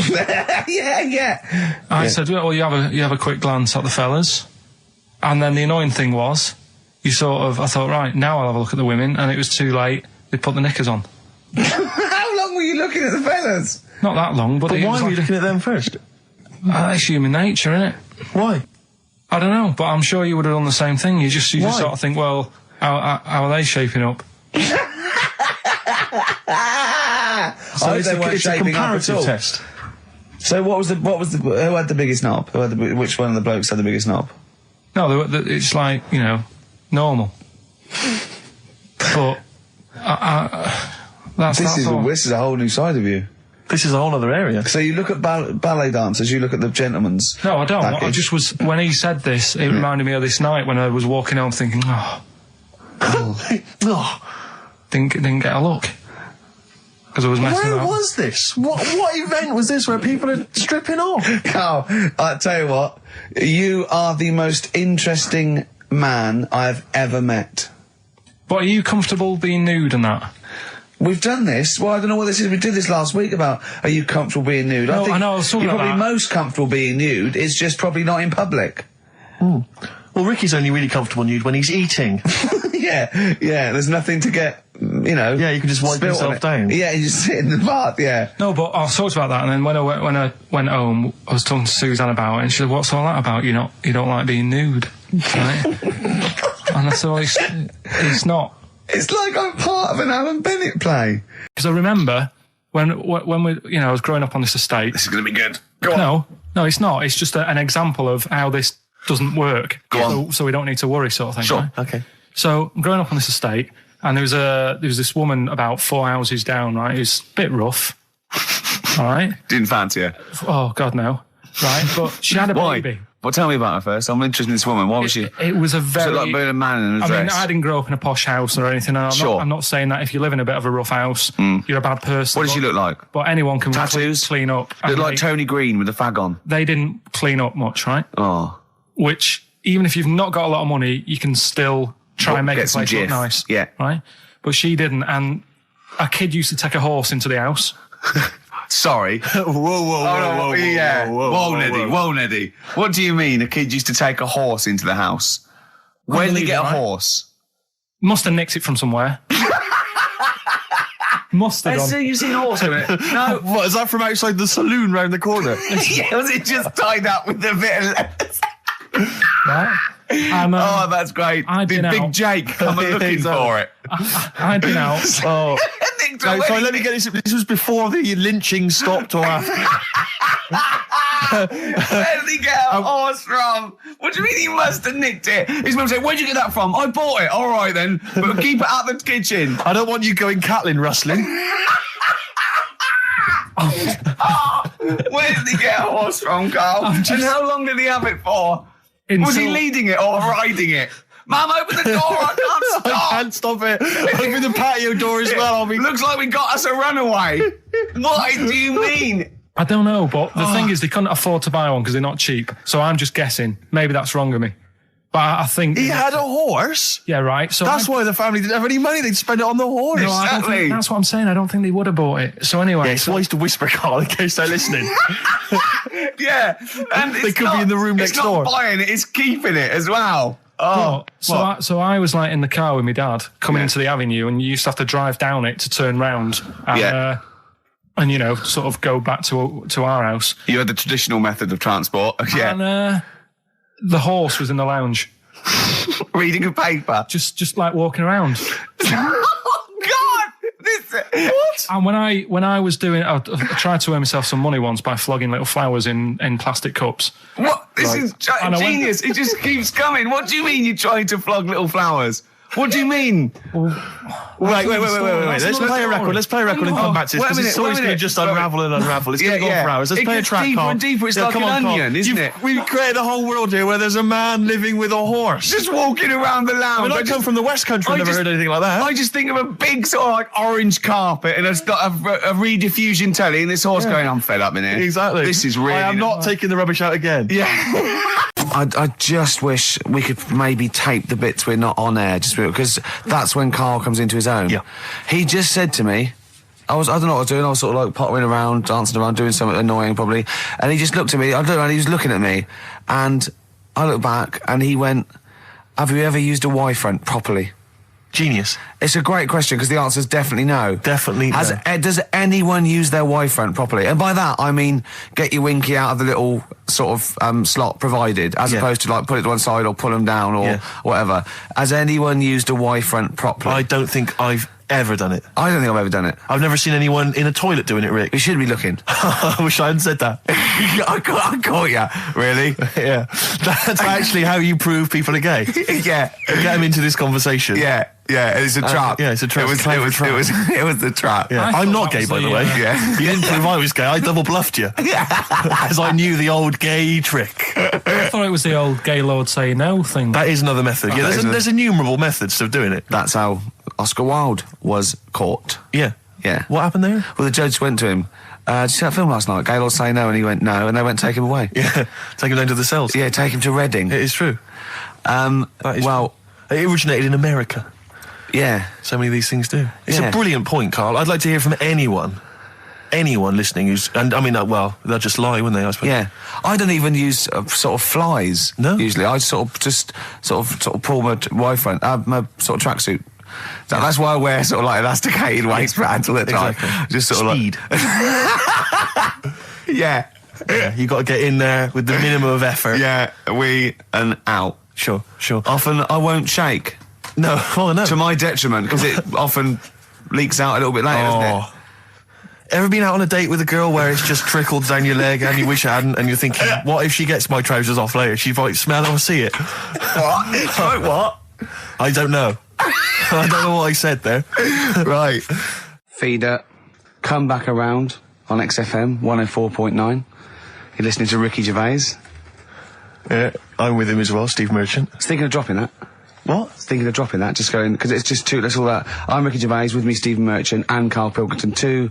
I mean, get to the music, so it's, hi, I'm Ricky Gervais, this is XFM. Sure. Here's Radiohead. Yeah. Some like, they'll come out, that was Radio at XFM, I'm Ricky Gervais. Tony Blair, what's he all about? Yeah. That sort of, snap, fast, because I quite, on a serious note, and you've always been saying it, I listened to an old show, because when Karl was compiling those things, I listened to an old show, and I listened to me, and I'm really concentrating now, because I sounded like the most inarticulate, brain-damaged older drunk I have ever heard given a show. Yeah. I mean, I was shocked. Not finishing sentences, leaving out words, slurring, just doing noises that you understand because you know me. Yeah. So I'm really going to make an effort for the listener. Yeah, it's not going to happen, is it? You're going to give up after about 3 But I thought you were joking. And I thought it was like, oh, he's taking it there. Did it then, you see? Again, I don't quite know what that sentence meant. No, but... Well, of course, I've got also your body language and your facial gestures, but obviously the listeners have got nothing else. They've just got the voice. They've just got the voice for it. That's all they've got. That's all they can rely on. Yeah. And when Karl Pilkington is the man holding the show together, when he's the that's most quite damning. articulate. Exactly. Exactly. How did I come across? You came across as lovely. I mean, I did an interview yesterday, right? And I was trying to describe you to this journalist, and I was going, it's like a cat can talk. Because the things you say, I just want to know what your world is. You know when a cat comes in, you go, where have you been? And it looks as you're like, you know, it can nearly understand you. And you're like, oh, I wonder, I'd love to know what that cat thinks. And with you, it's almost like we've got one. Yeah. Yeah. Did you like that? You can also lick your own testicles, I think, can't you? So, yeah. Did you play the doves? And Envy on XFM 104.9. I'm Ricky Gervais, with me Steve Merchant. Absolutely, yeah, hello. That clang you heard there isn't Karl. No. Karl's away. It's Sturgis. Claire Sturgis is here. Yeah. You'll know her from the Claire Sturgis show, but we know her from our early days on XFM, and, you know, we're good friends. It's sort of like old times, isn't it? And Karl has had a little surprise birthday present. What's the story with this, Claire? Because I don't know about this. Do you know, I came in on Monday expecting to see his little smiley face, as usual, and it's always not here. What do you mean? So, apparently his girlfriend had surprised him and dragged him off to the Caribbean for a week. Wow. No, Canaries, isn't it? Oh, I mean, I don't know. He likes the Caribbean, he likes the crabs. Yes. Yeah. I thought he was bored of the Caribbean. I thought he didn't enjoy it last time. No, he loved it, didn't he? No, I don't think he did enjoy the it's crabs. Tunisia he didn't like. Right. He's been travelling, hasn't he? I know, yeah. He gets He didn't like Tunisia because there's flies the size of matchboxes. Of course. And, and midgets in the kitchen. No, there's nothing wrong with that. Yeah. Midges or midgets? Midgets, he said. Right. It was midgets. He wasn't saying anything bad, he said that there were lots of midgets in there. Lots of midgets in the kitchen. And I thought it was he'd gone away to some sort of, like, theme holiday. Yeah. But, no, this is, I think, Gran Canaria, or the Canaries, or whatever it's And called. how old is Karl? 30. Is he 30? Is 30 last week, I think, yeah. Oh, so it was actually a birthday present. Oh, Yeah, yeah. Okay, I just so, thought, but that's all right. So have you got a competition that you can regale us with, Claire? Because obviously Karl provides a lot on this show. Hold on. We could do White Van Claire. White Van Claire? Yeah. Are you familiar with this? We ask No. you questions, topical questions, just getting your opinion really on the week's news. Okay, yeah. It's on the If you spot. look forward to that. But you know I'm a little bit, you know. A little bit simple? That's well, fine. just a little bit, you know. What? I always sit on the fence. Oh, right. Well, don't sit on the fence. You see, But the worst thing there was she was saying I'm a little bit like, you know, liberal or undecided, and you went simple. Yeah. You assumed. I didn't know. I thought I'm a little bit, coked up? I don't know. Who knows? It's Sturgis. Anything could be possible. But the other thing is with Karl, we didn't know how good value Karl was until we asked him sort of intelligent this is questions. true enough, yeah. Because he looks quite intelligent, Well, this doesn't is he? it. I mean, So the thing with you, Claire, is I don't think we've probed you enough. We don't know what, your views are on a lot of me things. enough, But we actually, don't know what your Steve, no. views are, This is what I'm saying. We don't know where you stand. I mean, don't sit on the fence. This is the new Claire Sturgis. Yeah. All right, we're Yeah, going to delve deep, dynamic. find a personality in there, Claire. Let's go back All to right? the old days. How about a bit of the Smiths? That was beautiful, Rick. Go on. Oh, you've been practicing. Richard Ashcroft. Check the meaning on XFM 104.9. We're back, Steve. It's Saturday. That's true enough. Steve Merchant, that is. Hello there. I'm Ricky Gervais, obviously. Hello there. Carl's still away. Claire Sturgis is back. That's Hello. absolutely true. Yeah. Hello there, Claire. Nice to see you. I think a lot of people were hoping that Carl will be back this week, but we're pleased to have you. No, they were actually. I did get some emails during the week. Really? Saying what? Just saying it's really nice to, hear you again on the Saturday afternoon. It's nice, and but you're not really very funny. And when's Carl coming back? You know? So it's sort of being Sure, nice it wasn't to me. us. No, it was definitely Because they think that as well. directed to me. But no one can compete with Carl. They can't. Well, we used to sort of like come in and when we discovered Carl early on, we just thought this is comedy gold. Just let him speak his mind. But then we started thinking, we can't follow him now. Yeah. So I remember Steve going, look, we've got to come up with some stuff. We need to chat. If anything we've got to say to each other, we've got to say that in the first 20 minutes, and then you just unleash Carl. Yeah, And he's because it's just you can't follow him, and he's off on one. And they have stories of upbringings with bizarre creatures that lived in Manchester that were half human, half bat and frog and things. I'd love to take him back to Manchester in some kind of TV documentary. When Carl went home. And just wander back, maybe try and find the amphibian twins or whatever those people were. They weren't there. So there was two boys, both had big heads and webbed feet. They weren't related. They didn't hang around with each other. That was all the information we had. I went, why not? He went, that would have been too obvious. Yeah. Like they look at each other across a room and go, you think if I'm coming to see you just because we're similar species? Yeah. You're mistaken, mate. You make your own friends. One starts to walk over, the other one shakes his head and just mouths too obvious. Yeah. Don't do it. Too obvious. Out of one of his mouths. Yeah, that's what they're expecting. Yeah, Don't do it. Don't do it, Webby. Yeah, but anyway, he'll be back shortly, I'm sure. He phoned me. His dad's ill. His dad's in hospital, so Carl went back to sort of look after his mum. And he was so sweet. He said, "I'm back. I'll just drive my mum around." He said so unbegrudgingly. He just went, "It's like old times." And I said, sorry to hear that." And he went, "That's all right, yeah." I think it's going to be fine. And I said, "How was your holiday?" He went, "Yeah, it was good. Except it were a nudist beach, they didn't tell me." I went, of course it was. I went, "What do you mean?" He went, "Well, sitting on the... I don't know why they have to do it. I don't know why they have to do it. Why do they have to do it?" He went, "Suzanne said they think there's nothing wrong with it, like being a transvestite." Right? I went, "I love the fact that your girlfriend has to tell you what's wrong and right in the world." And he went, "Well, we're walking along the beach, fella coming towards us with knob out." I went, "Oh, what's going on here?" Right? And he said, and because it wasn't all nude, he's walking round, he's stark naked, and he wants the freedom of that, but he's got a big rucksack on his back with his clothes on just to get changed. He went, "So what's the point in that?" Right? And I went, "He should just carry the book." He went, "What, and covered it up?" When he went, "Oh yeah, good idea." See? He went, "But I wasn't happy." He says, and that was the first day, so we didn't go there again. I can just imagine his little face. Yeah, just going, "All right, gobsmacked. That's out. Yeah. That's out. What's that doing out? Why has he got his out?" I imagine Carl sort of dressed in a suit, in a sort of safari suit, done right up with a cravat. I'm not undressing. I don't want people seeing the flesh. That's for you, love, and no one else. But I love the fact that it's going, goes, "Carl, they don't think there's anything wrong with it. They're just happy that way." and he in his own mind just goes, "Like being a transvestite." He knows there's nothing wrong with that. I'm always a little bit suspect about people who like walking around nude. I think you meant transvestite. No, nudists. What? Hold on. Can you be a naked transvestite? What are you then? Yeah, I suppose you're a... Well, Eddie Izzard's naked. Is he a naked transvestite? That's an interesting metaphysical question. Yeah. Yeah. On XFM 104.9. If you know the answer to that metaphysical question, or indeed any of the famous ones, if a tree falls in a forest and no one hears it, has it fallen over? Any of those. Excellent. That's brilliant. Yeah, if you leave the room, Rick, what's the does sound? it get quieter? Yeah, what's the sound of one leg hopping? Exactly. Caught by the River on XFM 104.9. I'm Ricky Gervais, Steve Merchant, Hello there. Karl Pilkington and everything. No, I'm going to be honest with you. Go on. A little bit hungover, didn't feel very well. Yeah. I don't know if I'm hungover or still a bit drunk. I don't feel... You sound like you're still a bit drunk. Yeah, so what I'm worried you about... do every week, so... But what I'm worried about is that the standard will slip.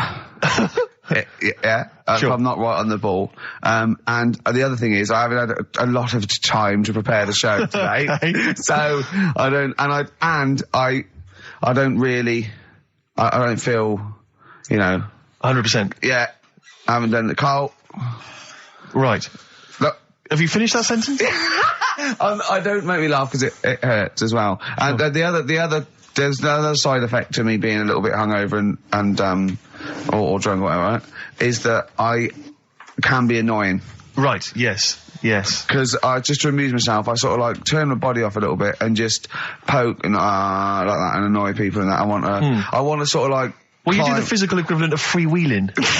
Don't you? You just I sort of want to climb on Carl and go to sleep on him. Yes. Do you know what I mean? Yes. They both annoy him and it'd be comfortable. Yes.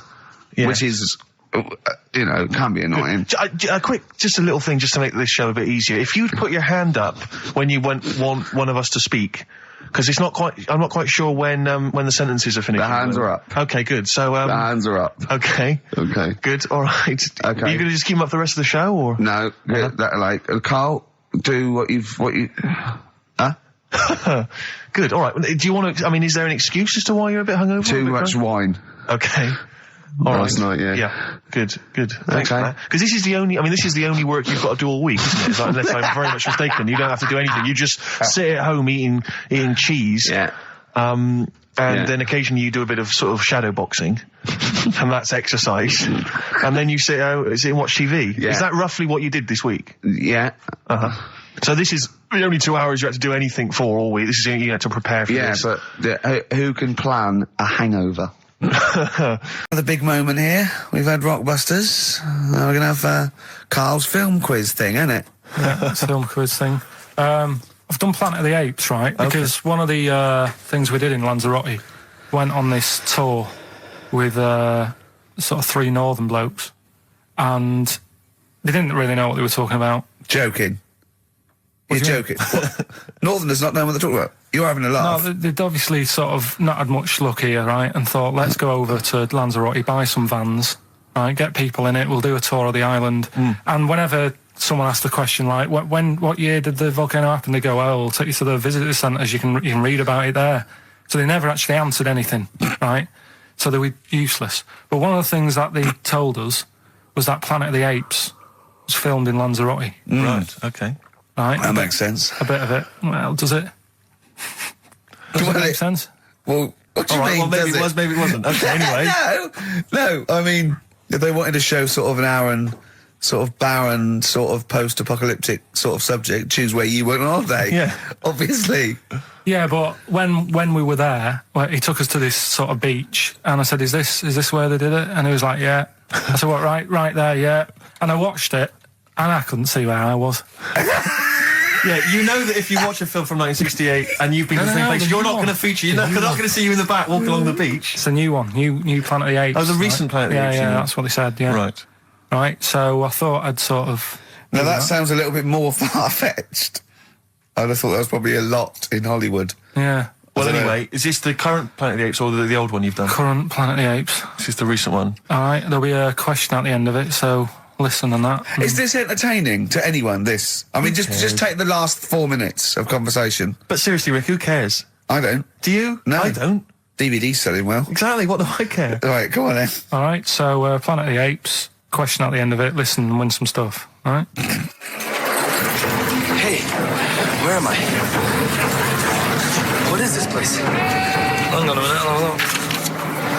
According to the Lanzarote guide, we've been dropped off at the volcano bit. Apparently there's 36 volcanoes here to be seen. I hope you don't mind my saying, but this is a waste of time. I know what you mean. Don't know why they need 36 volcanoes. Just keep one. Fill the rest in. Like a car park or something. Excuse me, guide. Why's the bus drops us off here? What's so special about this place? Well, according to our holy writings, that is where creation began. Where the Almighty breathed life in the time before time. Wow, it's amazing that, isn't it? All this has been stood here for years and years. What about the coffee shop there? Is that old, is it? Well, nothing. You're out to rip us off. I raised about £4 for a coffee there. Always ripping people off. That's what annoys me with these trips. You get us in the middle of nowhere, we die of thirst. Well, I'm not to do without. The reason I've come here, I believe this is where they did Planet of the Apes, innit? Love monkeys. Especially the ones in Planet of the Apes, because they talk and that. Talking monkeys can't exist. Joking, aren't you? Of course they can. Getting up to all sorts of stuff. I read about a monkey the other day who worked on the railway. Right? There was another one about a chimp that did a bank job and went off to Spain to sort of... Shut up! Oh, hey. What is that? Little monkey fella. It's come from that little coffee shop. It's been serving coffee. Now that is worth paying £4 for. No, you're teasing him. I'm not teasing it. It's working, isn't it? It's serving the... We want some coffee. Get us some coffee. I've heard about this. You can buy coffee that's been sort of hand-picked by monkeys. It's like Coffee Mate, except it's more sort of coffee primate. Yeah? Hello, little fella. We want coffee. What do you mean, we? You're gonna have a coffee, aren't you? What else are you gonna do? Go and look at another 35 volcanoes? I'm staying here. I'm having a monkey coffee. It's brilliant. You find this amusing? Jesus, it's a talking monkey. All right, mate. Have a couple of coffees. Don't start now. We're off duty. I'm starving. What do you mean you're off duty? Have you been on us later? Just get us a couple of coffees.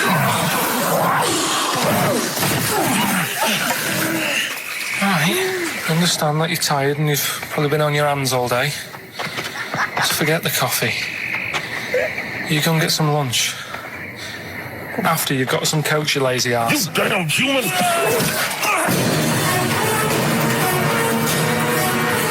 Powerful. Lovely. Excellent. So, what's the question? If you've been listening to the whole show, how many volcanoes do I think's on the island of Lanzarote? Okay. Yeah. I might have it wrong, what I've been saying, but it's roughly around that. Yeah, so what have you been saying? Yeah. Yeah. All right. Ricky.gervais@xfm.co.uk. You're more likely to win the prize if you leave your address on the email. Yeah. Because otherwise we can't really be bothered to phone people or email them back. So, Good point. Put your address on there and you could win some crap. In a jiffy bag. Carl's theme tune there by Placebo. Special Needs on XFM 104.9. All right. New Year's resolution, Carl? I don't know. I don't do it. Really.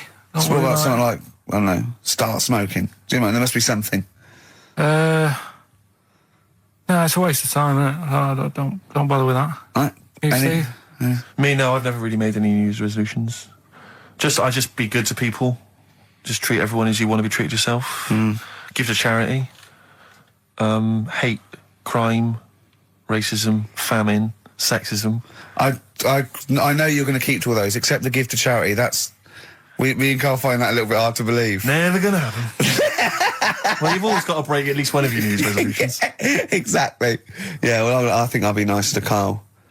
What about learn more? I was thinking that. I want to learn more. I'm always teaching you stuff. I've got... I watched... I'll tell you what, Christmas telly was dreadful this year. I don't know if I've hit that age where I think... But I think consciously I thought this is worse than usual. Yeah. And I ended up watching Discovery Channel and History Channel again, and I watched 4 episodes in a row of this fantastic documentary, 1418 War, narrated by Dame Judi Dench, and it's brilliant. I just can't get enough of it. I hated history at school, and now I want to know everything. Yeah. And I think that's mine.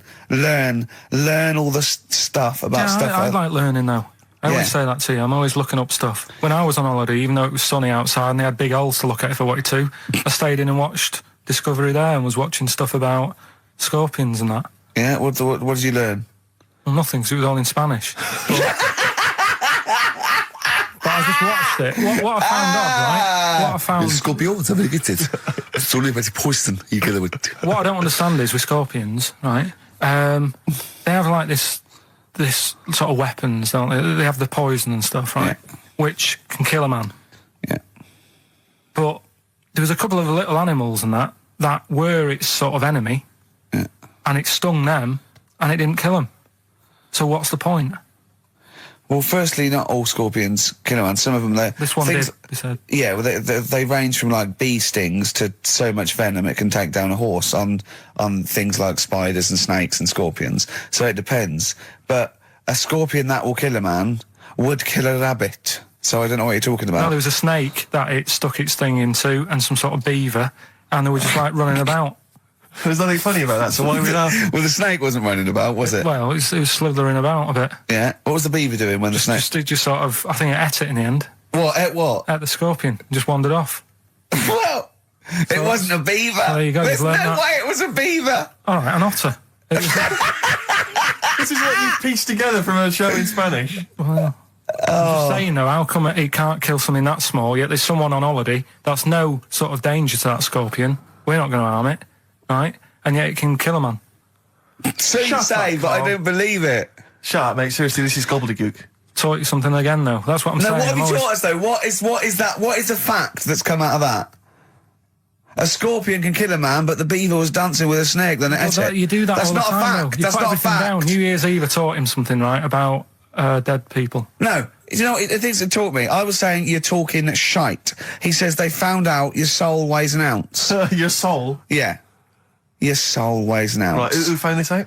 I read it. Your arsehole weighs an ounce. Yeah. There's no such thing. A soul weighs an ounce. You're talking drivel. All right. Have you got any monkey news?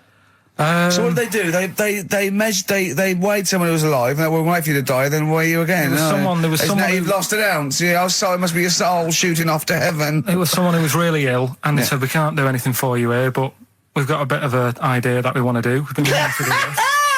Stuck him on some scales. He said, right, you weigh 9 pounds and an ounce, or whatever, because he was wasting away. He died, 9 pounds. Right? Fine, well, that's proof if proof be needed. Nearly got to wrap it up. I think we've got to do the Rockbusters winner and give someone those lovely prizes. Monkey news, then we're out of here. We'll maybe come back, maybe do some Christmas specials. I don't want to make any promises. Right then, first one. Chewing breaks. Fishing for a dream. That's what we're fishing for, isn't it? We're fishing for a dream today. What's that mean? Poverty. I don't know what I was talking about. It doesn't matter what you're saying, Rick. No one's listening. No one's listening. Well, we've got to finish anyway. Think about the fact that think how small our percentage of listeners is anyway. Anyway. And then you two are on stage at the moment. This is like broadcasting during Christmas dinner. This is the same. It's just on hospital radio. Yeah. Yeah, exactly. Where everyone's got an iPod for Christmas. Yeah. On the ward. yeah. Well, we're going to go through now till 5:30, and I've got to rush off, I'm afraid, to Live 8. Don't apologise, mate. When people see the glam that you're bringing to that event, they don't even care about the people introducing it. Comedians going, ladies and gentlemen, just get on with it. No, I agree. No, I've got a good joint here. 2 blokes will get on with it. Bring on Madonna. But we're going to give it to them, Carl. We're going to go through to the end. We've done everything we have to do. Monkey news. The final monkey news of the year, possibly. It's been a joy. I'd just like to say, on behalf of myself, Steve Merchant, and this little bald mank, it's been a pleasure. Yeah, speak for yourself. Yeah. I feel drained today. Do you? Go on. This is the strangest radio show in the world. Yeah. Isn't it? Yeah. Because when we can do that, we can talk about this and go, I feel drained today. Just like he's not, like no one's listening. Because that's the sort of thing you say socially and no one listens. Like just when you're watching up, I feel drained today. It's rhetorical. Yeah. You're not expecting anyone, not even your loved ones, to go, oh really? They just go, that. But to do it live on air, no one's listening. What I mean is just give us a jingle. But the Exactly. But the truth is, the contempt we have for our poor listeners is the truth is, the unbelievable. listeners aren't listening, and we don't want to be here. So it really is one of the most pointless things ever. No, would have been quite happy to do a full show. But you know what? The flow of it's just. I would love to listen to this back in 10 years. This actual show. Let's keep this forever. Let's keep this show forever. The show, we went early, we were bored. It was a day we're trying to save Africa, but we're a little bit annoyed that no one's listening. Yeah, right. Right, once and for all, the final monkey news of the year. Oh, go on. What were we going to say? No, I was just going to say, if you're not into the Live 8 and you're gay, you're not listening, because you're on a walk. Game went on for hours, right? No one's listening. The terrible thing is that not even we're listening to Carl now. I know. Literally no one is listening to Carl. Insulting. There was a lot of smoking going on. It's going on. A lot of eating and nuts going on. That was a bit weird, because they don't normally get through as many, but for this night. So, come on, let's just play Bruce. Goodbye, everybody. See you maybe at Christmas time. Goodbye. Have you ever read the... You'll never learn. Come on. I think I've got SAD. What's that mean? That thing when it's Sade. when it's dark outside and you feel depressed. Oh, yeah. I think I've got that. But you're from Manchester, aren't you? Isn't it like pitch black there all the time? Isn't it like... Which country is it? Is it Iceland, where it's like dark all year? The land of the mole people. No. Yeah. I was telling Steve before. In fact, I'm not going to bore you with it. Go on. What were we saying about Wayne? Well, you bored me with it earlier. Can't you bore him with it? Yeah, it's only fair. What were we saying about what? Wayne King. Carl, play a record. Oh, that's disgusting, Carl. You're a pervert. Tickets for K-Fest. Right, go on. What's that? It's like a rock thing that's going on tonight. Right. If you're into that Welsh. Right, well, name some of the bands. Names of the bands. Nile. Go on. Right. That's one of the bigger ones. Mark Lanigan. Who? Not Lanners. Is Lanners playing? He's not really. Yeah. Mark Lanigan really playing there? I think so. God, who's that? What? Who's that? Who is Lanigan? Is he someone you went to school with? Who is Mark Lanigan? Who else is Who on? is Mark Lanigan? Is he the promoter? Oh, Is there a baguette-shaped gap left in their holdall? Before, let's make some bread that you can fit down your trouser leg.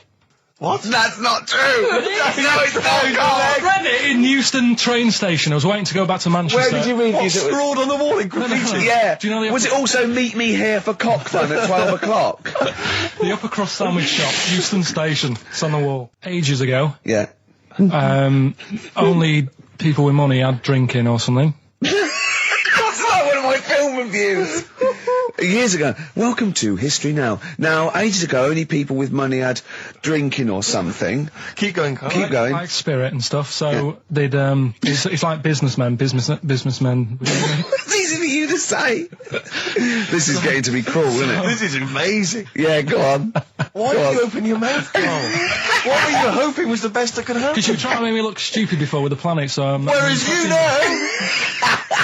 Yeah, go on, no, come on. Businessmen with money. I've got to drink, I'm ching. The pigs come, if you like. Sorry?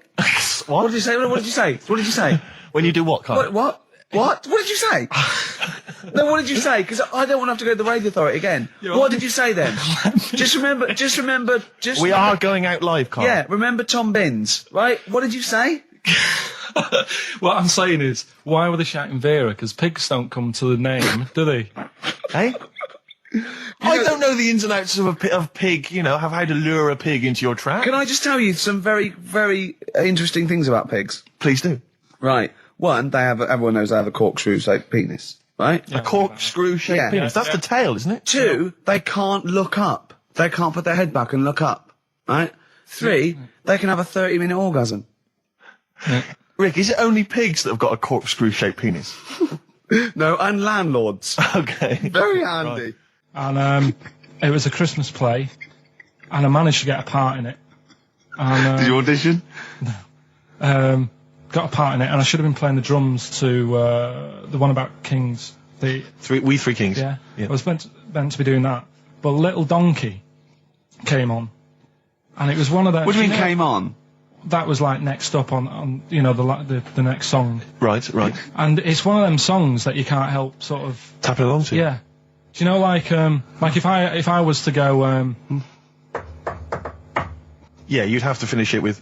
yeah. Do you know that they actually send that into space? Do they? And what, hoping that aliens will respond with that? Yeah, they do that because apparently it is one of them things that you can't help. What, even if you're an alien life form? Yeah. They know that, do they? Yeah. But anyway, what, because they watch Star Trek or something? Hello. Knock, knock. Yeah. No, seriously. Is it true, like, if you send out knock knock into space, yeah, they have to say Oggy, oggy, oggy. Oh, that is great. Seriously. Oh, hold on, what's something out there? What's a little green fellow? That is great. Yeah, so anyway, that is Little Donkey is like one of them tunes that you can't, and I was there and I had the drumstick and I thought, oh god. The drumstick! I could feel myself. And anyway, just wanted to do it, yeah. I started going along and playing Little Donkey, which I wasn't meant to do, but it went down such a storm. Okay, the film review. Gladiator. It's alright, nothing great. It's like an old, sort of an old version of Rocky done in the olden days, really. Right. A bloke fighting other people. Sure. How sort of well known is the story? Do you reckon people know the basics? Well, just very quickly, just do the plot. Quickly. There's a guy called Max. Maximus, yeah. Yeah. There's Caesar, and there's Caesar's kid, and Max goes to war, sort of wins it, comes back. Caesar says, you're good at what you do. I wish my son was as good as you. So I want you to be in charge when I die. His kid finds out, a bit annoyed about it, kills his dad, because he don't want anyone to hear that he said that he wants him to be in charge. Yeah. So his kid gets in charge and thinks, I'll show you. You're not going to be king, I am. You're going to be a slave or something. And then, next thing you see is... Sorry, can I just stop there? My only thought is the film's 3 hours long, so maybe we shouldn't go through the whole plot. We've done the first 10 minutes, but go on. So, yeah, he's a slave and then... Yeah, but then, that was an interesting bit that I thought, right? I mean, I was watching this with a girlfriend, she was already annoyed because she wanted to watch Friends on E4. Okay. Yeah. It was a good episode as well this week. Was it? Yeah. Don't tell her that. Okay. Right, so she was annoyed and she said, come on then, put it on.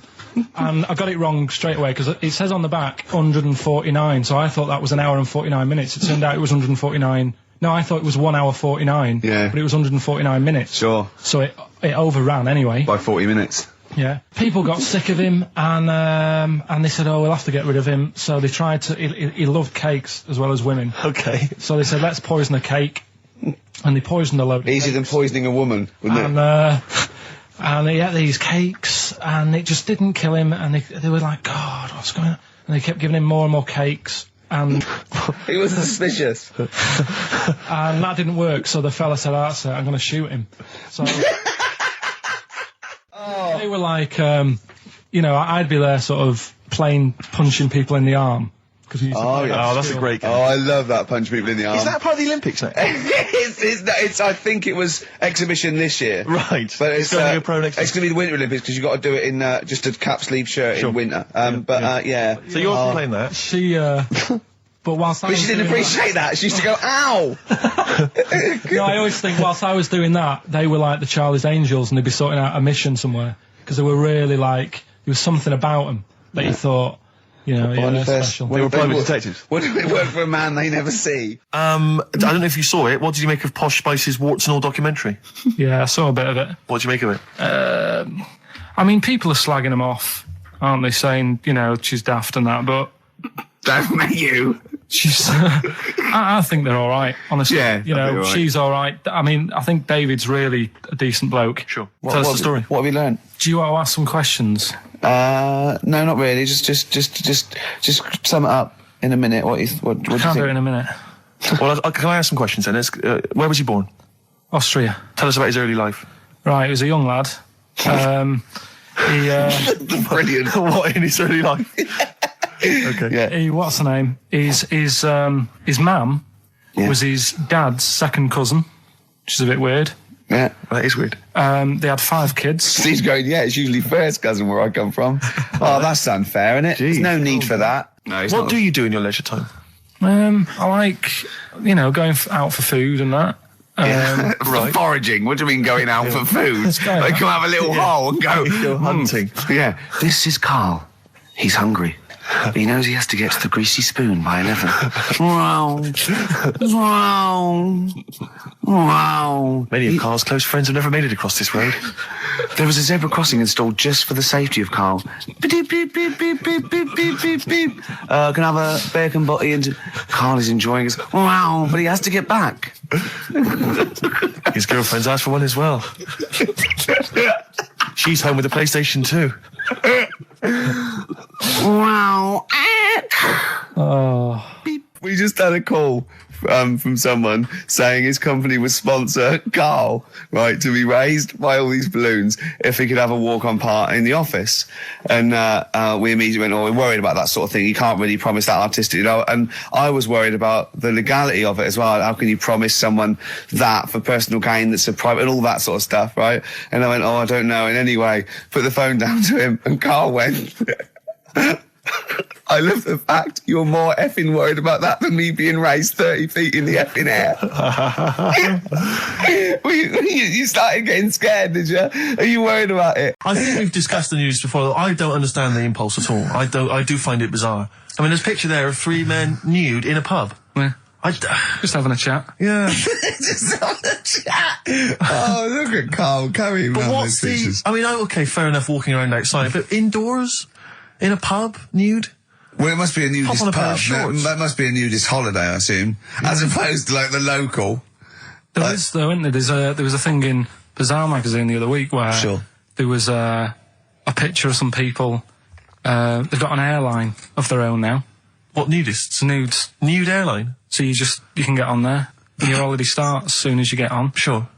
And but what's the point? Well, I'd be worried just about banging against things.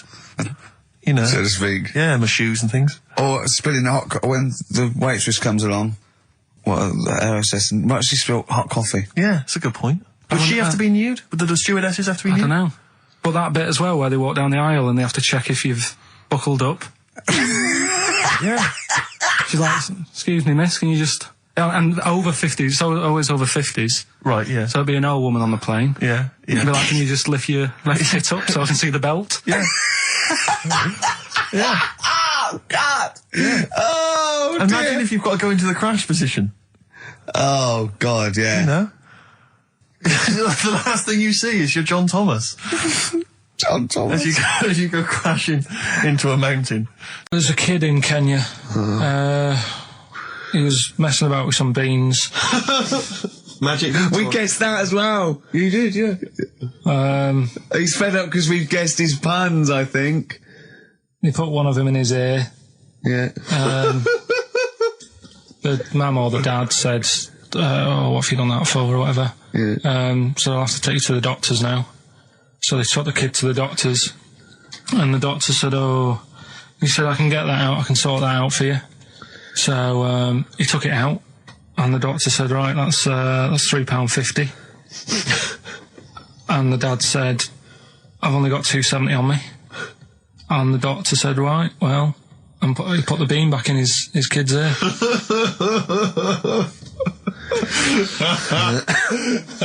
I don't know what to say. I don't know what to say. I mean, a couple of questions from me very quickly. Are you sure that those were definitely the sums involved, were they? Well, the equivalent of whatever the deal with in Kenya. Yeah. It was the equivalent of £3.50. Oh, so what currency was it, Karl, that you translated into sterling? I don't know. No, it was saying in the thing. It said the equivalent of £3.15, £2.70. Did it say that? Yeah. So did it say that? Yeah. Karl, look at me. Did it say that? Yeah, it said that was the. Did it say that? Yeah. Yeah, it did. It definitely said that. Definitely. Yeah. So it's just like, I suppose, I don't know. I mean, all these things. The idea is, it's not like a lesson. It's like, I'll tell you this.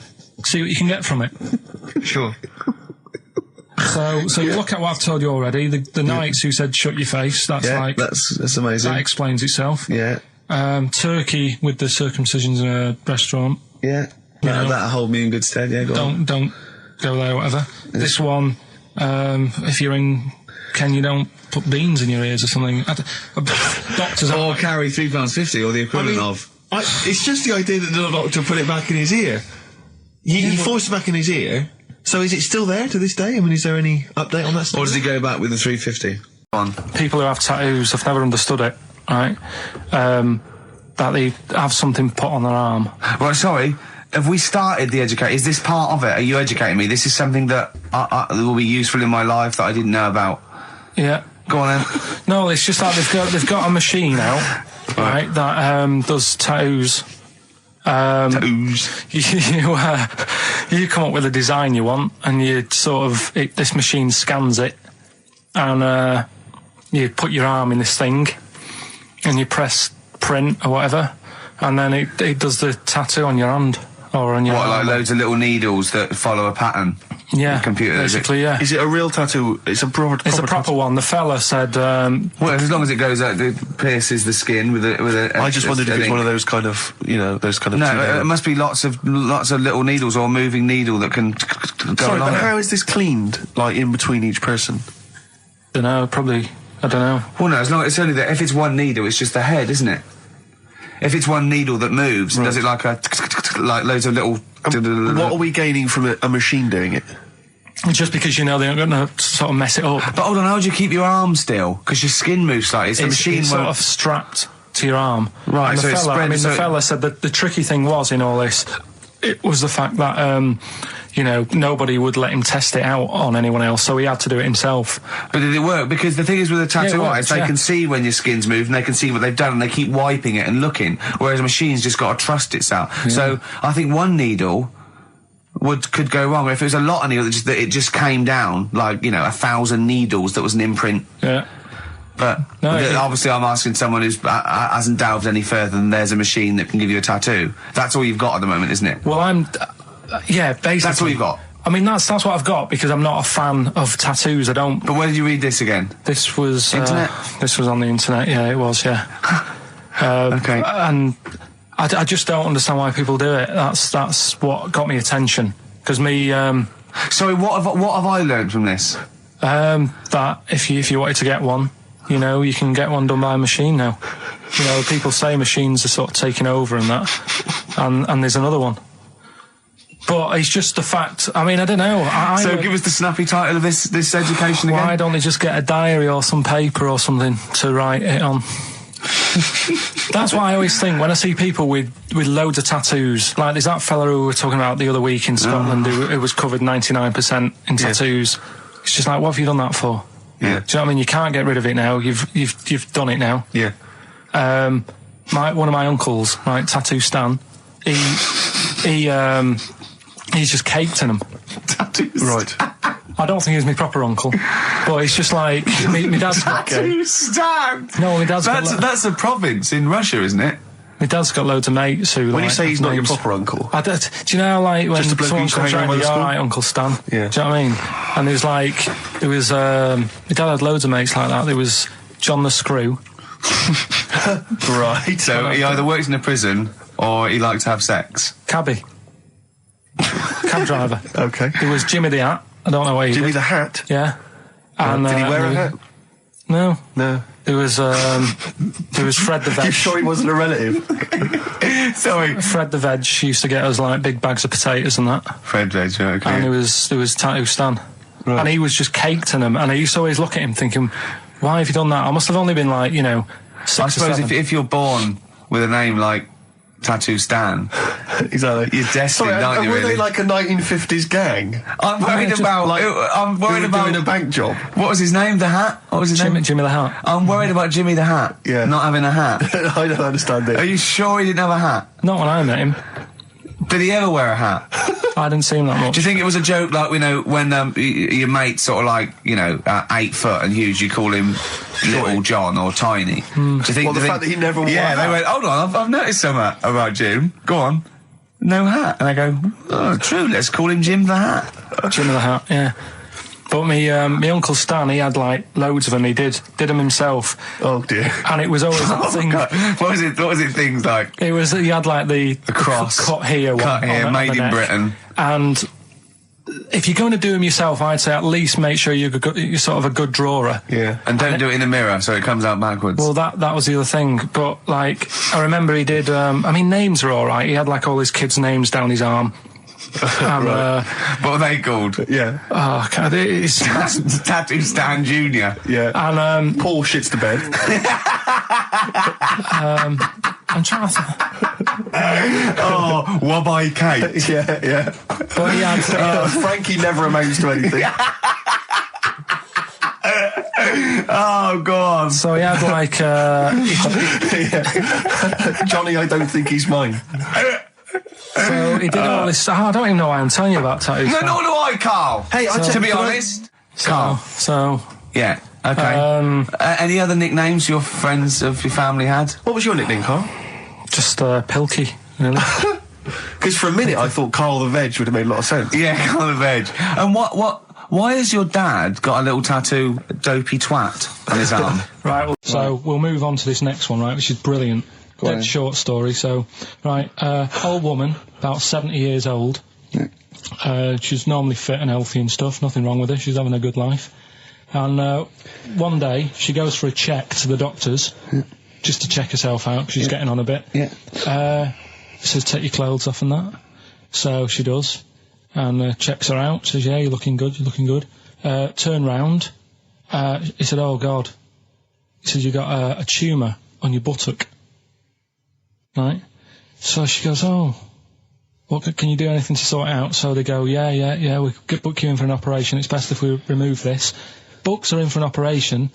Operation day comes, strip her down and that. They're all stood round, the doctors. Start to operate. It only turns out it's a pork chop that she sat on 5 years earlier and it had stuck to her buttock. Right, Carl. I can forward you. Serious. Right, okay, Carl, I'm telling you now, I'm leaving. I'm never doing this show again. No, I'm serious. Honestly. You're talking, I've never had such, you are, play a record. I couldn't believe it. What do you mean you can't believe it? Stop the record. Right, okay, right, what do you mean you couldn't believe it? No, when I read it, I said, I've got to tell Ricky that. This woman had a pork chop stuck to her arse for 5 years, you mental case. Of course she didn't. Doves caught by the river. People are going to think you're thick, Carl. Well, they can think what they want, because if they do their own research, they'll probably find the story. Because it won't have happened that many Carl, times. Think about it. I mean, how could an old woman have a pork chop stuck to her arse for 5 years? She said she couldn't remember even making one, so she was as surprised as the doctors were. But hold on though, she presumably must have sat on it naked. Yeah. Didn't that bring back any memories? Yeah, it's weird, but... Carl. But why would it stay there? Why wouldn't it fall off when she had a bath or a shower? Grease. What about a bath? But why didn't the doctor realise that when he first looked at it? Yeah. Was he not paying attention when he said, I think it's a tumour? Carl, listen, think about it. A pork chop stuck to your arse for 5 years. You're naked, you sit on a pork chop. Will we ever get to a point where all this is too heavy for the world to handle? Right, what error has he made there, Steve? What physical, scientific error has he made there with that question? I can't begin to explain it. Carl, we're not getting the rocks from other planets. It's already here. It's like having a big pile of books in a room and then moving them over to the other side of the room and build a thing going, oh, can the room take it? I'm building a lot of things out of these books. What about plastic? Where's that come from? Other chemicals that existed on the planet. Yeah. Do you see the point? Hang on a minute, though. What about a little tree? You plant that as an acorn, it grows, Rick. That's bigger. That's more stuff. Yeah. Don't listen to him, Carl. He's patronising you. What about acorns and that, though? Right. They grow from minerals and proteins already in our atmosphere or in our, the mass of Earth. What about a cat, Carl? Right, you get it, it's a very tiny kitten, but it grows up and it's bigger. Carl, he's doing it on purpose. Elephants? They're very small to begin with, but they get bigger and bigger and bigger, and so they get heavier and heavier. Mind you, dinosaurs have gone. You know, but you...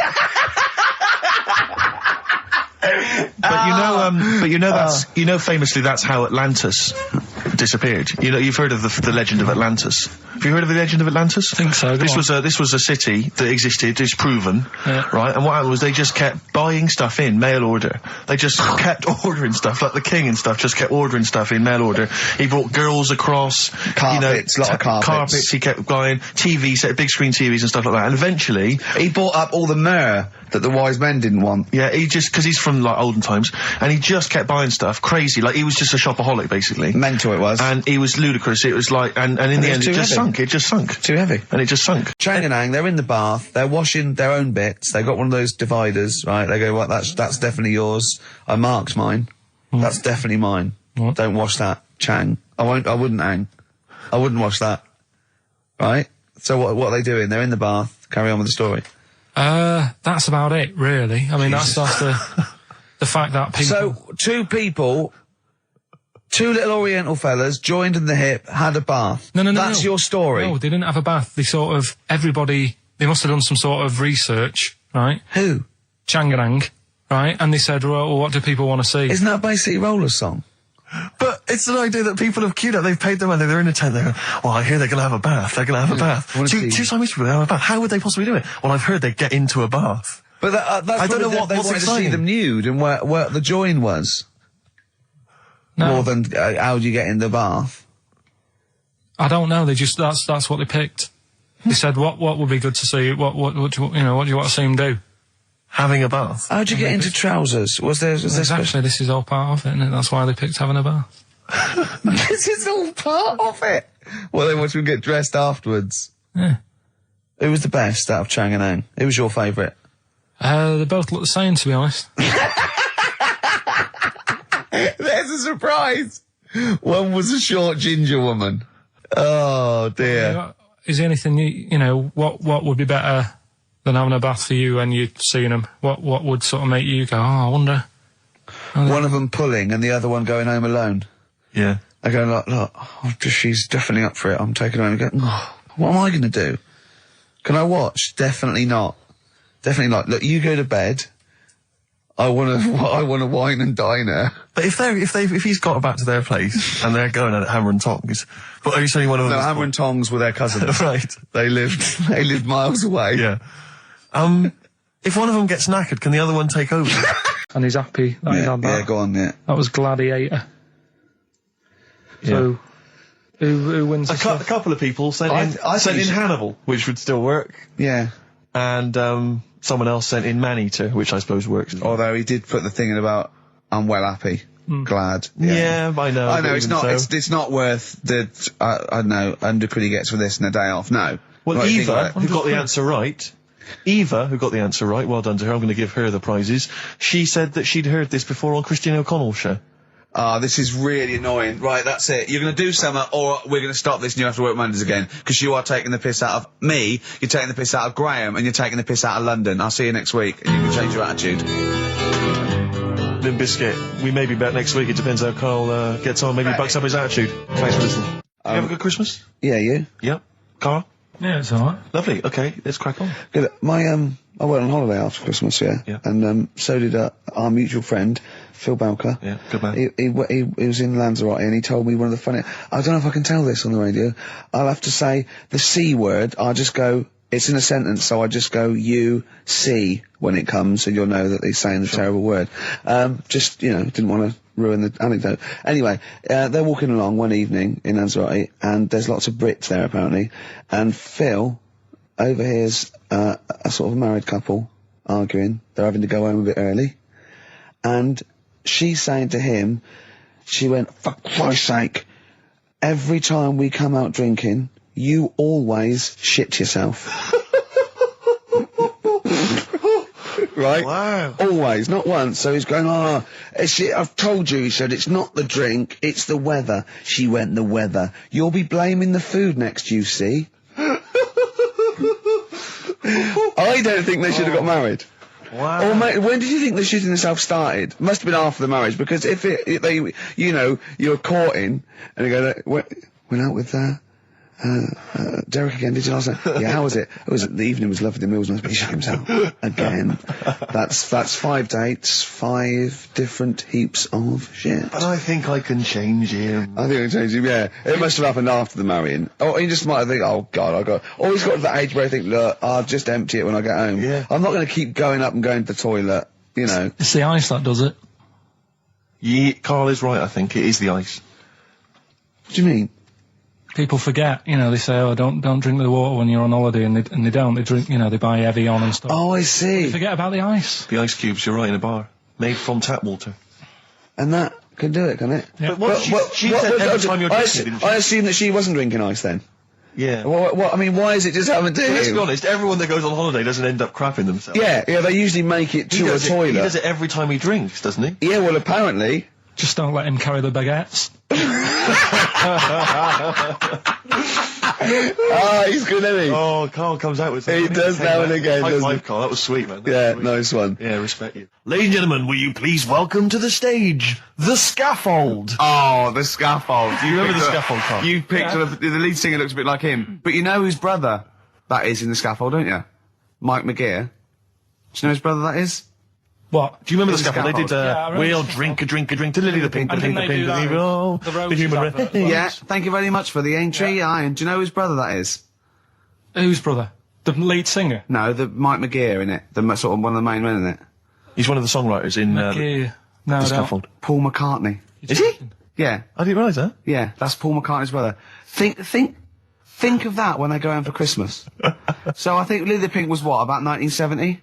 Yeah. It was number 1, wasn't it? Christmas number 1? Yeah, big number 1, yeah. I don't know if it was Christmas number 1. Two Little Boys was 1969, last year. That definitely was number 1. Yeah, but I don't know if it was Scaffold Christmas was. number 1. It was, because I remember I did it in some Really? ways, yeah. Yeah. Oh. So they go home at Christmas and Mrs. McCartney goes, alright boys, how are you, Paul? How are you doing? I'm just starting a new band called Wings. Yeah, oh yeah, so this is Linda. Alright, don't forget, sit down. Mike, what are you doing? Just had a number 1. Brilliant, round of applause. How many number 1s do you have, Paul? 19. Still. We know what we like, don't we? We'll drink, the human race. Paul goes, wow, if you want to. The long and winding. Boring. We'll drink. Linda, do you want to be in the scaffold? We're probably going to go on tour and stuff. I know you love it. Well, I quite like it. Yeah, we'll drink. You're not going to be in Wings if you're going to play with him. Well, I got make a tricky decision. I mean, that's a great song. Everyone's loving it. It's Christmas number 1. What are you doing eating his bacon? Well, I love it. You don't eat bacon. Yeah, but I love the music. He's a great guy. Stop it. What are you doing? Well, I just, I love the music. We'll drink. No, you don't. Yesterday, all my troubles seem so... Thank you very much for that.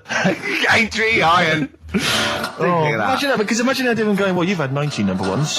I mean, it can be around time. Yeah, if you stay like this for the scaffold, I'm going to rule the 70s. Yeah. If things that carry on going like they're going now, the scaffold, ladies and gentlemen, will you please welcome to the stage, Beck. Oh, nice one. That was the Christmas song. Remember them dissing all over the place as usual? Absolutely. Dissing all his mum and everyone. Yeah, it's a little bit of cussing in there, which they bleeped out, thankfully. Carl's in a bad mood already. He's been in about 3 minutes and he's in a bad mood, getting stressed. If you can't hack it, leave. What's the matter with you? No, I'm just saying. I was meant to enjoy last Saturday off and I didn't. Why not? Why is that our fault? Because you weren't here? Just because... I don't know, but... Are you not in the Christmas spirit? Why didn't you enjoy last Saturday? What did you do? I went all the way back up north again, right? Because it was Suzanne's dad's birthday, right? I was busy last week, didn't have time to get him a present or anything. Didn't have time to get him. So I got to Euston Station, bought a card for him, which was a Christmas card, so he wasn't happy because he was saying it's my birthday, and I said, well, I won't be seeing you again. So I've got a joint card, and then we went out... Did you get him a present? Well, no, because we went out on Saturday night for something to eat at this pub that he likes. It was a nice steak and onion rings, right? Lovely. So he should have been happy anyway. Yeah. But... What, you paid for it? No. But you should have been happy anyway. Suzanne paid for that because it is her dad, right, not mine. So I said, all right, what can I do? I said to her. So she said, just buy a few drinks or something. Anyway, I didn't get around to getting drinks. I can't believe it. Can't believe it. Right, so I said, right, I'll pay for the cab. right? Oh, what a lovely Christmas gift that is. Yeah, So, £2.50. I paid, no, it was like in £3 Manchester there, it is. £3 back. So £6 you spent on him. Well, no, I spent more. See, that's what he said. He You said, get the Bolton and back, can't he you, said, for that? he said, oh, you spent on me £6 for my birthday. I said, no, I haven't, because I gave the taxi driver a tip. I'm a little bit worried about his attitude as well. Because even if, I mean, that is a stingy present, but you don't say... Well, I mean, let's be honest, that's the worst Christmas gift ever, because, I mean, you're pretty bad, like we discussed in the past, but at least you spend a bit of money. Yeah. It's just thoughtless. Yeah. This is nothing. I know. You haven't given him any time. I mean, I would... And I knew my demographic. They loved it, my family. They couldn't believe their luck. You know. Well, a tenner. You spent a tenner on him? Well, the cab fare was £6. But the thing is, it's not. I don't think he's saying that. I think it's the fact that this is like, you know, frittering away and it's kind of thoughtless, he would have loved to. I'm sure he would have been appreciative of a lovely £10 gift that you cared about and bought. A book he probably likes, Fly Fishing, doesn't he, by J.R. Hartley? If you'd have bought that, he'd have gone, that's what I was looking for. Well. Or what I was looking for, Carl. Bloody hell, Carl, you little balls twat. That's just what I wanted. So, all right. So just calm down. So what have you got planned for Christmas? Is this what, I mean, are you doing the same approach with Carl, Suzanne? excellent. You've paid me milk bill for this week. That were reet nice. I'm spent this year. So have you planned anything for Suzanne, or are you just... Yeah, I'm taking her out Christmas Day for something to eat. Well, does she know that? Was that? She's working today, so she, you know, so... Right, okay. So what Christmas gift have you got? That's it, I'm taking her out. What, you haven't got a present? No, because we spent a lot Don't this forget, year. that's half yours, though. You're not going to just be sitting there watching her eat, going, oh, I'm hungry, but I spent all of it. You're going to be eating as well. That's half yours. So she's got nothing to unwrap. He's like a cat who's been hit. She's got nothing to unwrap. There's nothing. She's going to hand something over to you, because I've met the woman. She will. She'll hand something over, you'll open it, you'll love it. I might get something today. You shouldn't take me to begrudgingly persuade you to do it. God. Yeah. Right, so... Yeah. Well, I'm gonna try and stick in some Christmas songs. We're not playing all Christmas songs, but I've brought in a couple. So this is Christmas, John Lennon, The River, Joni Mitchell, Fairy Tale New York, one of the best Christmas songs ever. Oh, what about a bit of Pretenders? That's a good one, 2,000 Miles. Let's hear it. Pretenders, 2,000 Miles on XFM 104.9. This sort of Christmas edition. We're not here next week, are we? No. Carl is, aren't you? Well, you are in a way. I was doing a best of, isn't it? Yeah. Is it a best of? Yeah. Brilliant. Have you been putting it together? Not yet. Okay. You want to get a move on? I'll do it today. Tell me what bits you want in it, and I'll sort it out. It's not for me to say, is it? Yeah, it is the best stuff. Well, maybe people could email in with their the highlights of the year for them. I'm trying to think what they were. I mean, mostly talking to Carl. It'd be mostly Carl, wouldn't it? Mostly Carl, gibberish from Carl. Oh, I think it'd be an awful lot of educating Ricky from Carl.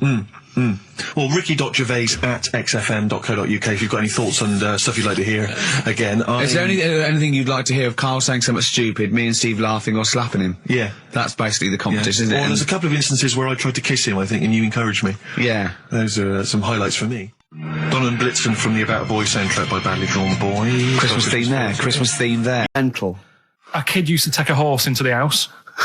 Sorry. Whoa, Neddy. What do you mean a kid used to take a horse into the house?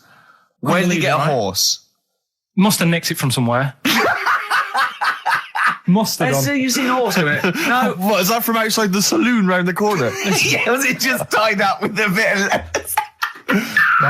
Oh, that's great. Big Jake coming looking for it. I'd been out. Oh. No, sorry, let me get this. This was before the lynching stopped or after. Where did he get a horse from? What do you mean he must have nicked it? His mum said, where'd you get that from? I bought it. All right then, but keep it out the kitchen. I don't want you going Catlin rustling. Where did he get a horse from, Carl? And how long did he have it for? Was he leading it or riding it? Mum, open the door, I can't stop! I can't stop it. Open the patio door as well. Looks like we got us a runaway. What do you mean? I've sort of... Don't think you can ever be boring, No, but what I've done, I've took like different ones. So I've took a good one that I think, that's a good quote, that was worth putting in a book. I've put one that isn't really a quote, so I don't understand it. Oh, yeah? One that isn't clever. and a funny one. So a bit of variation out of one book. Oh, how long did this take you? What did you do? Did you sort of like sit? About half an hour last night. And did you sit sort of like quietly at a desk or something? No, just in the lounge with the telly turned down. Oh, right. Just to give a bit of light to the room. Just had it on, but turned down. Have you figured out lights yet? So the first one And it was like they stuck some bacon on his head. And as ever, the vital piece of information, i.e. the reason, Carl seems to have forgotten. Because the worm was in his body, and they said everyone likes the smell of bacon. Including worms.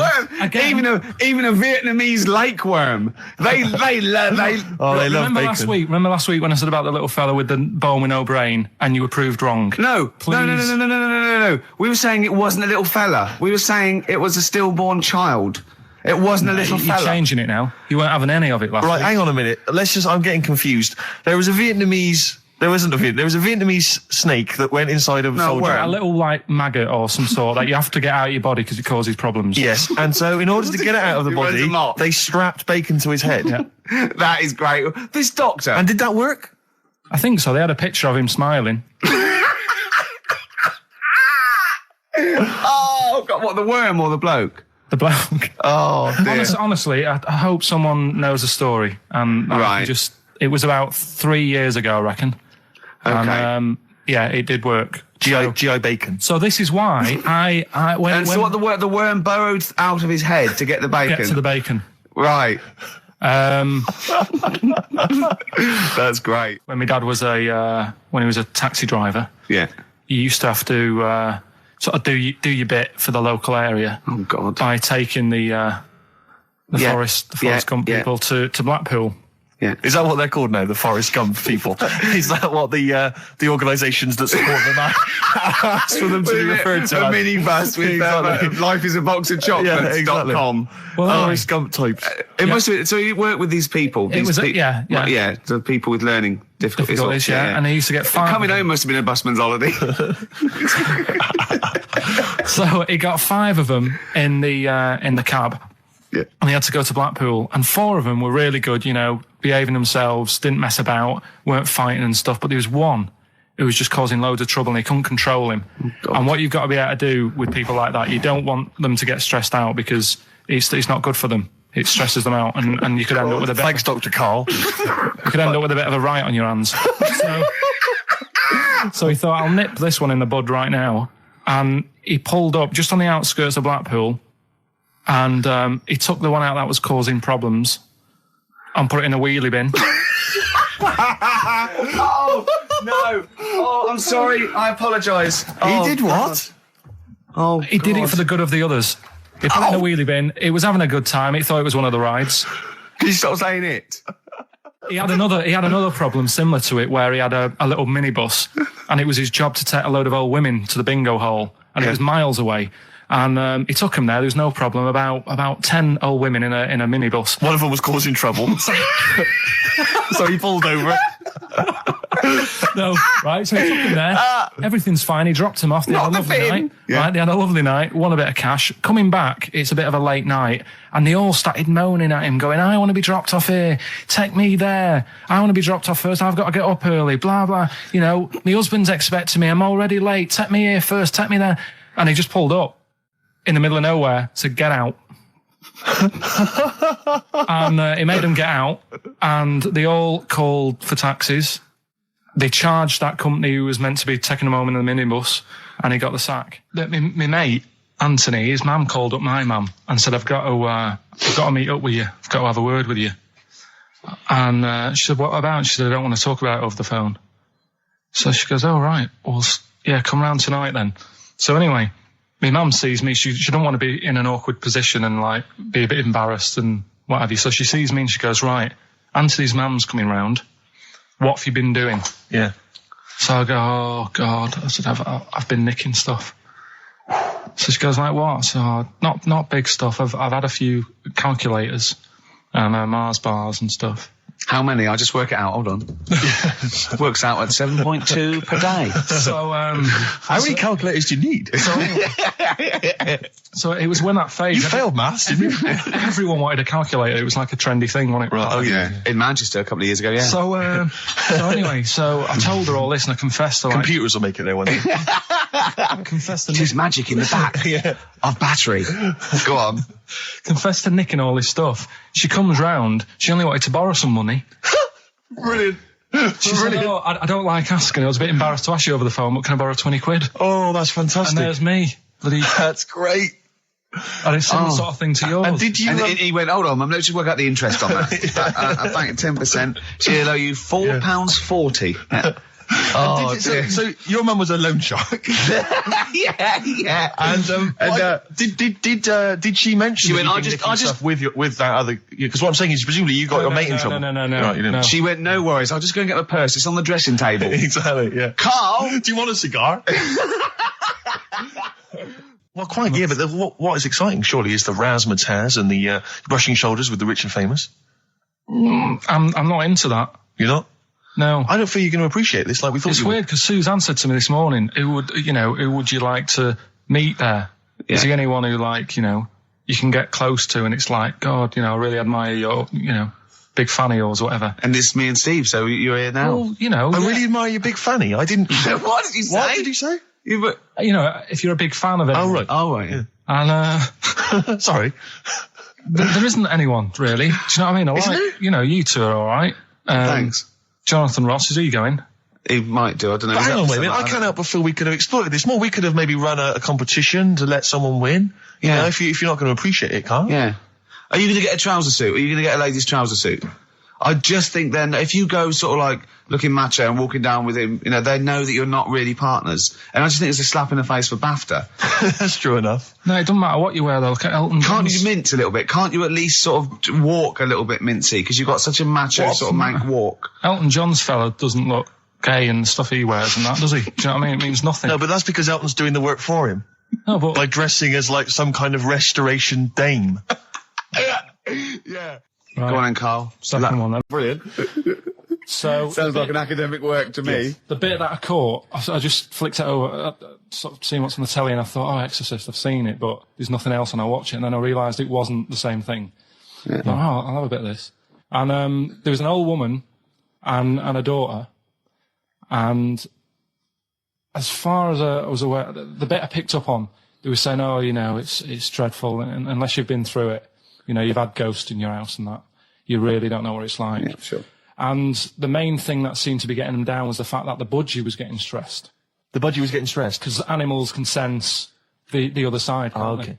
Can they? Yeah. Okay. So, and how was that manifesting itself? You don't know. What was the budgie doing? I think it just wasn't happy. Right. Did it explain that to people, or how did it express that? Budgies are known for being chirpy, aren't they? I said it wasn't chirpy. It normally swings on its little perch and that. And just depressed because it was possessed. It was just sat around in its pajamas. So No. Come on, Steve. Come on, Steve. You're making this a mockery. So the budgie was depressed because he could sense the ghost. Yeah. And then this guy, this Mr. Exorcist came round. Was that his name? Yeah. Okay. Was he a priest or something? Yeah, he might have been. Yeah. Like did he have like a black coat with a little white collar? That's usually the... He had his coat on, so you couldn't tell. No, sure. Okay. But so he came round and he sort of did his thing. And then was he trying to exorcise the budgie? No, the ghost. House. Right, so it wasn't that the budgie had a demon on it. No. Okay. No, this wasn't a possession, was it? This was a straightforward... It wasn't a poltergeist or anything. It was just a... Well, a haunted house. Yeah, but that's the thing he was saying. He was saying you can have like your ghouls and that aren't that bad, that aren't going to cause you any problems. Yeah. But obviously the budgie, they've got weak hearts and that, haven't they? And sure. So anyway, basically he sorted it out, did whatever he did, and the next shot you see is like the budgie making a noise and swinging his eyes over the moon again, and the old woman was like happy because she couldn't believe it. Yeah. And the priest didn't come in and go, well, you should feed that bird. Give it a bit of millet. It was happy. It goes, right. No, see you later. No. It was a... budgies are... my mum's got a budgie. And they're fairly happy all the time, aren't they? So it's got to be something fairly odd. You never see a budgie sitting down going, I feel like topping myself, to be honest. Yeah. Do you know what I mean, then? No. Do you know you can have, like, a moody dog? You can see a dog when it's unhappy if it's walking down the street. You can have a moody canary, can't you? And what they do is they often tell the police what you've been doing. They're known for that. Mm. Yeah. So basically... So that, for you, is proof that the supernatural exists. A bird in a cage got a little bit annoyed, wasn't chirping as much as it normally did. Who knows why? There could have been a little draft up its You know, and cloaca. Exactly. That's Anyway, a medical term. Anyway, a man came in and did whatever he did. Yeah, Mr. Exorcist, though, Steve. This wasn't any bloke off the street. This was Mr. Exorcist. Yeah. Yeah. So and for you, that's the proof that there's just because, like, if it was a person, you go, they're playing up for the camera. Yeah, you know, a budgie could possibly act like that, Steve. Yeah, I see what you mean. You're saying a budgie would not be trying to. It wouldn't be trying to become famous. No, or trying to get on the telly. not like Lassie. No, sure. It was basically a show off. Yeah, or Champion the Wonder Horse. Yeah. What do you think? I think I've changed my tune, Rick. I don't know about you. I have, and I think we should play a record. I'd love to get Mr. Exorcist in. So go on. Along the similar sort of lines, right? This is quite a few years ago. This fella sort of upset the royal family doing something, right? So they said that this isn't good. Wasn't Ben out under that Jubilee thing, was it? I can't remember what it was. And they said, right, that was terrible. We're gonna cut your head off. You know, you gotta show people that you can't be doing what you've been doing. What was this? The 1970s? What you said a couple of years ago? You mean maybe sort of? Was it the olden days when the phones weren't very good? Ages ago. Yeah, ages ago, sure. So yeah, fair enough. Yeah. So very philosophical. Yeah, imagine that when you watching the story. This was literally ages ago. Yeah, exactly. Yeah, Simon Sharma's History of Britain. Yeah, yeah. Oh, So- and even before that, which is yonks before, when it was all mental and different. Sorry, Carl, go on. So he's having his head cough, and he's resigned to it. It's the day before. He's kind of got it into his head now that I'm not going to have my head much longer. Sure. So he said, let's make use of this. Yeah. He said, I wonder how long, like, the body can stay alive without my head on it, right? So they were like, I don't know. So, Hoover. So the jailers? Whoever he was asking. These jailers with one eye. Yeah. Get out, pal. So he said, no, wait a minute, I've got an interesting scientific experiment, jailer. Well, fair enough. What is it? So, he said, what I want to do, right, he said, you know, surely it's my last right. You know, I'm gonna be dead tomorrow. Sure. So let's do a test. He didn't draw it out this long, did he? Yeah, and he said, let's test this out. You know, he said, do us a favour. He said, you know, it's my last day. What I want you to do is, you're gonna cut my head off. Let's put a white line on the floor.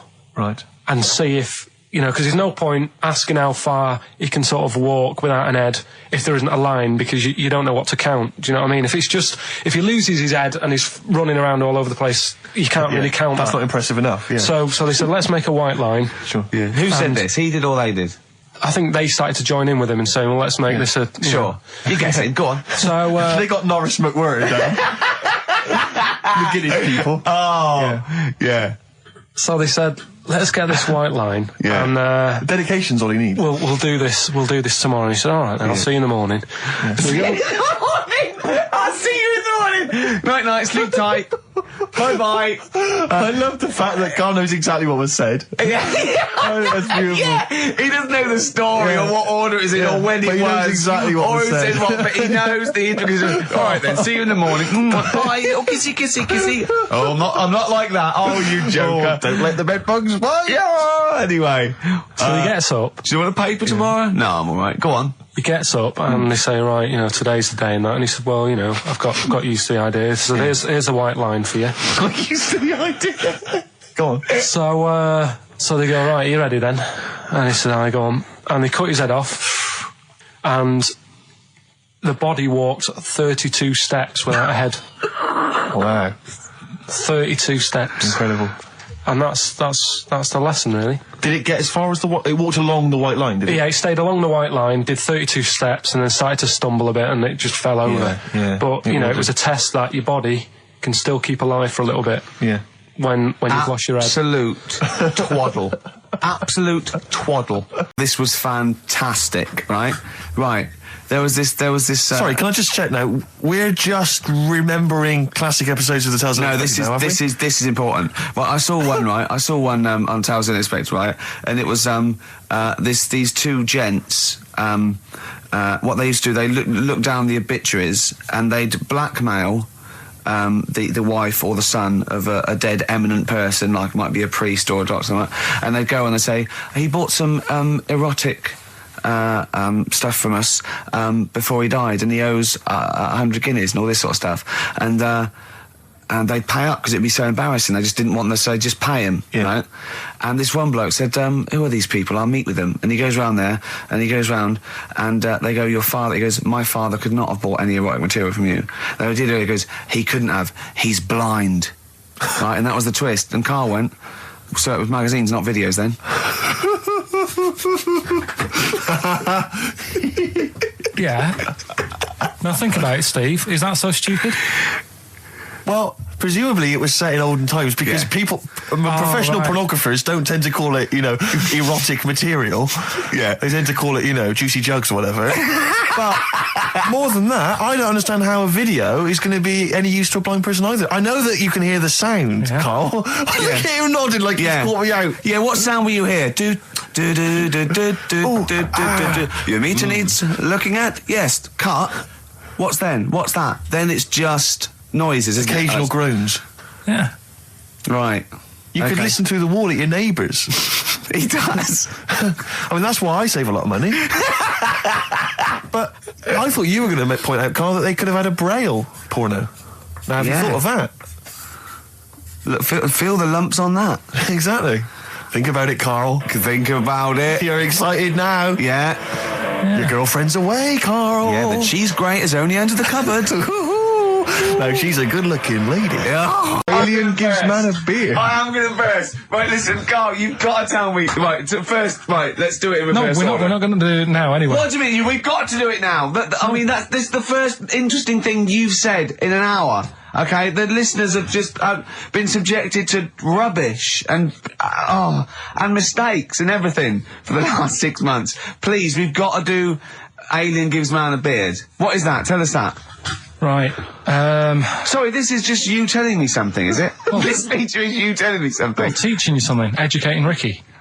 Huh? So are we playing it now? We're already into this feature. Well into this feature, are we? Yeah, I suppose we are, yeah. Should there not be a jingle or something? Yeah, can we have a jingle? There's no point, because look, I come up with ideas and you dismiss them straight away, so I'm not wasting my time making stuff. Right. If you don't like well, okay, let's play Educating Ricky. Right. Brilliant. Go. Right. So Ding-a-ling-a-ling-a-ling-a-ling. Educating Ricky. Right, what are we going for then? Hanging the bacon, airy Chinese kid, Alien Gives Man a Beard. I think Alien Gives Man a Beard. I'd like to do that. Right, there's this fellow, I think it happened in America, and he saw a bright light in the sky. And God, if you're bored. And he stood there. This is a true story, is it? Yeah. He stood there. Yes, of course it isn't, Steve. And he saw this bright light, and it came closer and closer, and it was a UFO, right? Yep. And he looked at it, and it disappeared, right? And he gets back in his car. He looks in the mirror. And he looks in the mirror. Yep. He's only got a beard. He hasn't. You sure it wasn't someone else who got in the car, and he was still standing out there? No, right. What? And it turned out, he got home and said to his wife or his girlfriend, it's a bit weird. So I just got out of the car to look at a bright light, and I got back in the car and I grew a beard, and she said, never mind your beard, where have you been for 3 days? And what had happened is... He passed out because he was pissed? No. The UFO had taken him for 3 days. Yeah. But he'd only thought that he'd only looked at it and it went away. Yeah. But what had happened is he took him and he grew a beard because he hasn't had a shave. Right, okay. I mean, was Will Smith or Tommy Lee Jones anything to do with this at all? Did you see this on a video maybe and thought it was an educational film? No, it's from a book that some kind person sent in to me. Here. Can I just ask again, just again, I'm just throwing this right back at you. Do you think there's any other possible answer here? Right? A man is absent for 3 days from home. He's grown a beard. The length of time that it could take to grow a beard, lest we forget. What if he hadn't actually seen a bright light in the sky? What if he was lying? What if he was lying? He got knocked unconscious. He'd had a car crash. Just lying. No, just lying. Or he was just lying. Yeah, he'd been on a bender, getting pissed for 3 days. And that with was his an mates. excuse to his wife. And they went, Dennis, what are you going to tell your wife? Well, wait a minute. Wait a minute. You're not going to believe I was out with you, lads. Just say you're only away for a minute. No, I wasn't away from it because of the beard. Oh, yeah, look, it looks like you've been out for 3 days. Well, we have. That's exactly right. Okay, we've got to cover that then. Alien abduction. Great one. Okay, let's try that. Do you see? That's a little scenario there that could have been played. So when you say educating Ricky, what have I learnt from this? Never listen to you again. That's all I've learnt so far. Never listen to you. That's great. When my dad was when he was a taxi driver, yeah, you used to have to sort of do your bit for the local area. Oh God! By taking the Forrest Gump people to Blackpool. Yeah. Is that what they're called now? The Forrest Gump people? Is that what the organisations that support them ask for them to be referred to? A minibus with Life is a Box of Chocolates.com. Forrest Gump types. It must have been, so you work with these people? The people with learning difficulties. And they used to get 5. Coming home must have been a busman's holiday. So he got 5 of them in the cab. Yeah. And he had to go to Blackpool, and 4 of them were really good, behaving themselves, didn't mess about, weren't fighting and stuff, but there was one who was just causing loads of trouble and they couldn't control him. And what you've got to be able to do with people like that, you don't want them to get stressed out because it's not good for them. It stresses them out, and you could end up with a bit... Thanks, Dr. Karl. You could end up with a bit of a riot on your hands. So he thought, I'll nip this one in the bud right now. And he pulled up just on the outskirts of Blackpool, and he took the one out that was causing problems and put it in a wheelie bin. Oh, no. Oh, I'm sorry. I apologise. He did what? Oh, he did it for the good of the others. He put it in a wheelie bin. He was having a good time. He thought it was one of the rides. Can you stop saying it? He had another problem similar to it where he had a little minibus, and it was his job to take a load of old women to the bingo hall, and it was miles away. And he took him there. There was no problem. About 10 old women in a minibus. One of them was causing trouble, so he pulled over it. No, right? So he took him there.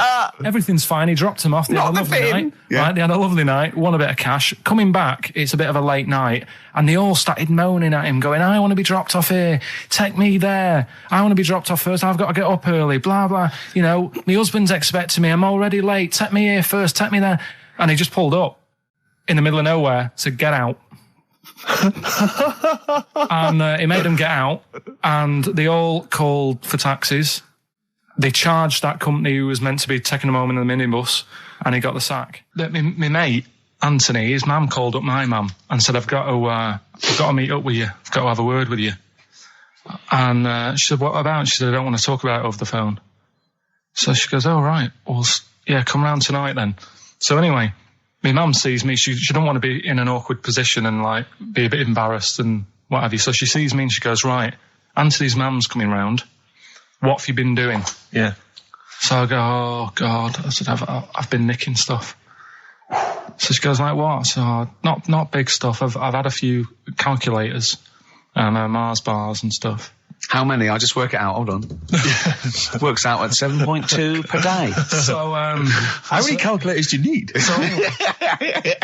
So it was when that phase. You failed maths, didn't you? Everyone wanted a calculator. It was like a trendy thing, wasn't it? Right. Oh, yeah. In Manchester a couple of years ago, yeah. So anyway, I told her all this and I confessed to computers will make it there one day. I confessed to There's magic in the back of battery. Go on. Confessed to nicking all this stuff. She comes round. She only wanted to borrow some money. Brilliant. She said, oh, I don't like asking. I was a bit embarrassed to ask you over the phone, but can I borrow 20 quid? Oh, that's fantastic. And there's me. That's great. And it's similar sort of thing to yours. And did you? And he went, hold on, let's just work out the interest on that. I think 10%. She'll owe you £4.40. Oh, so your mum was a loan shark. yeah. And did she mention? She went, I just with that other, because what I'm saying is presumably you got your mate in trouble. No. Right, you didn't. No. She went, no worries, I'll just go and get my purse. It's on the dressing table. Exactly. Yeah. Karl, I'm going for nobody has been that lucky before. Right, it's a story about this kid who was born. Right. Was he? Yeah, he was popped out and. The dad and the mum saw the baby and it was like, oh, that's a good-looking little kid. Sure. And they were proud and that.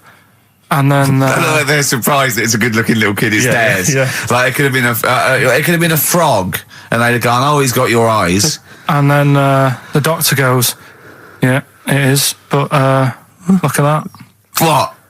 He said, "It's a boy and hasn't got a knob." I love the doctor saying that. I love this GP or this midwife saying that. Oh, we love little boy. Yeah, but no knob, baby. Mr. and Mrs. I mean, think. Right. No, but I'm speeding it up a bit. All right, come on. So the baby's right, so born, the baby's like that, and the doctor says that, and the woman's like, oh, it's our first as well, and stuff, right? She's really gutted. What's the second going to be like? So, no head. So just a knob. Doctor says, you know...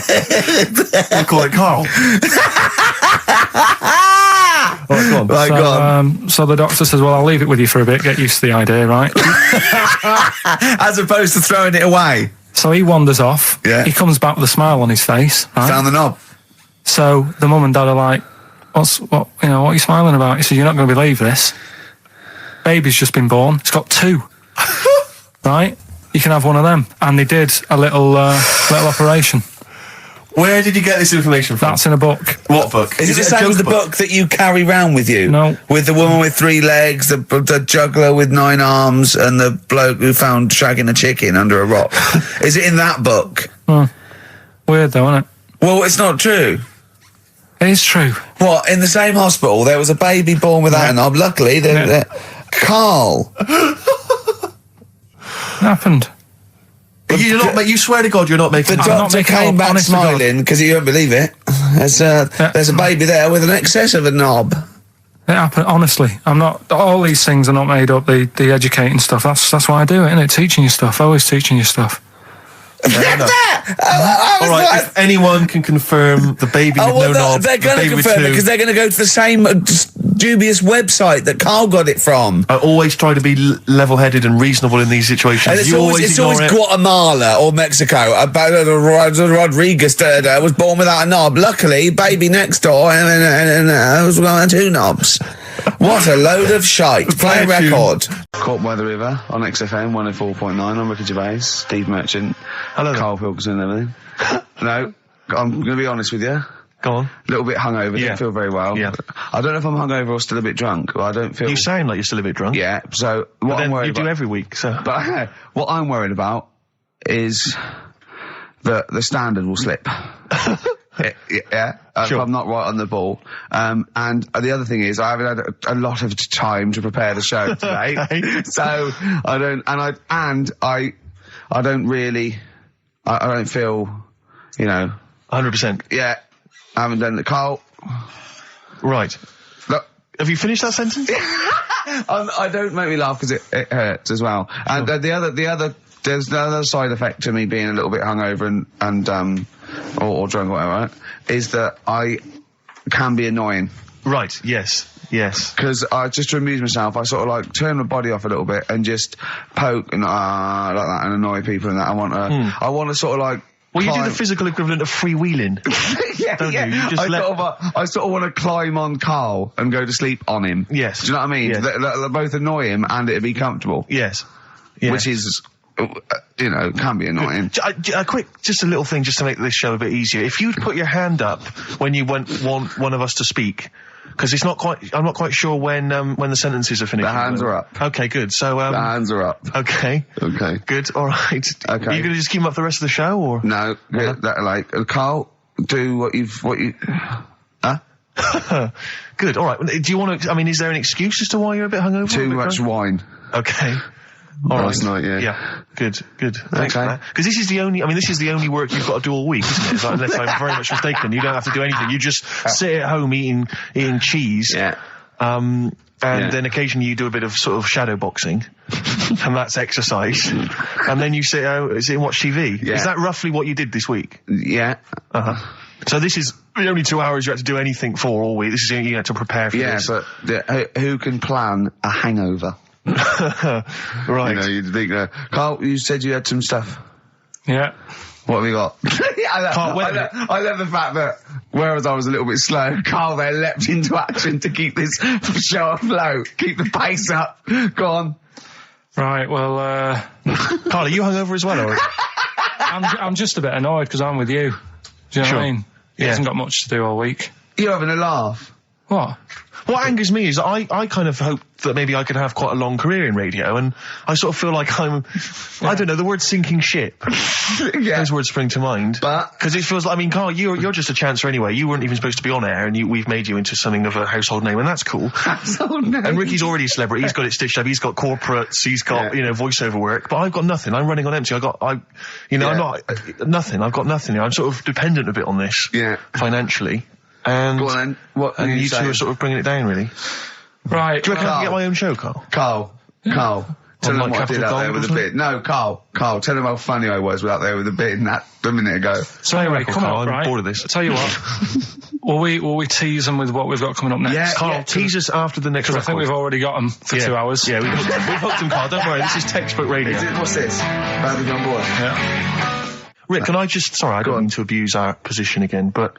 Bruce Springsteen's performing in London tomorrow night, and you remember I made an appeal to try and get a free ticket. Yeah. Well, I don't even mind paying. I tried to pay, but that's good of you. No, I'm a generous kind of guy. And I thought you were mean. No, go on. What are you going to say? But you were going to pay for the ticket. Face value. I mean, you don't want to be ripped off, do you? No, don't be crazy. Ideally half price. Yeah. And I've been chasing kind of my tail, really. I'm not going at the moment. I'm not going, and I'm desperate to see him, man. I mean, he's going to do a great concert. It's his only one in London. I can't believe that being on the radio, being on XFM, the listenership's going up apparently. I can't believe I can't get a ticket. I've asked Carl. He's done nothing. Hang on a minute. No, Carl had a very good point. Carl, say what you said when he was whinging in the but first of all, whilst you're moaning, you also asked in the week for a Badly Drawn Boy album. Yeah. You got in today. Yeah. There's one there for you. Well, but it's yin and yang. And it's like, but I do, Carl, what's Steve ever done for you? That's what you got to ask yourself. What has Steve ever done for you? Well, he took me to the BAFTAs.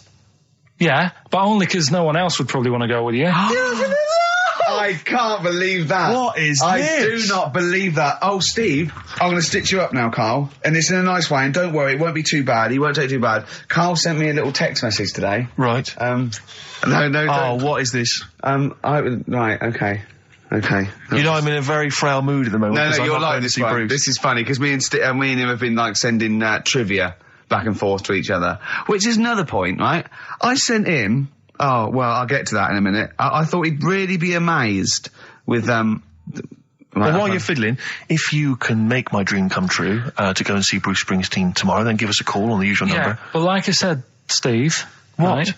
It wouldn't be... Right, you just said when the song was on, can't believe it, right? We work at XFM, and I can't get tickets for Springsteen, right? Yeah. We work in radio, we should get tickets. Right, now think Which of the I'm willing amount to pay for. Yeah, but think of the... Yeah, but if he's sold out, he's sold out. Yeah. Right? Yeah, but that's just something they say. Right, that's just what they say, is it? Right, so everybody on local radio stations say, do you know, I like that Bruce Springsteen, I want a free ticket, right? So another say... I tried to phone, I phoned for an hour and a half, I couldn't get through. Not long enough. I've put the hours in. Not long enough. Not long enough. What are you talking about? I've put the hours in. No. Right? So another 400 people turn up at the gig. They cram them all in. There's people being crushed. They've paid the money early. They were up early that day when the phone lines were open, whilst you were probably sleeping and that. So they're dedicated, and they're the ones at the front getting crushed. What? Would your mum and dad be happy if you were there getting crushed? I don't mind. I'll sit at the side of the stage and watch him. Yeah, but I don't mind. But everyone will say that then. And then before you know it, no one can see anything because you're all on the stage. On this one. Right, I'm going to give you this. I'm now handing over my mobile phone to Steve to read the... You can see it's from Carl at the top, but just read it out as you scroll down. Just read it out loud. Is this a text message from... Yeah, this is a text message to me from Carl. Read it out. To see at night as well as an owl... You would need eyes the size of grapefruits. If only Stephen could turn his head right round as well. Carl, I can't believe it. What upsets me most, Carl, right, is not the fact that you've been slagging me off behind my back. It's the fact that you've got the cheek to come on here and moralise because you failed to get me tickets and make a dream come true. You've come on here trying to pass the buck and say that it's a health and safety problem, when in actual fact it's a Karl Pilkington problem. Do that, I've got it in the bin. I'm devastated,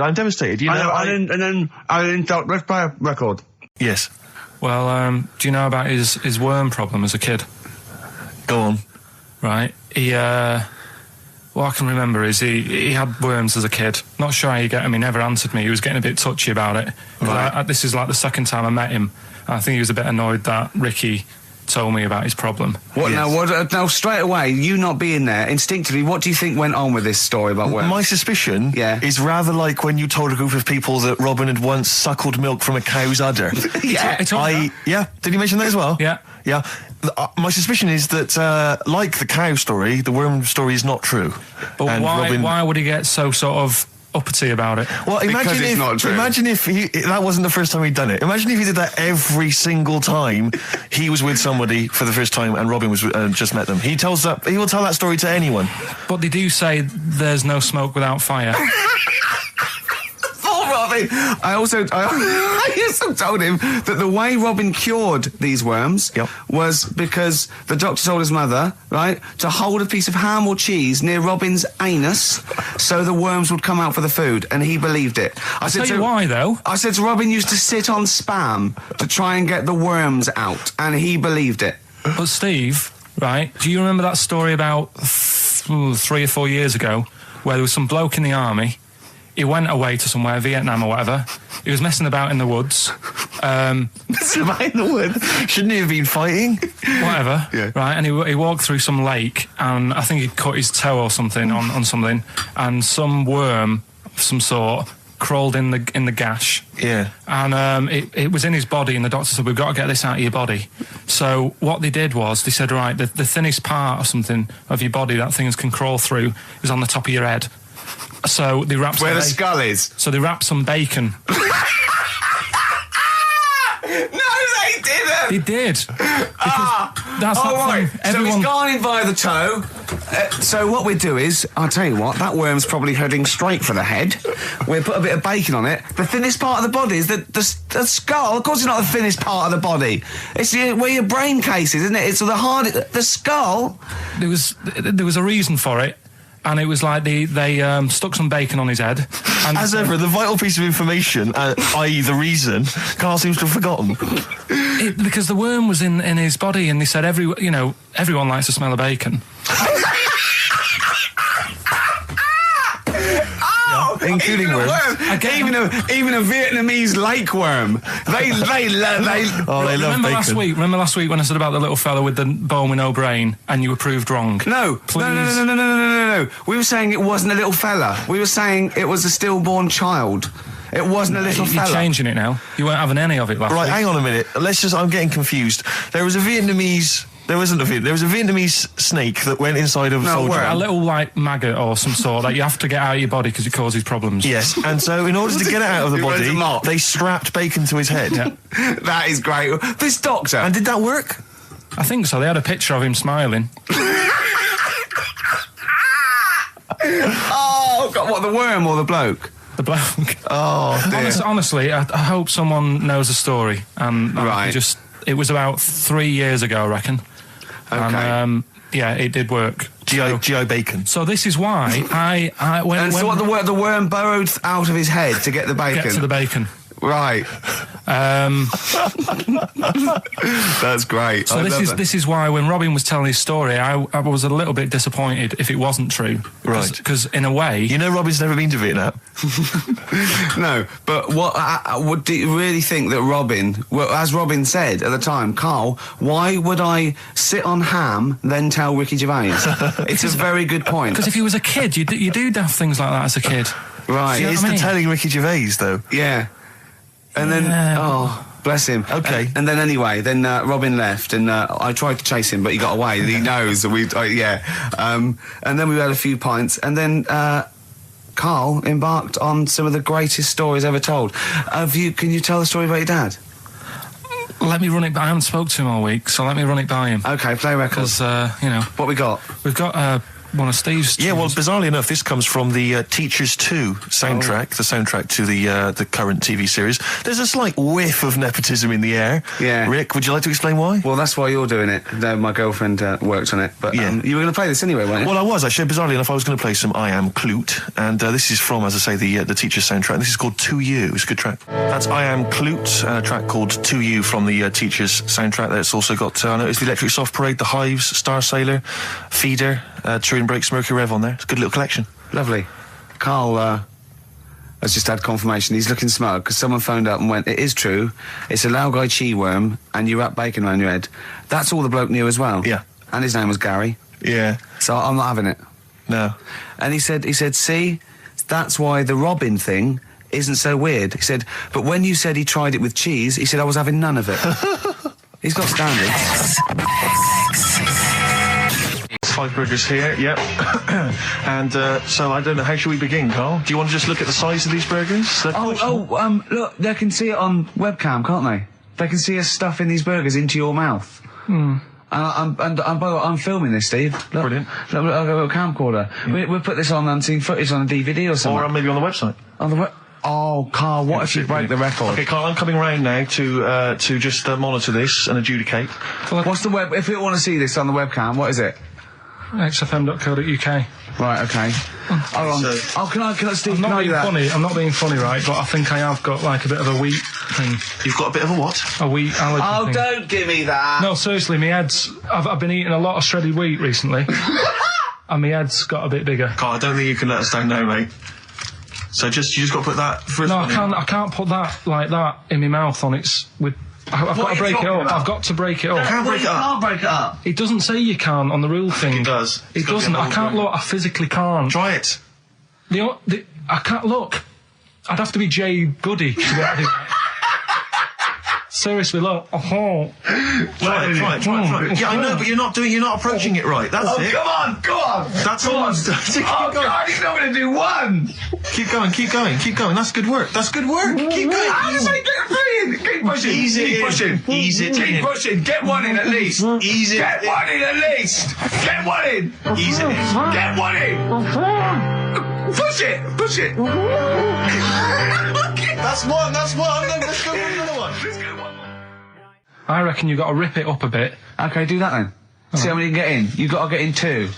No, just one. No. Well, it's don't rip it up and pack it in. What do you do? Pack your cheeks first. Honestly, Steve, my head is swelling a bit because I have got a wheat thing, a wheat allergy. That'd be good, then there'd be more room. Right, okay, look, Carl is now just sticking it in his cheek. Yeah. Don't eat any. You can't swallow any. It's like a hamster, you've got to work it like a hamster. Yeah, stick it in. Come on. He looks like Marlon Brando in The Godfather. Come on. Don't lose any yet. Right. Pack it in, then use your fingers to pack it in. Come on. Wedge it in. Like you're grouting the bath. I can't do this either. Keep going. Keep going, don't give up so early. This is part of the problem. You just give up, Carl, too quickly. You failed again. It's like your history O level. Come on, Carl. Come on. Do something well. Succeed at something. Push it in. You've got nearly a half a burger there. Oh, I'll come round there. You're chewing. Don't chew. I've got a bit of food. I don't know what he said, but... Is that a whole one? No, it's not. I can see bits left. Come on, Carl. Come on, keep working at it. Keep working at it. But there's so much space in your mouth, I can see it. He's going red. Okay, we'll do another one. We'll do another one. That one then. We're doing a... Oh, are you alright? Are you going to be sick? Are you alright? Alright. Oh God, should we play a record? He's making my eyes water now. I'll find a different one for you. Find a different one for you. Most grapes eaten in 3 minutes. I'll go. Do you want to do that? Grapes are easy, aren't they? That's easy. Great. Come on, grapes are easy. Come on, don't make him laugh. He's choking. He's choking. Oh, Carl. Quick! Keep going, Carl. Come on! What happened? Did he just throw up? No! Don't make him laugh! Oh, come on! We can make wine. Come on, Carl. You're doing so well, mate. I want to go. Come on. Only. Why are you making him laugh? That was a world record attempt. Come on. He's over. Keep going. Come on. You got 25 seconds. Come on. Oh, I think that was a shame actually because you were doing well, but something went wrong. I know, and I think those are bigger grapes than the ones I've seen before. They're quite big grapes. Look at his face. He looks so despondent. Come on, Carl. 8 seconds. Just a few more. 5. Come on, what's the matter? 2. 2. 1. It's all over, Carl. It's all over. Better count how many you did. You can get good at this. We can get good at this over the weeks. I think that was a fairly pitiful attempt, actually. I really thought you had a... It's interesting, actually. These are harder records than you might think. Yeah, I know. 6, 8, 10. How do you feel after that record-breaking attempt? Not happy with that. What are you not happy about? The fella who did it, was he in hospital and just had loads of grapes and was bored? I'm sure he wasn't producing a radio programme, that's for sure. Well, to be fair, neither are you. What was tricky about it? What did you find hard? I think having Ricky standing over me, sort of shouting, "Go on!" isn't normal. No. But that wasn't... He hasn't eaten any! Hold on, that's 50, you have to. That's quite a poor attempt then, by the seam of it. Would you think about trying to maybe do that again in a couple of weeks? Would you do some practice and try that again? Leave it for the experts. And I noticed a tricky point, maybe sort of when you had about 50 seconds to go, you seemed to be spewing things into the bin. What was that? Again, mainly Ricky standing over me. So 88. He's got 88 left. Okay, so what's the mental arithmetic there? Because we put how many in? It was 150 in the thing, wasn't it? What did I say? What did I say I had left? Well, I'm not doing it again. 88. So you had 88 left. So 62. God, you're only at 62. What's the matter with you, Carl? There's people start you at 62. That is rubbish. That's disappointment. Let's leave that. So you failed on 2 world record attempts. I tell you something I do know. Go on. Right. But I can't really get a question out of it. Go on, just tell us. There's a shadow somewhere. It's already good, isn't it? I'm loving it already. No, right. There's a shadow. I think it was in America. Yeah. And it's on a quiet road. I'm guessing somewhere like Boston. That's what I imagine. Okay. Right? No. Somewhere like Boston. And people at night used to see this shadow moving about, and they'd go, "What's that?" Right? And it got known, the town, the little local town got known for this shadow, but it didn't cause any problems. What are you talking about? Well, you lost me. What are you talking about? Do you know, like, some places get famous, like Scotland's got the Loch Ness Monster and that, but it doesn't cause any. Yeah. But it doesn't cause any problems. It doesn't exist. Go on. Right? So there's this shadow walking about on the road. What do you mean? No, what's he again? Rubbish. Right? So he's walking Nonsense. about. Where did you read this? Where did you see this? He's walking about. This was on the internet, and I'm sure. Sorry, sorry. Right. I thought it was shite. I didn't know it was on the internet. Right, so this shadow is moving about and... independently of an object. Yeah, and the local mayor and that is like, yeah, it's a bit weird, but it's not harming anyone. The mayor involved! Was he elected to that post? Hey, mayor, we got a problem down here. Seems like a shadow. Well, it's not causing any... No, it's just causing any problems. Yeah, but that's the thing. It was left for years, and then it did start causing problems. I see, that's it. If you leave these shadows to go unchecked, Rick, they go crazy. Yeah. You let them run amok in the city. Yeah. You've got to stand What did it do? What did it do? Shadows. What did the shadow do? It was pushing people off the bikes. It was what? It was pushing people off the bikes. I'll find out more for that next week. Right, that'll tease them. You're a maniac! We'll do more on that. We haven't had time for educating. Please never have children. Right, listen. Just promise me now you'll never have kids. Like when you're born, you're a little baby, wrinkly and stuff. When you get older, you sort of morph into a baby again. And you go through the same phases. So when you're young, you buy singles. You get old, you got nothing to do all day. You got all your pension money. What will I buy? Cliff Richard's on the telly. Here's my video, buy me song. You see, that started off as quite a sensible point, because I actually think they do it. But what was all that alien stuff about when you're born, you go wrinkly and you go wrinkly again? Oh, God. 17th century? But it happened in Hackney, right? If you're outside London, that's in a place in London. And it's this monkey that's going about Hackney, nicking DVDs. Even the monkey didn't go for videos. Even the monkey knew, well, there's no point getting on VHS. The gradual on VHS. You're having it. Throw it back. Right, and there's a girl called Lisa who works in our office here, right? And I mentioned it to her because she lives in Hackney. I said, you familiar with this? And she said, oh, I remember something about it, which annoyed me. The fact that a monkey's running riot, but she didn't know the full story, and she lives there. What do you mean a monkey? Do you mean a chimpanzee or a monkey? I don't know. Is he a zoo in Hackney?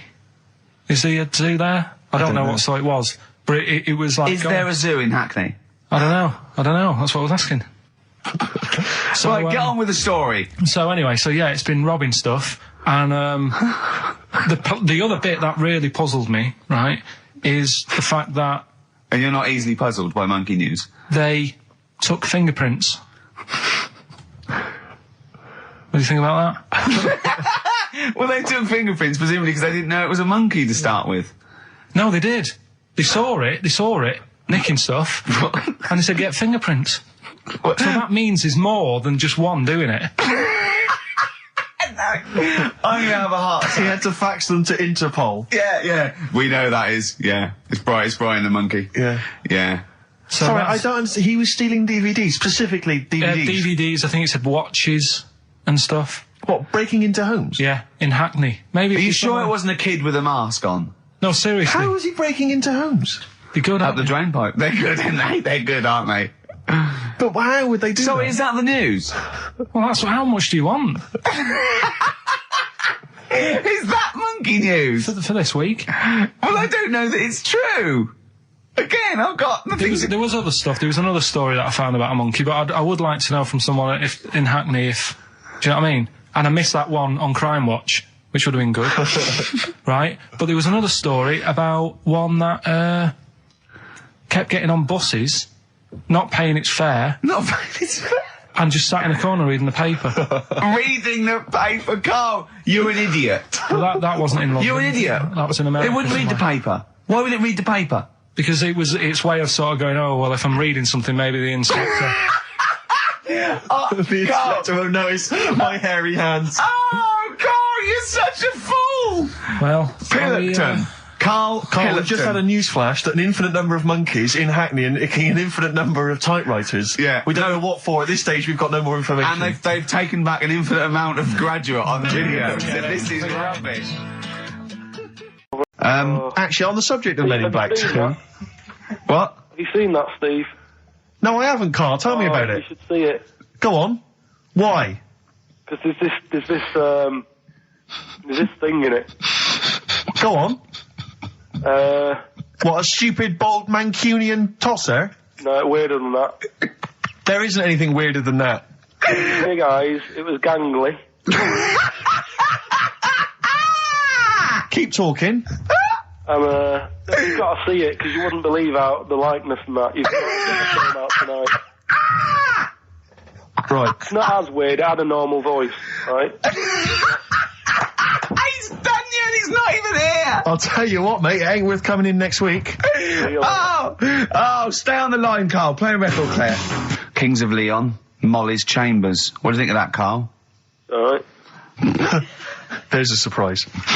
Another insightful remark. Steve is not a fan now. Not only does he know you've been slagging him off behind his back. No, I wasn't slagging Steve. If you get it out on DVD tonight, you'll know I'm not slagging you off. It could be your brother. I love the fact that it makes it worse, but he's thinking you're going to go, oh, he wasn't slagging me off. It does look like me. I do think I'm an alien. I love the fact that you hope Steve will go, he's got a point. It's a spitting image. Yeah. I am, seriously, Carl, I'm really angry. I'm so angry with you at the moment. You haven't seen it yet? No, I know, because I know what it's going to be, and I'm just... Why? I'll tell you why I'm angry, because he doesn't do it in jest. No, but what do you think it's going to look like? What do you think this thing's going to look like? Going to look ludicrous. It's not going to look anything like me, but he's going to pretend it does. Go on, what? Go on. No, it does look like you. Yeah, of course it does. And you looked like the Human Z. Well... I mean, to be honest, you did a bit, Carl. You walk like him, you're bold like him, you got a sort of gormless face like him. Any more? I don't smoke. That does. Oh, chimpanzee, that monkey news. Okay. There's been quite a lot of stuff going on. There was a few bits in that Guinness Book of Records book that cost me 20 quid. Yeah, well, that's not news, is it? They printed that probably last September. No, so that's... there's one in there. New music. New monkey news from last September. You're a lord. Come on. Waster. Please, Ricky, monkey news. Right. there was this monkey in a zoo in Brazil. Right. And there's a little man monkey, a little woman monkey. And you're a scientist, aren't you? Go on. And they said the people in charge were like, "Oh, wouldn't it be good if they had kids?" Brilliant. Right. So anyway, the chimps used to stand sort of, they'd have their little caves each, and used to sort of lean on the fence having a bit of a chat and stuff with each other. Right? Well, just gossiping, gossiping. The equivalent sort of thing. Yeah. So anyway, they were getting on a storm, and like the zookeepers were like, "Can you hear that, cheapest chimps this week?" I thought it was fascinating. Yeah, just gossiping. I understand. So, what's any monkey news? I don't know. Let's tune in. What was monkey news this week? Come on. It was from last September. So they were there was stood there having a chat, and the zookeepers were like, "I wonder if they're ever gonna have kids and that." Yeah. Anyway, it went on for ages. This just chatting, no sort of action. So what the zookeepers did was they said, "I know they'll have kids." Are we letting that go? Are we just chatting? Are we just letting that go? We're letting it You know go. what I mean? Just doing whatever monkeys do. Okay. Right? So the zookeepers were like, "Yeah, I wonder when they're gonna have some kids." Yeah. Anyway, what they decided to do to egg them on. Yeah. Bought one of them a suit, one a wedding dress. Right. Keep going. No, I'm not having it. Shut up, Gervais. Fade him down if he's going to interrupt. I want to hear the rest of this. They got married. So they got married? Yeah, they got married. Right. What? That's the end of it. This is why I don't. Right. That's the end of monkey news. That's the end of monkey news. Don't do that again. You've got no features left. Why don't you like that? Well, it's not a story. It's about two chimps chatting, which doesn't happen. The zookeeper's going, I wonder if they're going to ever have kids. Egg them on. They got married. That's the end of the story. What are you talking about? Hang on, just calm down. Let me just check that you didn't make a mistake there and didn't lose out. What do you mean you didn't make a mistake? Wait a minute, he may have just left out a fundamental piece of information. What, the story? That would have made it into a story. Right. Let me just check the facts. So they bought them wedding outfits. They were married. Did they propose to each other, or were they just forcibly Don't married? encourage him. Just forced onto And it. then what was the outcome? Once they got married, what happened? They fell in love? Yeah. What? Whoa. It's not a marriage, Carl. Be quiet. It's not a real marriage. I don't know what you've got in your head. It's like the head of Homer Simpson. I'd go in there and there'd be a wedding reception and there'd be a couple of fights and they'd be talking about stuff. They got married. They fell in love. Did they have children? They're not back off the honeymoon yet. Even when I was younger, do you know when I told you that I was picked at school to give old people biscuits? Right, yes. Because you had nice hands, Because they had nice nails, right? Yeah. And then because I went down a storm at that. Went down a storm at that. They said, Bravo! Getting back with the Garibaldi's the best I've ever had. Bravo! What do you mean you went down a storm? Because I'm into biscuits, so you knew your stuff. I was talking to them about I'm them, into biscuits. right? So then Did you make sure that they finished the first layer before you dipped into the second layer? No, there's no rules like that. Just No rules. what do you want? What do you want? What do you fancy? Yeah. So then, because I was good at that, we were going to like an old people's home where they were a bit iller, rather than just being old. They were like ill. Yeah. And I said, no, not doing that. Not going there. Because they're old people. They didn't want biscuits. Well, yeah, that's the They're more too thing, old to yeah. eat. So yeah. So Did you have to dunk them in tea before you fed them to them? No, it was just like. Did you feed them like? Did you have to chew? Did you have to chew their food, then stick it down their throat with your face? Like a little bird. Yeah, Just yeah. a little trolley, right? Yeah. A lad who I didn't really get on with, he had good nails as well, so he was serving the tea. Yeah. And I just had a chat and said, oh, do you want a biscuit with that? Yeah. What about this one? Do you like bourbons? Yeah. Oh, you really did the whole. So, yeah. oh right, so you weren't just, it wasn't like their choice, you offered a selection. Well, I sort of sold them, because the thing is, there's only so many, so you've got to handle the situation well. Sure. You don't want too many in one type, so it's No. like, well, you've had a bourbon. Yeah. What a great life they lead. They probably only pay about 900 quid a week to stay in that particular home. Yeah. And they get a free bourbon by a kid with clean nails. Brilliant. Whoop-de-hoo. So anyway, it gets to this, you know, the Thursday night when I'm going out with Suzanne. Yeah. And her mum's like sat on the sun lounger outside, so where are we going tonight? I said, no, like I said, it's just us. We're going out having a bit of time to ourselves. So I could see as the day was getting on, she was realising that she's got a night in with like her husband, right? Her face started to like look miserable. Sure. I thought, I'm loving this. Right? So I said, right, I'm going in to go and have a shower, go and get ready for the tonight. It's going to be great. And winding them up, just wind them up because they can't come, because he said they can't. Right, so I go upstairs, have a shower and that. I come down, and a mum's smiling. Oh, hang on. So I'm thinking, hang on a minute, what's gone on here? So I went to Suzanne, I said, why is your mum smiling? She's not coming. She said, no, but my dad said he'll take her out now. So in a way, she was happy because she got her own way, which had annoyed me. That annoyed you, sure, because you wanted to... What, you don't even want her husband taking her out? Well, it's just the fact she didn't want to go out. She was happy to stay in and have sausage, egg and chips that they'd found from some shop that sold English food. Right. So that's almost like what they do if they're at home. Sausage, egg and chips. So she was happy with that if we were staying in and having that. Well, because we were going out, she was fed up. Right. So she's smiling. So she's going, yeah, I'm going out now. So I said, well, enjoy yourself. She said, where are you going? I said, well, it doesn't matter, does it? You don't need to know. Sure, she's not going to where we're going. Oh, you just don't want us to be in the same restaurant. So yeah, that's right. I said I want a night out on my own with Suzanne. It's our holiday as well. I don't know how you can talk to me like Amazing. This is not even his own parents. This is someone else's parents. These are the parents of the woman he loves. But even Suzanne sort of agreed with me. There's only so much time you can spend with your parents. That's why you leave. That's why when you're ill, you don't go home to them. Yeah? Sure. Yeah. Of course, the slight difference between me and you, Carl, is that not everyone in the world annoys me. Well, not everyone does, just... I can see what... I felt a bit guilty that week when he said I was annoying him, but I realise it's not my fault now. No, everyone annoys him. Yeah. So, yeah, it was an alright holiday. It was good to get back. Brilliant. Won't be doing it again. So. No. And what now would you say is your relationship with Suzanne's parents? Is it a frosty one? No, I just think they know that I don't like to put up with them for a long time. Yeah. I mean, when we were packing, a man was upset because, like, she really liked the place where we were staying, right? Because it was quite a big villa, because there was a few of us. There was a brother as well with us, right? Yeah.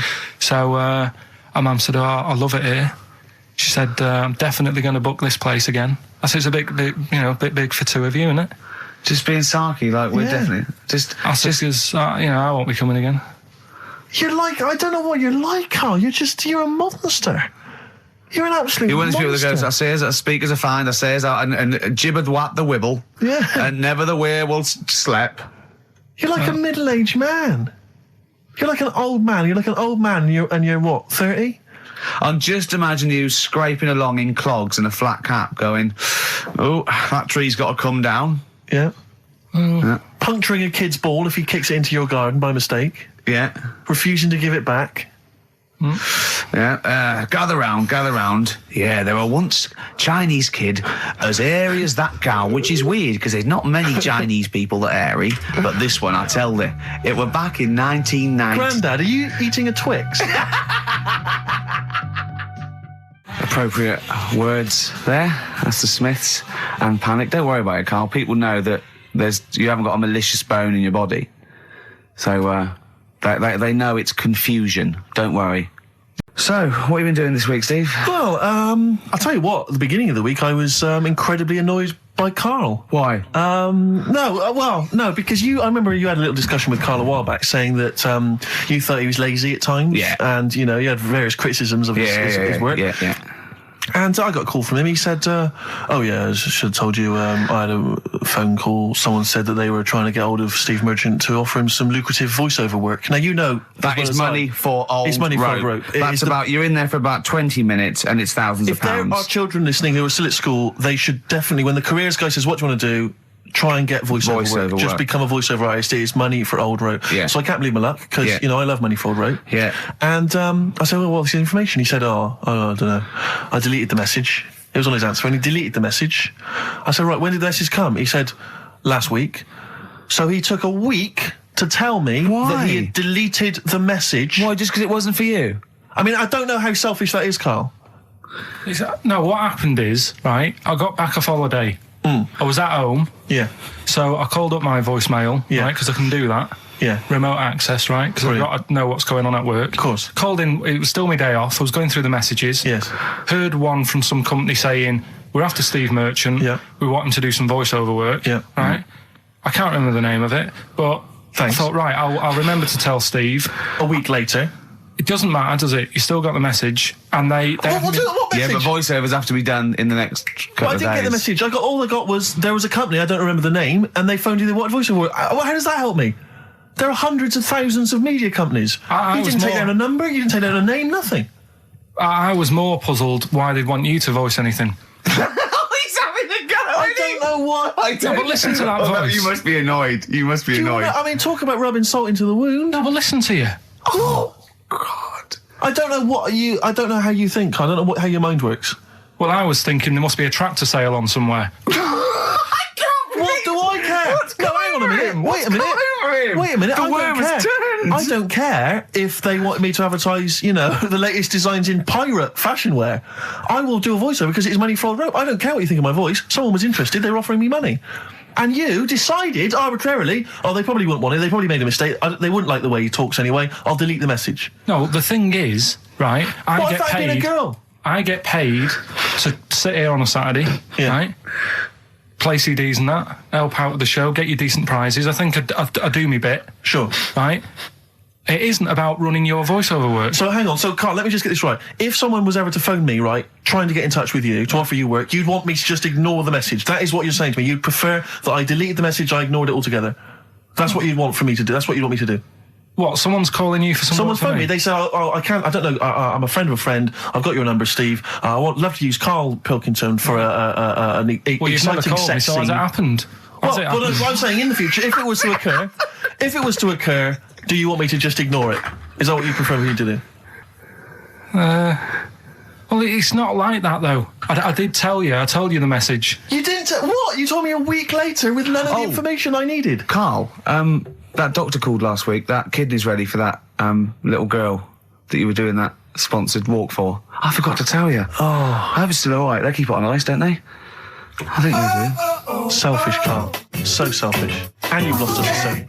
Beautiful bit of Snoop on XFM, yeah? Mm-hmm. Kicking it with Ricky Gervais. Yeah. Sweet. Steve Merchant and Karl Pilkington.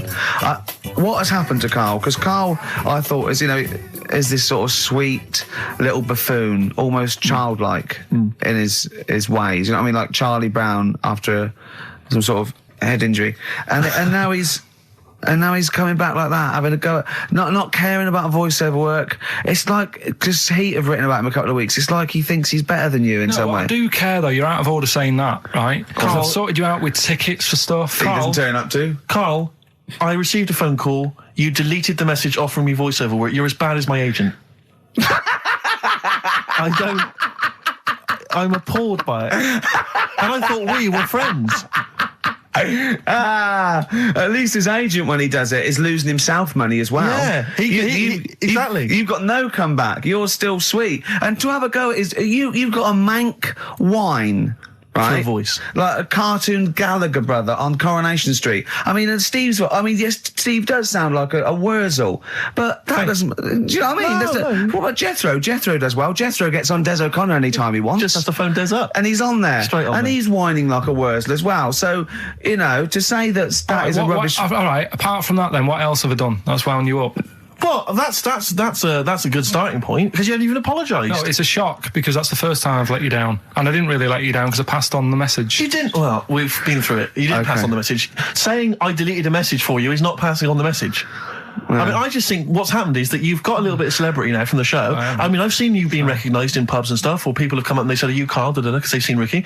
Now, it just seems to me that you are not keeping yourself grounded. You are just, you cannot deal with fame. You've not got the intelligence to cope with the celebrity, and you're just becoming this kind of ego-driven monster. Now it's getting. It scares me, Karl. You're not the man I remember. Look, I put a lot of work into this on Saturday. This isn't even my proper job, right? Where were you in the week? Oh, he's got you there. What? Where were you in the week? I said, let's meet up. Let's, come up with some new features and that. Where were you? Karl, you phoned me about an hour before you wanted to meet. That is not what I would call. I mean, that is arrogance right there. That's the way I work. That's arrogance right there. That's ego right there. He couldn't go. When I came in, he said, "Where's Steve?" I said, "Steve can't make it." I had to tell him why. Steve was staying in to tidy up because his landlady was coming. This he couldn't get over. He could not get over that you couldn't make it because you had to stay in with your landlady. He talked about it for about the hour when we were working. What are you talking? last week I had a bad throat. You wouldn't tolerate that. What did you do last week when you had a bad throat? Where were you? Why couldn't we do any work then? Because you were at home with your mum and your dad. You were on holiday, weren't you? Why didn't you get your mum and your dad to clean the flat? Oh, he's done it again. He's done you again, mate. Play a record. How has he done me? What? They live in Bristol. Yeah, the joke's on you. He couldn't get him to clean the flat. I don't know who's laughing at who now. Right, listen.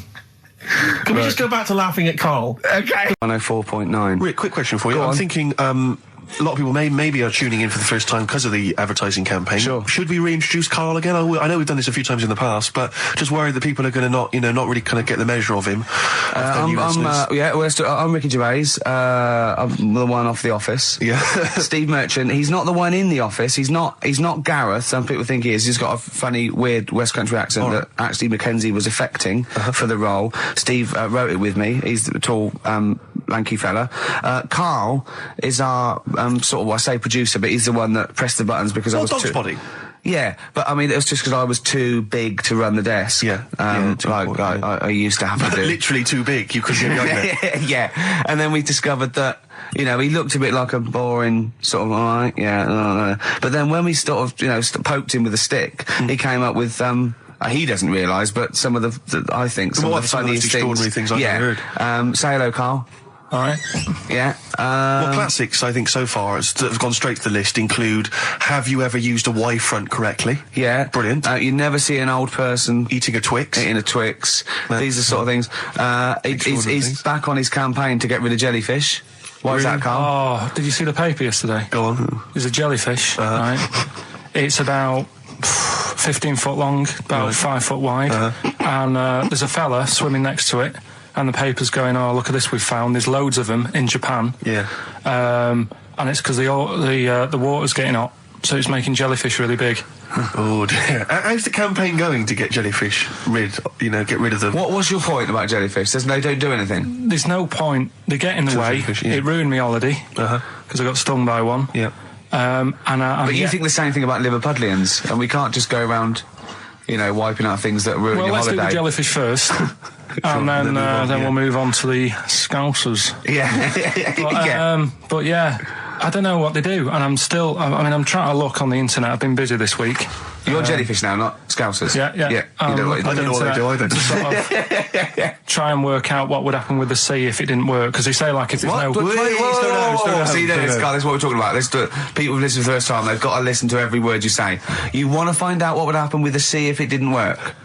If jellyfish weren't in there, do you know what I mean? Because stuff like coral, apparently the sea would be in a right state if you didn't have any coral in it. Fish, do you know what I mean? I always worry about how many fish we're sort of eating. Because you go past... Sorry? No, do you know, like, you go in Marks and Spencer's or Selfridges... There's loads of fish in there. And there's really fancy stuff that you think they've killed that, and it looks good on the counter, pretty impressive. Yeah. But is anyone going to buy it? Yeah. Do you know what I mean? It's a big, like, a shark sat in ice. Yeah. And you go, yeah, they've got like, a lot of fish... For sure you won't go around the Tate Gallery? Do you know what I mean? I've never seen a big shark sat in ice in Selfridges. They do it. And it's like... You go in the morning and you can go back at night and the same shark sat there, and it's. So you know it's the same shark, do you? It's the same one. So what? Same face? Are you sure he just hasn't lost his mum? And he's just like, he went shopping with her Christmas shopping, and he's just like, he's stranded, he doesn't know where, he's just waiting. You know I'm right. I've never seen a shark in Selfridges. Well, all right, then say maybe that's one day a week, but on other days they'll have like... Shark Monday. I think, Selfridges. Today at Selfridges is Shark Monday. Yeah. No, it's just that... So your point is that there's all these fish not being eaten. Yeah. So and they're being killed. They've taken them out of the sea, no one's eating them. And you're worried, that the sea's going to rise because the more things you take out? Well, we're just going to run out. Because the fish drink it, don't they? And that keeps the water level down. Yeah. No, well, you know what I mean. There's stuff that worries me. You're worried that... Was it you who said that you were worried that... Because, there's sponge in the sea. Yeah. But if they took it all away... No. Was that him? That's a Stephen Wright joke. Is that Stephen Wright? What was the joke? Sponges grow in the sea. That kills me. How deep would it be if they didn't? I love the fact that he confused you with Stephen Wright, who for a living purposely says ridiculous things. Yeah. Does that worry you, Carl? Well, think about that and play a record. What do you want? I'd love to. A classic, a beautiful song by Simon & Garfunkel, April Comes She Will. Now, you weren't speaking to Suzanne last week at this time because you said she had a haircut, probably quite an expensive haircut. She's a lady in media. She's got to look good. She probably doesn't go to the barber like you or just shave it at home. Probably spent quite a little bit of money on it. She came home. She thought, well, my sweetheart, my lover, my sweetheart, you know what I mean? The man in my life is gonna love this. Well, he adores everything about me. He's gonna love my hair. She walked in. Hello, Carl. All right. You look like Dave Hill from Slade. Is what Hugh said to the poor woman. And then talked about it on air. She was furious about that. So what did you do? Carl? She did listen, yeah. She wasn't happy. And she heard you slagging her hair off? Yeah. Well, what so this is probably annoying her now. Well, no, it doesn't matter. We can do a lot today because she's at work. So, and of course, no one's going to tell her. Let's have a chat about a fat arse, shall we? Let's get it all done. Oh dear. You are in so much trouble. That's look, he's realised he is a little bit worried. Oh, didn't you go and buy her a coat or something? Took her out on Sunday and treated her to a new coat and that. Yeah. But I offered, I said as well, I said I'd pay to have it done again. Oh no! Carl, you have, oh God! Oh my Christ! So she listened to the show. What did she say? You got home, she'd heard you slagging her hair off. Imagine that. He thinks that's a good thing. We've won the polls. Brilliant. What are we doing? Well, you can have facial surgery now, love. It's sort of like, it's just, Christ. You offered to have it done again. Unbelievable. Yeah. But I got home and she's like all being moody with me, right? Yeah. You thought something's wrong, so you must have listened to the show when I was slagging off her hair. Well, his first thought was she's probably looked at herself in the mirror. She agrees with me. Yeah, that barber's been round again. Yeah. And she just said, "Oh, that wasn't very nice of you, was it?" Oh. So I just said, "Hang on a minute." I said, "That's what we do on the show. When I'm slagging off, Chinese people looking old or whatever, I said, you never interfere." Sure. I love the fact. She's got to get her priorities right. I love the fact that she's in the same queue as a billion people you've never met. Yeah. That's fantastic. She's in the same queue. Well, you didn't complain when I was slagging off. Carl, I don't think Carl has ever admitted he might be in the wrong. Ever. Certainly not to you or I. So did you admit... That is so true. Isn't it? That is so true. He's never admitted that he might be in the wrong. So did you, in this instance, agree that maybe you'd overstepped the mark? No, I just said she took it badly. Do you know what I mean? It's only a haircut. Yeah. Yeah. Steve, you haven't seen it, so you can't start interfering on this one. No, okay. No, I haven't seen it, but I very much doubt she looks like Dave Hill from Slade, who, if I'm unless I'm mistaken, used to cut his hair with garden shears blindfolded. Well. So you know what I mean. And did her teeth stick out when she started speaking with a Brummie accent as well? I've got used to it now anyway. So. And so did you bought? So at some point you came crawling back and you said, "Do you want me to buy you a coat?" I just said, "Let's leave that. Let's go out and have a good weekend." Sure. But get your hat before we go. And treated her to a new coat and that. Oh. It's a nice coat, so people will look at that rather than the hair. Looking at the head. So does it do flash? It's got obscenities across the back. If anyone who knows Carl's girlfriend is listening, tell her. And maybe you're a work colleague and you're listening to the show. Because I think this is terrible. Get her to phone him now. Get her to phone him now. I mean, get her to phone on the XFM number. What's the fat ass complaint line? Because you are in deep shade. XFM 104.9 of a Saturday. Ricky Gervais with me, Steve Merchant. Hello there. But we're not here. No, we're away. So this is the best of, and I hope you're enjoying it. We certainly are. Made famous, of course, by Jimi Hendrix. Yeah. That's All Along the Watchtower, as originally done by Mr. Bob Dylan.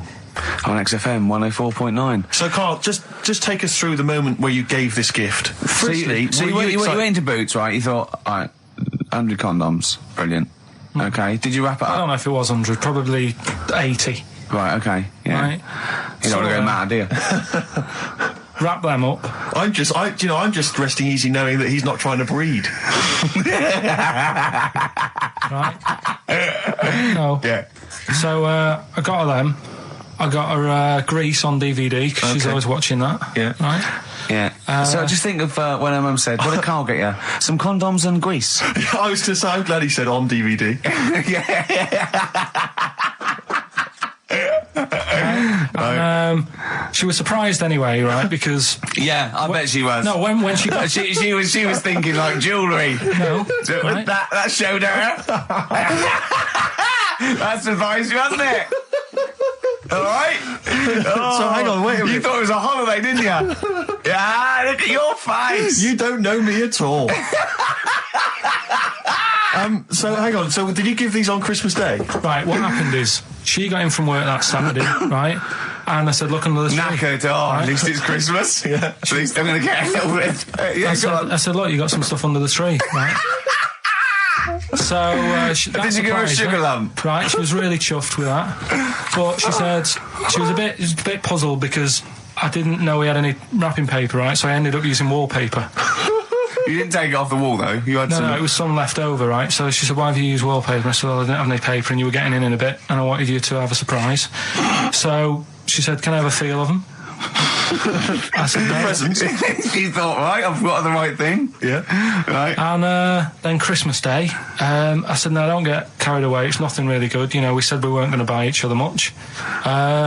So there you go, open them. Yeah, go on. And can I just ask, had you received your present from her yet? Yeah. So what had you received? What did he have? Had some shoes. Nice. Right. Getaway game for PlayStation. Nice. I'm just totting up the value of this. Go on, yeah. And just also think about how much fun and pleasure you get from them. Yeah. Although, of course, condoms, I can see the the appeal. Well, okay. So I think but also add to that bit 150 quid for a meal. If you're going to start totting up, 150 quid for a meal. I bought her some shoes, 72 quid. Yeah, that was after the event, though. Doesn't matter. All right, so you received these, dare I say it, thoughtful and nice gifts. You handed over the box of condoms. They were wrapped up. She unwrapped them. Yeah. Go on, take us through it. Walk us through it. Well, it's not something you play with on Christmas morning. Oh God! Oh, right. But when she opened them, what did she say? Well, I wrapped them twice as well, so she thought it was something really good. Extra protection, right? And so she thought it was something really good. And then, the disappointment would be doubled. Yeah, go on, yeah. And then she just opened it and went, "Oh yeah, so what's on the telly?" And that was that. Ungrateful. What an ungrateful woman that is. Well, fancy not wanting. I told her a box of economy condoms from Boots. I said to her about the thing about, you know, it's all about the surprise and that, innit? Yeah. You explained that to her? Yeah. What, after she'd unwrapped it? Yeah. Thoughtful. And she was all right about it. Yeah. She understood. Rick, you know I suggested to him that he buy his girlfriend a gift. I'm worried I've done more damage to the relationship by suggesting that than if he had just forgotten. Next time you've got to go shopping for her yourself, Steve. I think I might do. You've better go shopping for her yourself. I'm glad it's all over though. It's mental. Yeah. It annoys me. The whole thing annoys me, and she knows that as well. Yeah. She should know. What? She still insists on having Christmas once a year. Well. Wow. I'm you know. No, but well, anyway, what did you get? I can't think what you bring to the relationship, Carl. I don't know what it is she's getting from you in this relationship. It's like she's doing all the work. 80 times. Oh God, Carl! I love it. You're brilliant. I know what she's getting. He's the. What? No, he's not thoughtful. No, but he's thoughtful. He's the best he can do with the brain he's got. Do you know what I mean? Right. He's doing his best. He's absolutely doing his best. There's no. He's working at the limits of his powers. Do you know what I mean? Though he's done as well as he can with what he was given. Sure. Yeah, and that's admirable. Yeah, it's like I think he's done better than you'd expect. I bet his teachers didn't even think he'd get this far. Do you know what I mean? What, find a girl? No, well, yeah, a job, a girl. Yeah. Do you know what I mean? Clothing himself. He's done really well. What do you think, Carl? You think you've done well? I think I've done all right compared to some of my mates. What are they doing now? Probably not that much. Do you know what I mean? Mrs. Matthews said I wouldn't be an high flyer. I think I'm doing all right. Yeah. Do you know what I mean? I have a holiday every year. Got somewhere to live and that. Yeah. Got a new flat, haven't you? Yeah, so where are they then, the condoms? Did she show them to her family and friends? No. Take them into work? Look what Carl I'm surprised she told Ricky, actually. I was a bit disappointed in that. Yeah. Because I didn't go shouting, "Hey, Chinese kid." Right, well, we've talked about airy people in the past. True enough. Haven't we? Yeah. You know, the little kids who grew up in woods and hung around with wolves and that. Yeah, again, you're confusing it. Yeah, they're not. There were some people that were born very hirsute. They were not the people who were brought up with wolves. You just put that together in your Homer Simpson type mind. Right, well, this is like a sort of close to that sort of story. But the weird thing is, right, Chinese people aren't that hairy as a nation. No, seriously, that's a well-known fact. They don't have that much body hair and stuff. Okay. So this little kid who was born over there, he was like covered in stuff. Was he? And it was only his nose that wasn't hairy. The rest of his body was caked in hair, right? And his hair sort of... What sort of hair was it? Was thick, it... thick hair. No, what I mean is, was it sort of, like a pony's mane, so he just looked like an Ewok? You know what I mean? Just like hanging down sort of straight, dark hair. In the picture, it looked like, it grows from his eyebrow. It grows from his eyebrows quite thick. And then it just goes all the way over his head. You don't think it was just really long eyebrows that he'd done a comb over? No, it was all over his body. It had a picture of like his back and that. Yeah. And had he styled it? Had he styled it at all? Did he have it in a quiff or? No, it was just hanging everywhere. all over him. Yeah. And they were like, this is a bit weird happening in China, where we're not normally that hairy. That was the scientist speaking there. Yeah. And the local press and that were getting him down, calling him Monkey Boy and all this. Oh. And thinking Chinese press. But the doctor, yeah. Oh, they're cruel, aren't they? It's like those game shows. That's Japanese, isn't it? Yeah. That's what. Yeah. And the doctor said, I was talking through all that time while we were just like talking to each other then. Because I turned round and I still saw he was talking. Go on. So anyway, the local press came in to see the hairy boy, the monkey boy. And they were like being tight, taking the mickey out of him, and the doctor said, throwing him nuts. Said he's only hairy. Said he's a healthy young kid. The only faults he's got is he's got a little bit of eczema and a boil. And he said everybody should just treat him the same, and I think he grew up a healthy kid. Yeah, so that's the end of the story. That's not a story. Why? But I've got nothing. I don't know what to say to that. So someone in China was born slightly hairier than the rest, and he was normal apart from eczema and a boil. That to me isn't a story. But if it is, I've got a million. I mean, it's sort of like bloke from Manchester went a bit bolder than the rest, got a job on radio. He was normal. I mean, that's not a story, is it? So that's educating Ricky. Will we? Brilliant. Do that next week. That is brilliant. No, I think that was good. I did. I mean, I enjoyed that. I learned something from that. I mean, I want to get. I mean, this is all from one book, is it? Yeah. That's an interesting book. With the, I don't want to dwell on it, but with the hairy Chinese kid, what did they say about that? What was the, I mean, was it once there was born a kid who was slightly more hairy than everyone else? But yeah, it's all right. He only had a boil. Oh, how did they word it? How did this capture your imagination? It was a picture that grabbed me first of all. Yeah. Sure. And it was like, God, what's up with him? And that's when I read it. Did you see the boil and the eczema or just the hair? No, you see, because his face is like, just under his eyes is sort of nice and smooth, and his nose is sticking out, and that's not hairy. But the rest of him, it looked like he had the sort of a balaclava on or something. And then I read on, and it's like, this is a hairy kid in China. Yeah. Yeah. So. Yeah. Okay, good. Anything else in there? Because, I mean, I like that. No, we'll do more of that next week. How is that alongside, hanging bacon, alien abduction, a hairy Chinese kid, and a little interesting fact about the derivation of a phrase? What do you mean? He didn't understand a word of that. I knew the word derivation was going to cause problems. I thought derivation shouldn't have come out. I wasn't disputing. He's all smug because he just had a phone call. That was Beck, lost cause. Go on, tell him why you're all smug. Because Adrian just called up. Yeah. After hearing the story about the Chinese kid. Yeah. And he said, yeah, that's true. He said that there was a TV programme on it. Yeah. He had a chromosome defect. Yeah. And it made him hairy. And his mum and dad used to have to shave him. That wasn't in the book. But thinking about it, that's not a good move anyway, is it? Because they say that for women, if you get a few hairs on your top lip, don't shave it because it'll grow back thicker and faster. So they should just let him. They should have just said, well, let's see how bad it gets. But if they went in there straight away if he came out as a baby and a little bit hairy, they should have left it maybe, for a little bit. But Adrian called up and said, yeah, he was hairy. He was all but right. We weren't disputing there was a Chinese kid born slightly hairier than the rest. We were disputing the fact that you didn't actually tell us a story. You just told us. And what we are disputing is that man was abducted by aliens for 3 days and grew a beard. Yeah. That's definitely not true. No. We don't know about chewing the fat, but it sounds quite viable.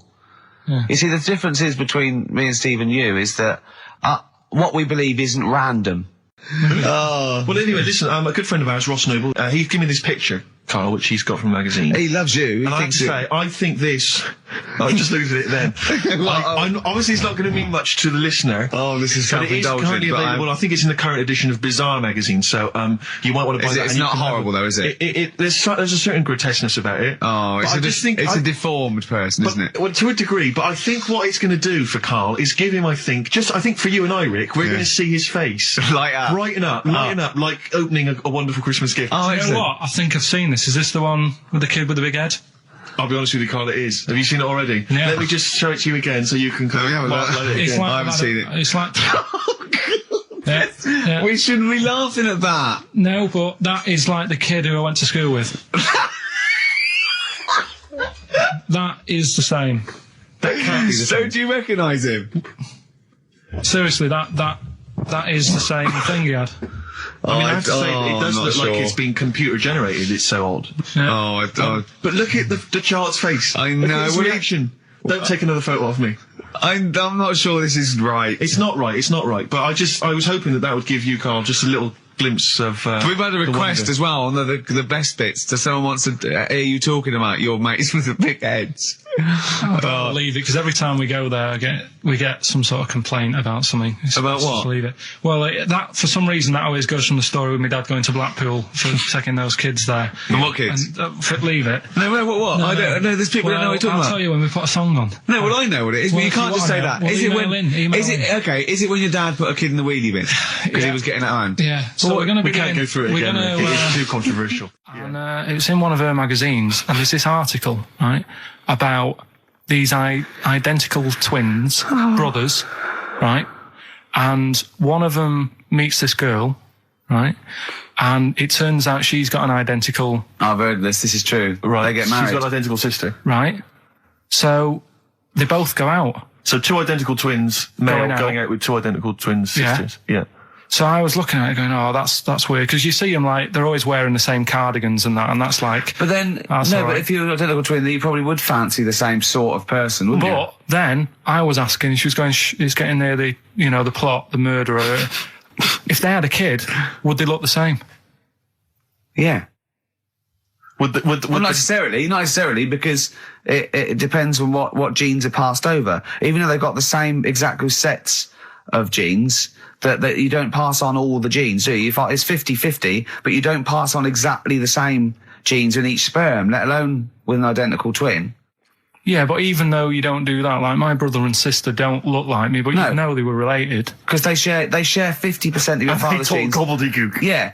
No, you share 50% of your father's genes and 50% of your mother's, but not the same 50% on two occasions.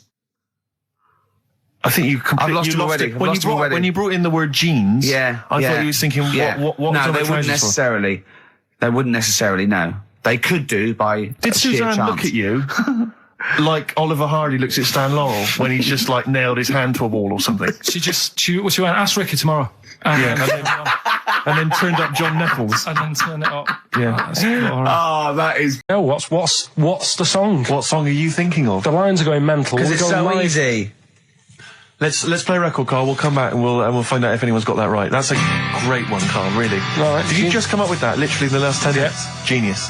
This is genius, definitely. I mean, if those calls aren't from major TV companies, I don't know. Dynamite stuff. A lot of them are, what's his name's lawyer? Simon Mayer. Simon Mayer. That's my favourite thing I've done for years. Yeah, not bad. That's great. Back to form there. So, okay, line. The lines are going mental just because it's easy. Go on then. So the first one to get it. But well, it's not that though, Rick. I mean, Carl has just decided to revise the actual rules of the competition. Yeah. So that we've decided is very easy. So that's now a qualifier. And so then they have to answer one live. Exactly. So whoever gets that one right can play for big money. Is it a quick one as well? Because some people will lose the will to live. Just cut to the chase. And because they've got to qualify now, we're throwing an Office DVD that aren't ready yet. That, won't you? Yeah. Yeah. No. That increases value by 42 pence. Right, go on. We'll just go live, yeah? Hello, XFM. Yeah, hi, how's it going? Not too bad. Not too bad. Listen, a very, very quick recap, Carl, if you will, please, for the people listening. Very quick. Right. A man ends up in a loft. Man's, after moving into this house and he's in the loft, and he's tidying up. His missus is downstairs doing the kitchen, because that needed doing. He's up there, he's cleaning up, emptying the boxes. He finds a little... He rubs a lamp, a fella comes out wearing 501s. What's the song? What's the song, mate? are you talking to me? Yeah, sorry, yeah. Well, look, I'm sitting in this bar, right? I'm not ringing up relating to anything that's going on right now. I'm after one of these armbands to go and meet Bowie on Monday. Can you help me out? What?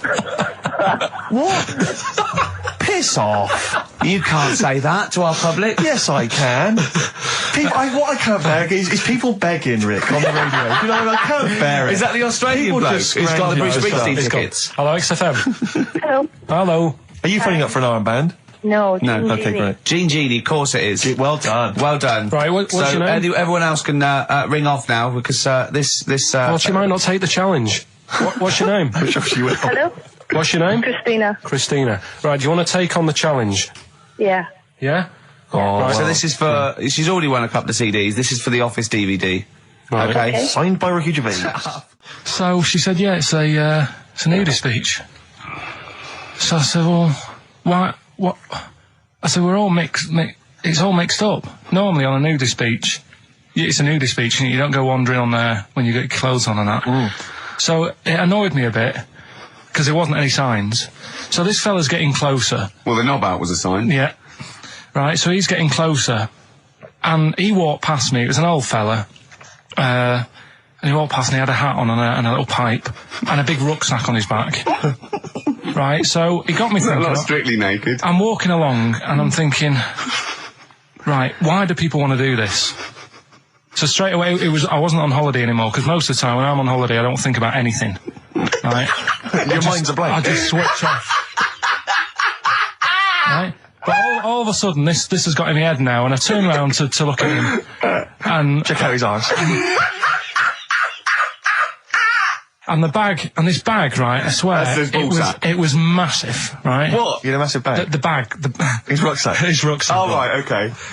When he said there was an old couple coming towards me, I said, what was lower, the bloke's bollocks or the woman's tits? And he said, well, that was another point. She might as well have worn knickers. Because you can see it. That's what he said to me. So you saw the bag? So it annoyed me, yeah, because the whole idea in it, this is what I think, I mean, I might be wrong, right? Might be wrong. Chances are you never have been before. Being nudist, right? What's it all about? Because my Auntie Nora, she same thing, pumped her with loads of drugs. She used to have a cabinet next to the bed is like boots. She's got loads of stuff, right? For all sorts of stuff. And, I mean, she's not that old, but she's on loads of stuff, right? She's a bit coked up, is she? She called up my mum once. And, yeah, you told us this. Go on, tell it again. And she said, oh, how are you doing and that? She's all right. Bit worried, though. My mum said, why, what's up? She said, I've been breaking wind. So she goes, well, you know. She says, no, but this one is going on and on and on. And she was like, she was like, what do you say? What's like passing wind, farting for 5 minutes. One thing, not like, you know, trumping and then nothing. Yeah. Continuous drone of a fart. I'm eating. Hey? I'm eating. So am I. Carl, you have to carry on. Right, yeah. We're all eating. Crisps, food crisps. So last week, yeah, you were playing your feature, that song, I Shouldn't Switch Off, because I'm enjoying the story. Yeah. And we played Living for the City, only you played the single mix, which doesn't have the entire second act, if you will. Yeah. So, Carl, you've not heard it before. You're excited before. You're excited to hear the second act, because as far as you're aware, there was a young guy, he's living with his family, they're fairly impoverished in Mississippi, but, you know, they're happy, they're getting on all right. But you're not even aware that he's moving to the big city. No, it just fades out. Well, that's the city in question. I mean, I've liked this song for, must be, you know, 3 or 4 years, and I've always listened to the single version. I had no idea that I didn't know the full story. So, yeah. It's not, I mean, and I know your attention to detail, you like to know the full story, like, where everything was. Well, the whole idea of the feature is to say, you know, you've got to listen to the song. Where was the lead plate thing? That was like a few years back. Where was it? In Britain and Scotland. Yeah. It was a problem all over the world. They had to deal with it. You're making it up now. Is it something you saw in Lord of the Rings? Yeah. Right. So anyway. Yeah. So the Lion and the Witch, yeah? Go on. Go on. So far then, what did we learn in this story from We Stevie learned so Wonder? far from Stevie that there's a young lad, he's, as I say, he's got a family, he's fairly happy, except they're very poor, and they struggle to get by, but they're happy and they're doing it anyway. He's moving to the big city. Carl, this is the bit you didn't realise. Just play the track. Okay, here we go. So this is halfway through. This is now, halfway yeah? through the tune now. This is, you've not heard this before, have you? Let's go. Sorry, we accidentally played an episode of Kojak. By mistake. We were going to play a song. Carl, what did you make of that then? Yeah, what's happening there then? Eh? He was living with his family, he was fairly impoverished. He went He's on a moved bus. to Was the that new... a bus he was on, was it? Right, so what's your take on it, Carl? After hearing that, what I've worked out by it, the first part that we heard last week, everything's alright, but it's not that great living in Mississippi, right?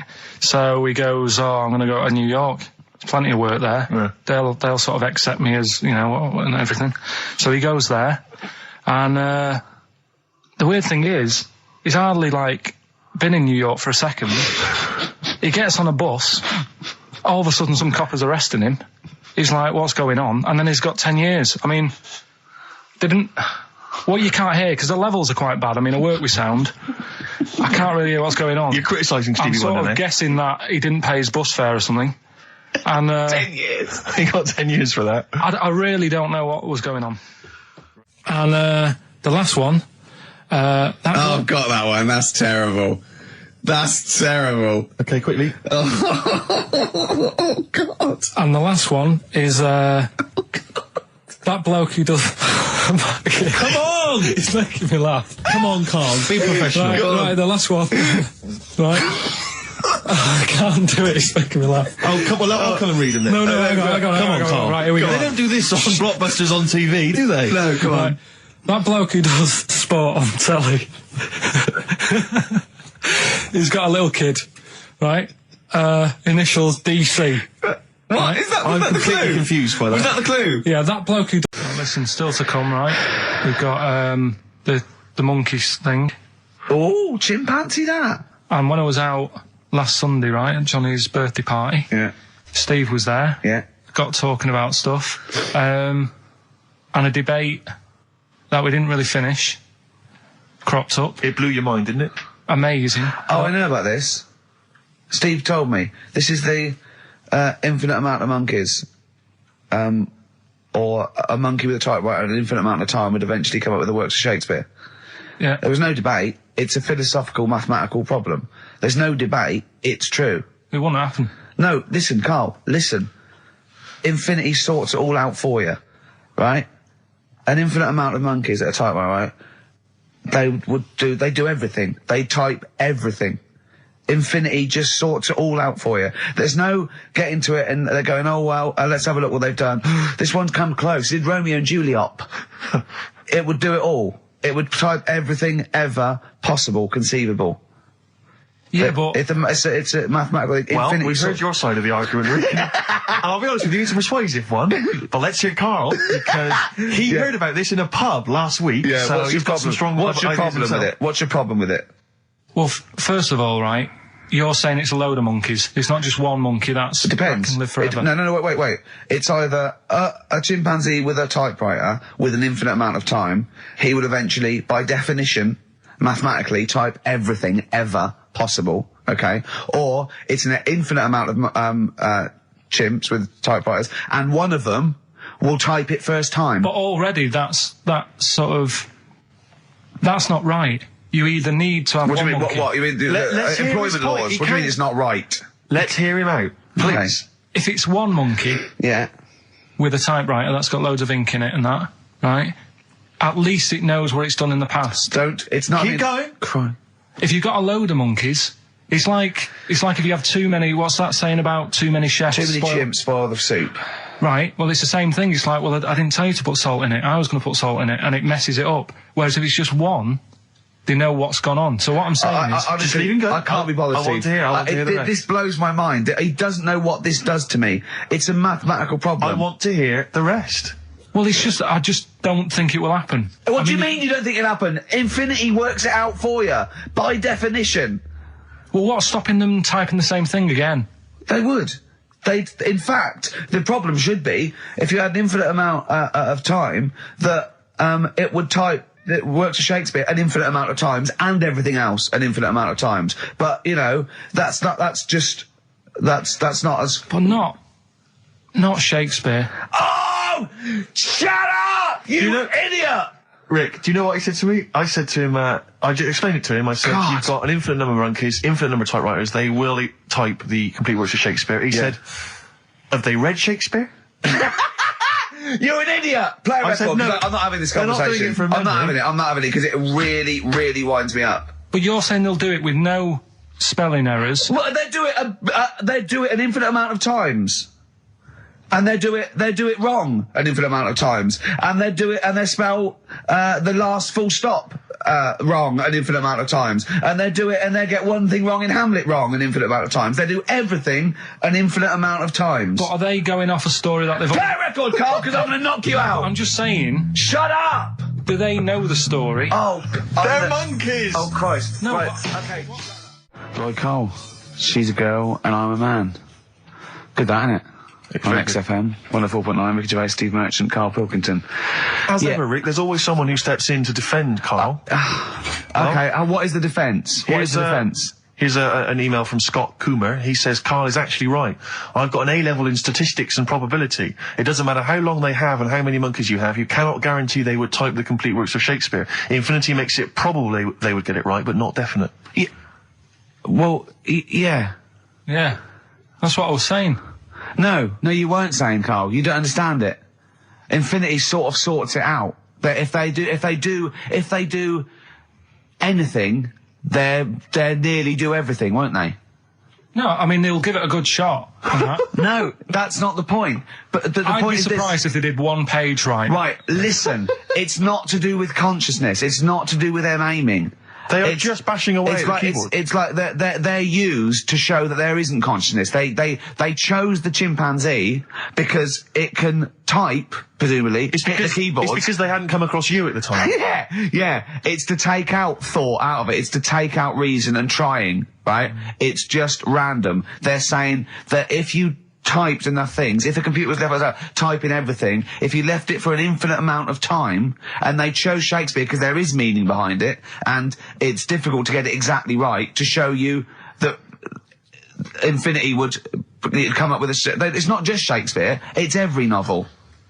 It's everything. Fairly eloquent there from Gervais. A quick riposte, please, from Karl Pilkington. No, I'm just saying, what I don't understand, if it hasn't read it, then how does it know where it's going? Listen, right, okay, listen, right, Can I just explain to people, right? Some people have said, oh, why are you cruel to Karl? He drives me mental with things like that. As I say, this discussion began because we were talking about a quote that Noel Gallagher supposedly gave. Now, I don't want to misquote Gallagher, but the gist of it was that he said, had I written Wonderwall or whatever, instead of the Beatles writing Strawberry Fields or whatever, I'd be the one that was considered the great songwriter and it wouldn't be the Beatles. You know, it's just the fact that they came first that meant that they get all the credit as being the greatest band. I don't know where to start with that statement either. I mean, that's Gallagher's thing, and he's, you know, well, whatever. We know what we think of that. What was your point, Karl? You agreed with him, didn't you? Yeah, I reckon. Right? Do you know we've talked about putting a baby in a room before and it'll know what colour it is and stuff? If you got a room that's painted red, right? But forget that because that's going to confuse them. Hear him out. Listen to me. Say if they did some new TV show, right? Like what's that film with Jim Carrey in where the Truman Show? The Truman Show, right? So they make up a little room and some woman has some kids and you say, right, let's put the kids in this room, and they don't know what's going on outside. They don't know anything about, like, EastEnders and that. It's like their little world, right? They don't know anything that's gone on. How could a child survive without EastEnders? Right, listen. So, you sat in the room, right? And then, when they're all asleep... Right, wait for this bit. Someone... Have you heard this bit? Wait for this bit. They're all in a room. Yeah. They're asleep. Yeah. Someone pops in, puts a guitar next to the bed. Right? Nips off out again. They wake up in the morning... And one of them goes, what's this? They don't even know it's a guitar because they've never seen one, right? They're talking English, though. Yeah. We just left guitar out of the vocabulary. Right, so... There's plenty more to come. So, one of them will pick it up, and they'll go, I don't know what it is, and they'll start strumming, they'll go, that sounds good, doesn't it? Give them a few weeks, they could come up with Hey Jude. Whereas, typing Shakespeare, a monkey that can't even spell. I see that. Listen, I'll call you Can't answer it. Can't answer I might come with you, Rick, if that's all right. Okay, we've got to sort out that Christmas special as well. Yeah, no, sure. Alright, I'll see you later. I'm shooting off then as well. Cheers, Carl. But it happened in Hackney, right? If you're outside London, that's in a place in London. And it's this monkey that's going about Hackney, nicking DVDs. Even the monkey didn't go for videos. Even the monkey knew, well, there's no point getting on VHS. The gradual on VHS. You're having it. Threw it back. Right, and there's a girl called Lisa who works in our office here, right? And I mentioned it to her because she lives in Hackney. I said, you familiar with this? And she said, oh, I remember something about it, which annoyed me. The fact that a monkey's running riot, but she didn't know the full story, and she lives there. What do you mean a monkey? Do you mean a chimpanzee or a monkey? I don't know. Is he a zoo in Hackney? Is he a zoo there? I don't know what sort it was, but it was like. Is there a zoo in Hackney? I don't know. That's what I was asking. So right, get on with the story. So anyway, yeah, it's been robbing stuff, and the other bit that really puzzled me, right, is the fact that. And you're not easily puzzled by monkey news. They took fingerprints. What do you think about that? Well, they took fingerprints, presumably because they didn't know it was a monkey to start with. No, they did. They saw it, nicking stuff, and they said, get fingerprints. So that means there's more than just one doing it. I'm gonna have a heart attack. He had to fax them to Interpol. Yeah. We know that is, yeah. It's Brian the monkey. Yeah. So sorry, I don't understand. He was stealing DVDs, specifically DVDs. DVDs, I think it said watches and stuff. What, breaking into homes? Yeah, in Hackney. Maybe. Are you sure it wasn't a kid with a mask on? No, seriously. How was he breaking into homes? Be good up the drain pipe. They're good, aren't they? They're good, aren't they? But how would they do that? So is that the news? Well, how much do you want? Is that monkey news? For this week? Well, I don't know that it's true. Again, I've got nothing. There was other stuff. There was another story that I found about a monkey, but I would like to know from someone in Hackney do you know what I mean? And I missed that one on Crime Watch, which would have been good. Right? But there was another story about one that kept getting on buses, not paying its fare. And just sat in a corner reading the paper. Reading the paper, Carl! You're an idiot. Well, that wasn't in London. You're an idiot. That was in America. It wouldn't read the paper. Why would it read the paper? Because it was its way of sort of going, oh, well, if I'm reading something, maybe the inspector... the inspector won't notice my hairy hands. Oh, Carl, you're such a fool! Well, Pilkington. Karl Pilkington. We've just had a news flash that an infinite number of monkeys in Hackney and nicking an infinite number of typewriters. Yeah. We don't know what for. At this stage, we've got no more information. And they've taken back an infinite amount of graduate on the video. This is rubbish.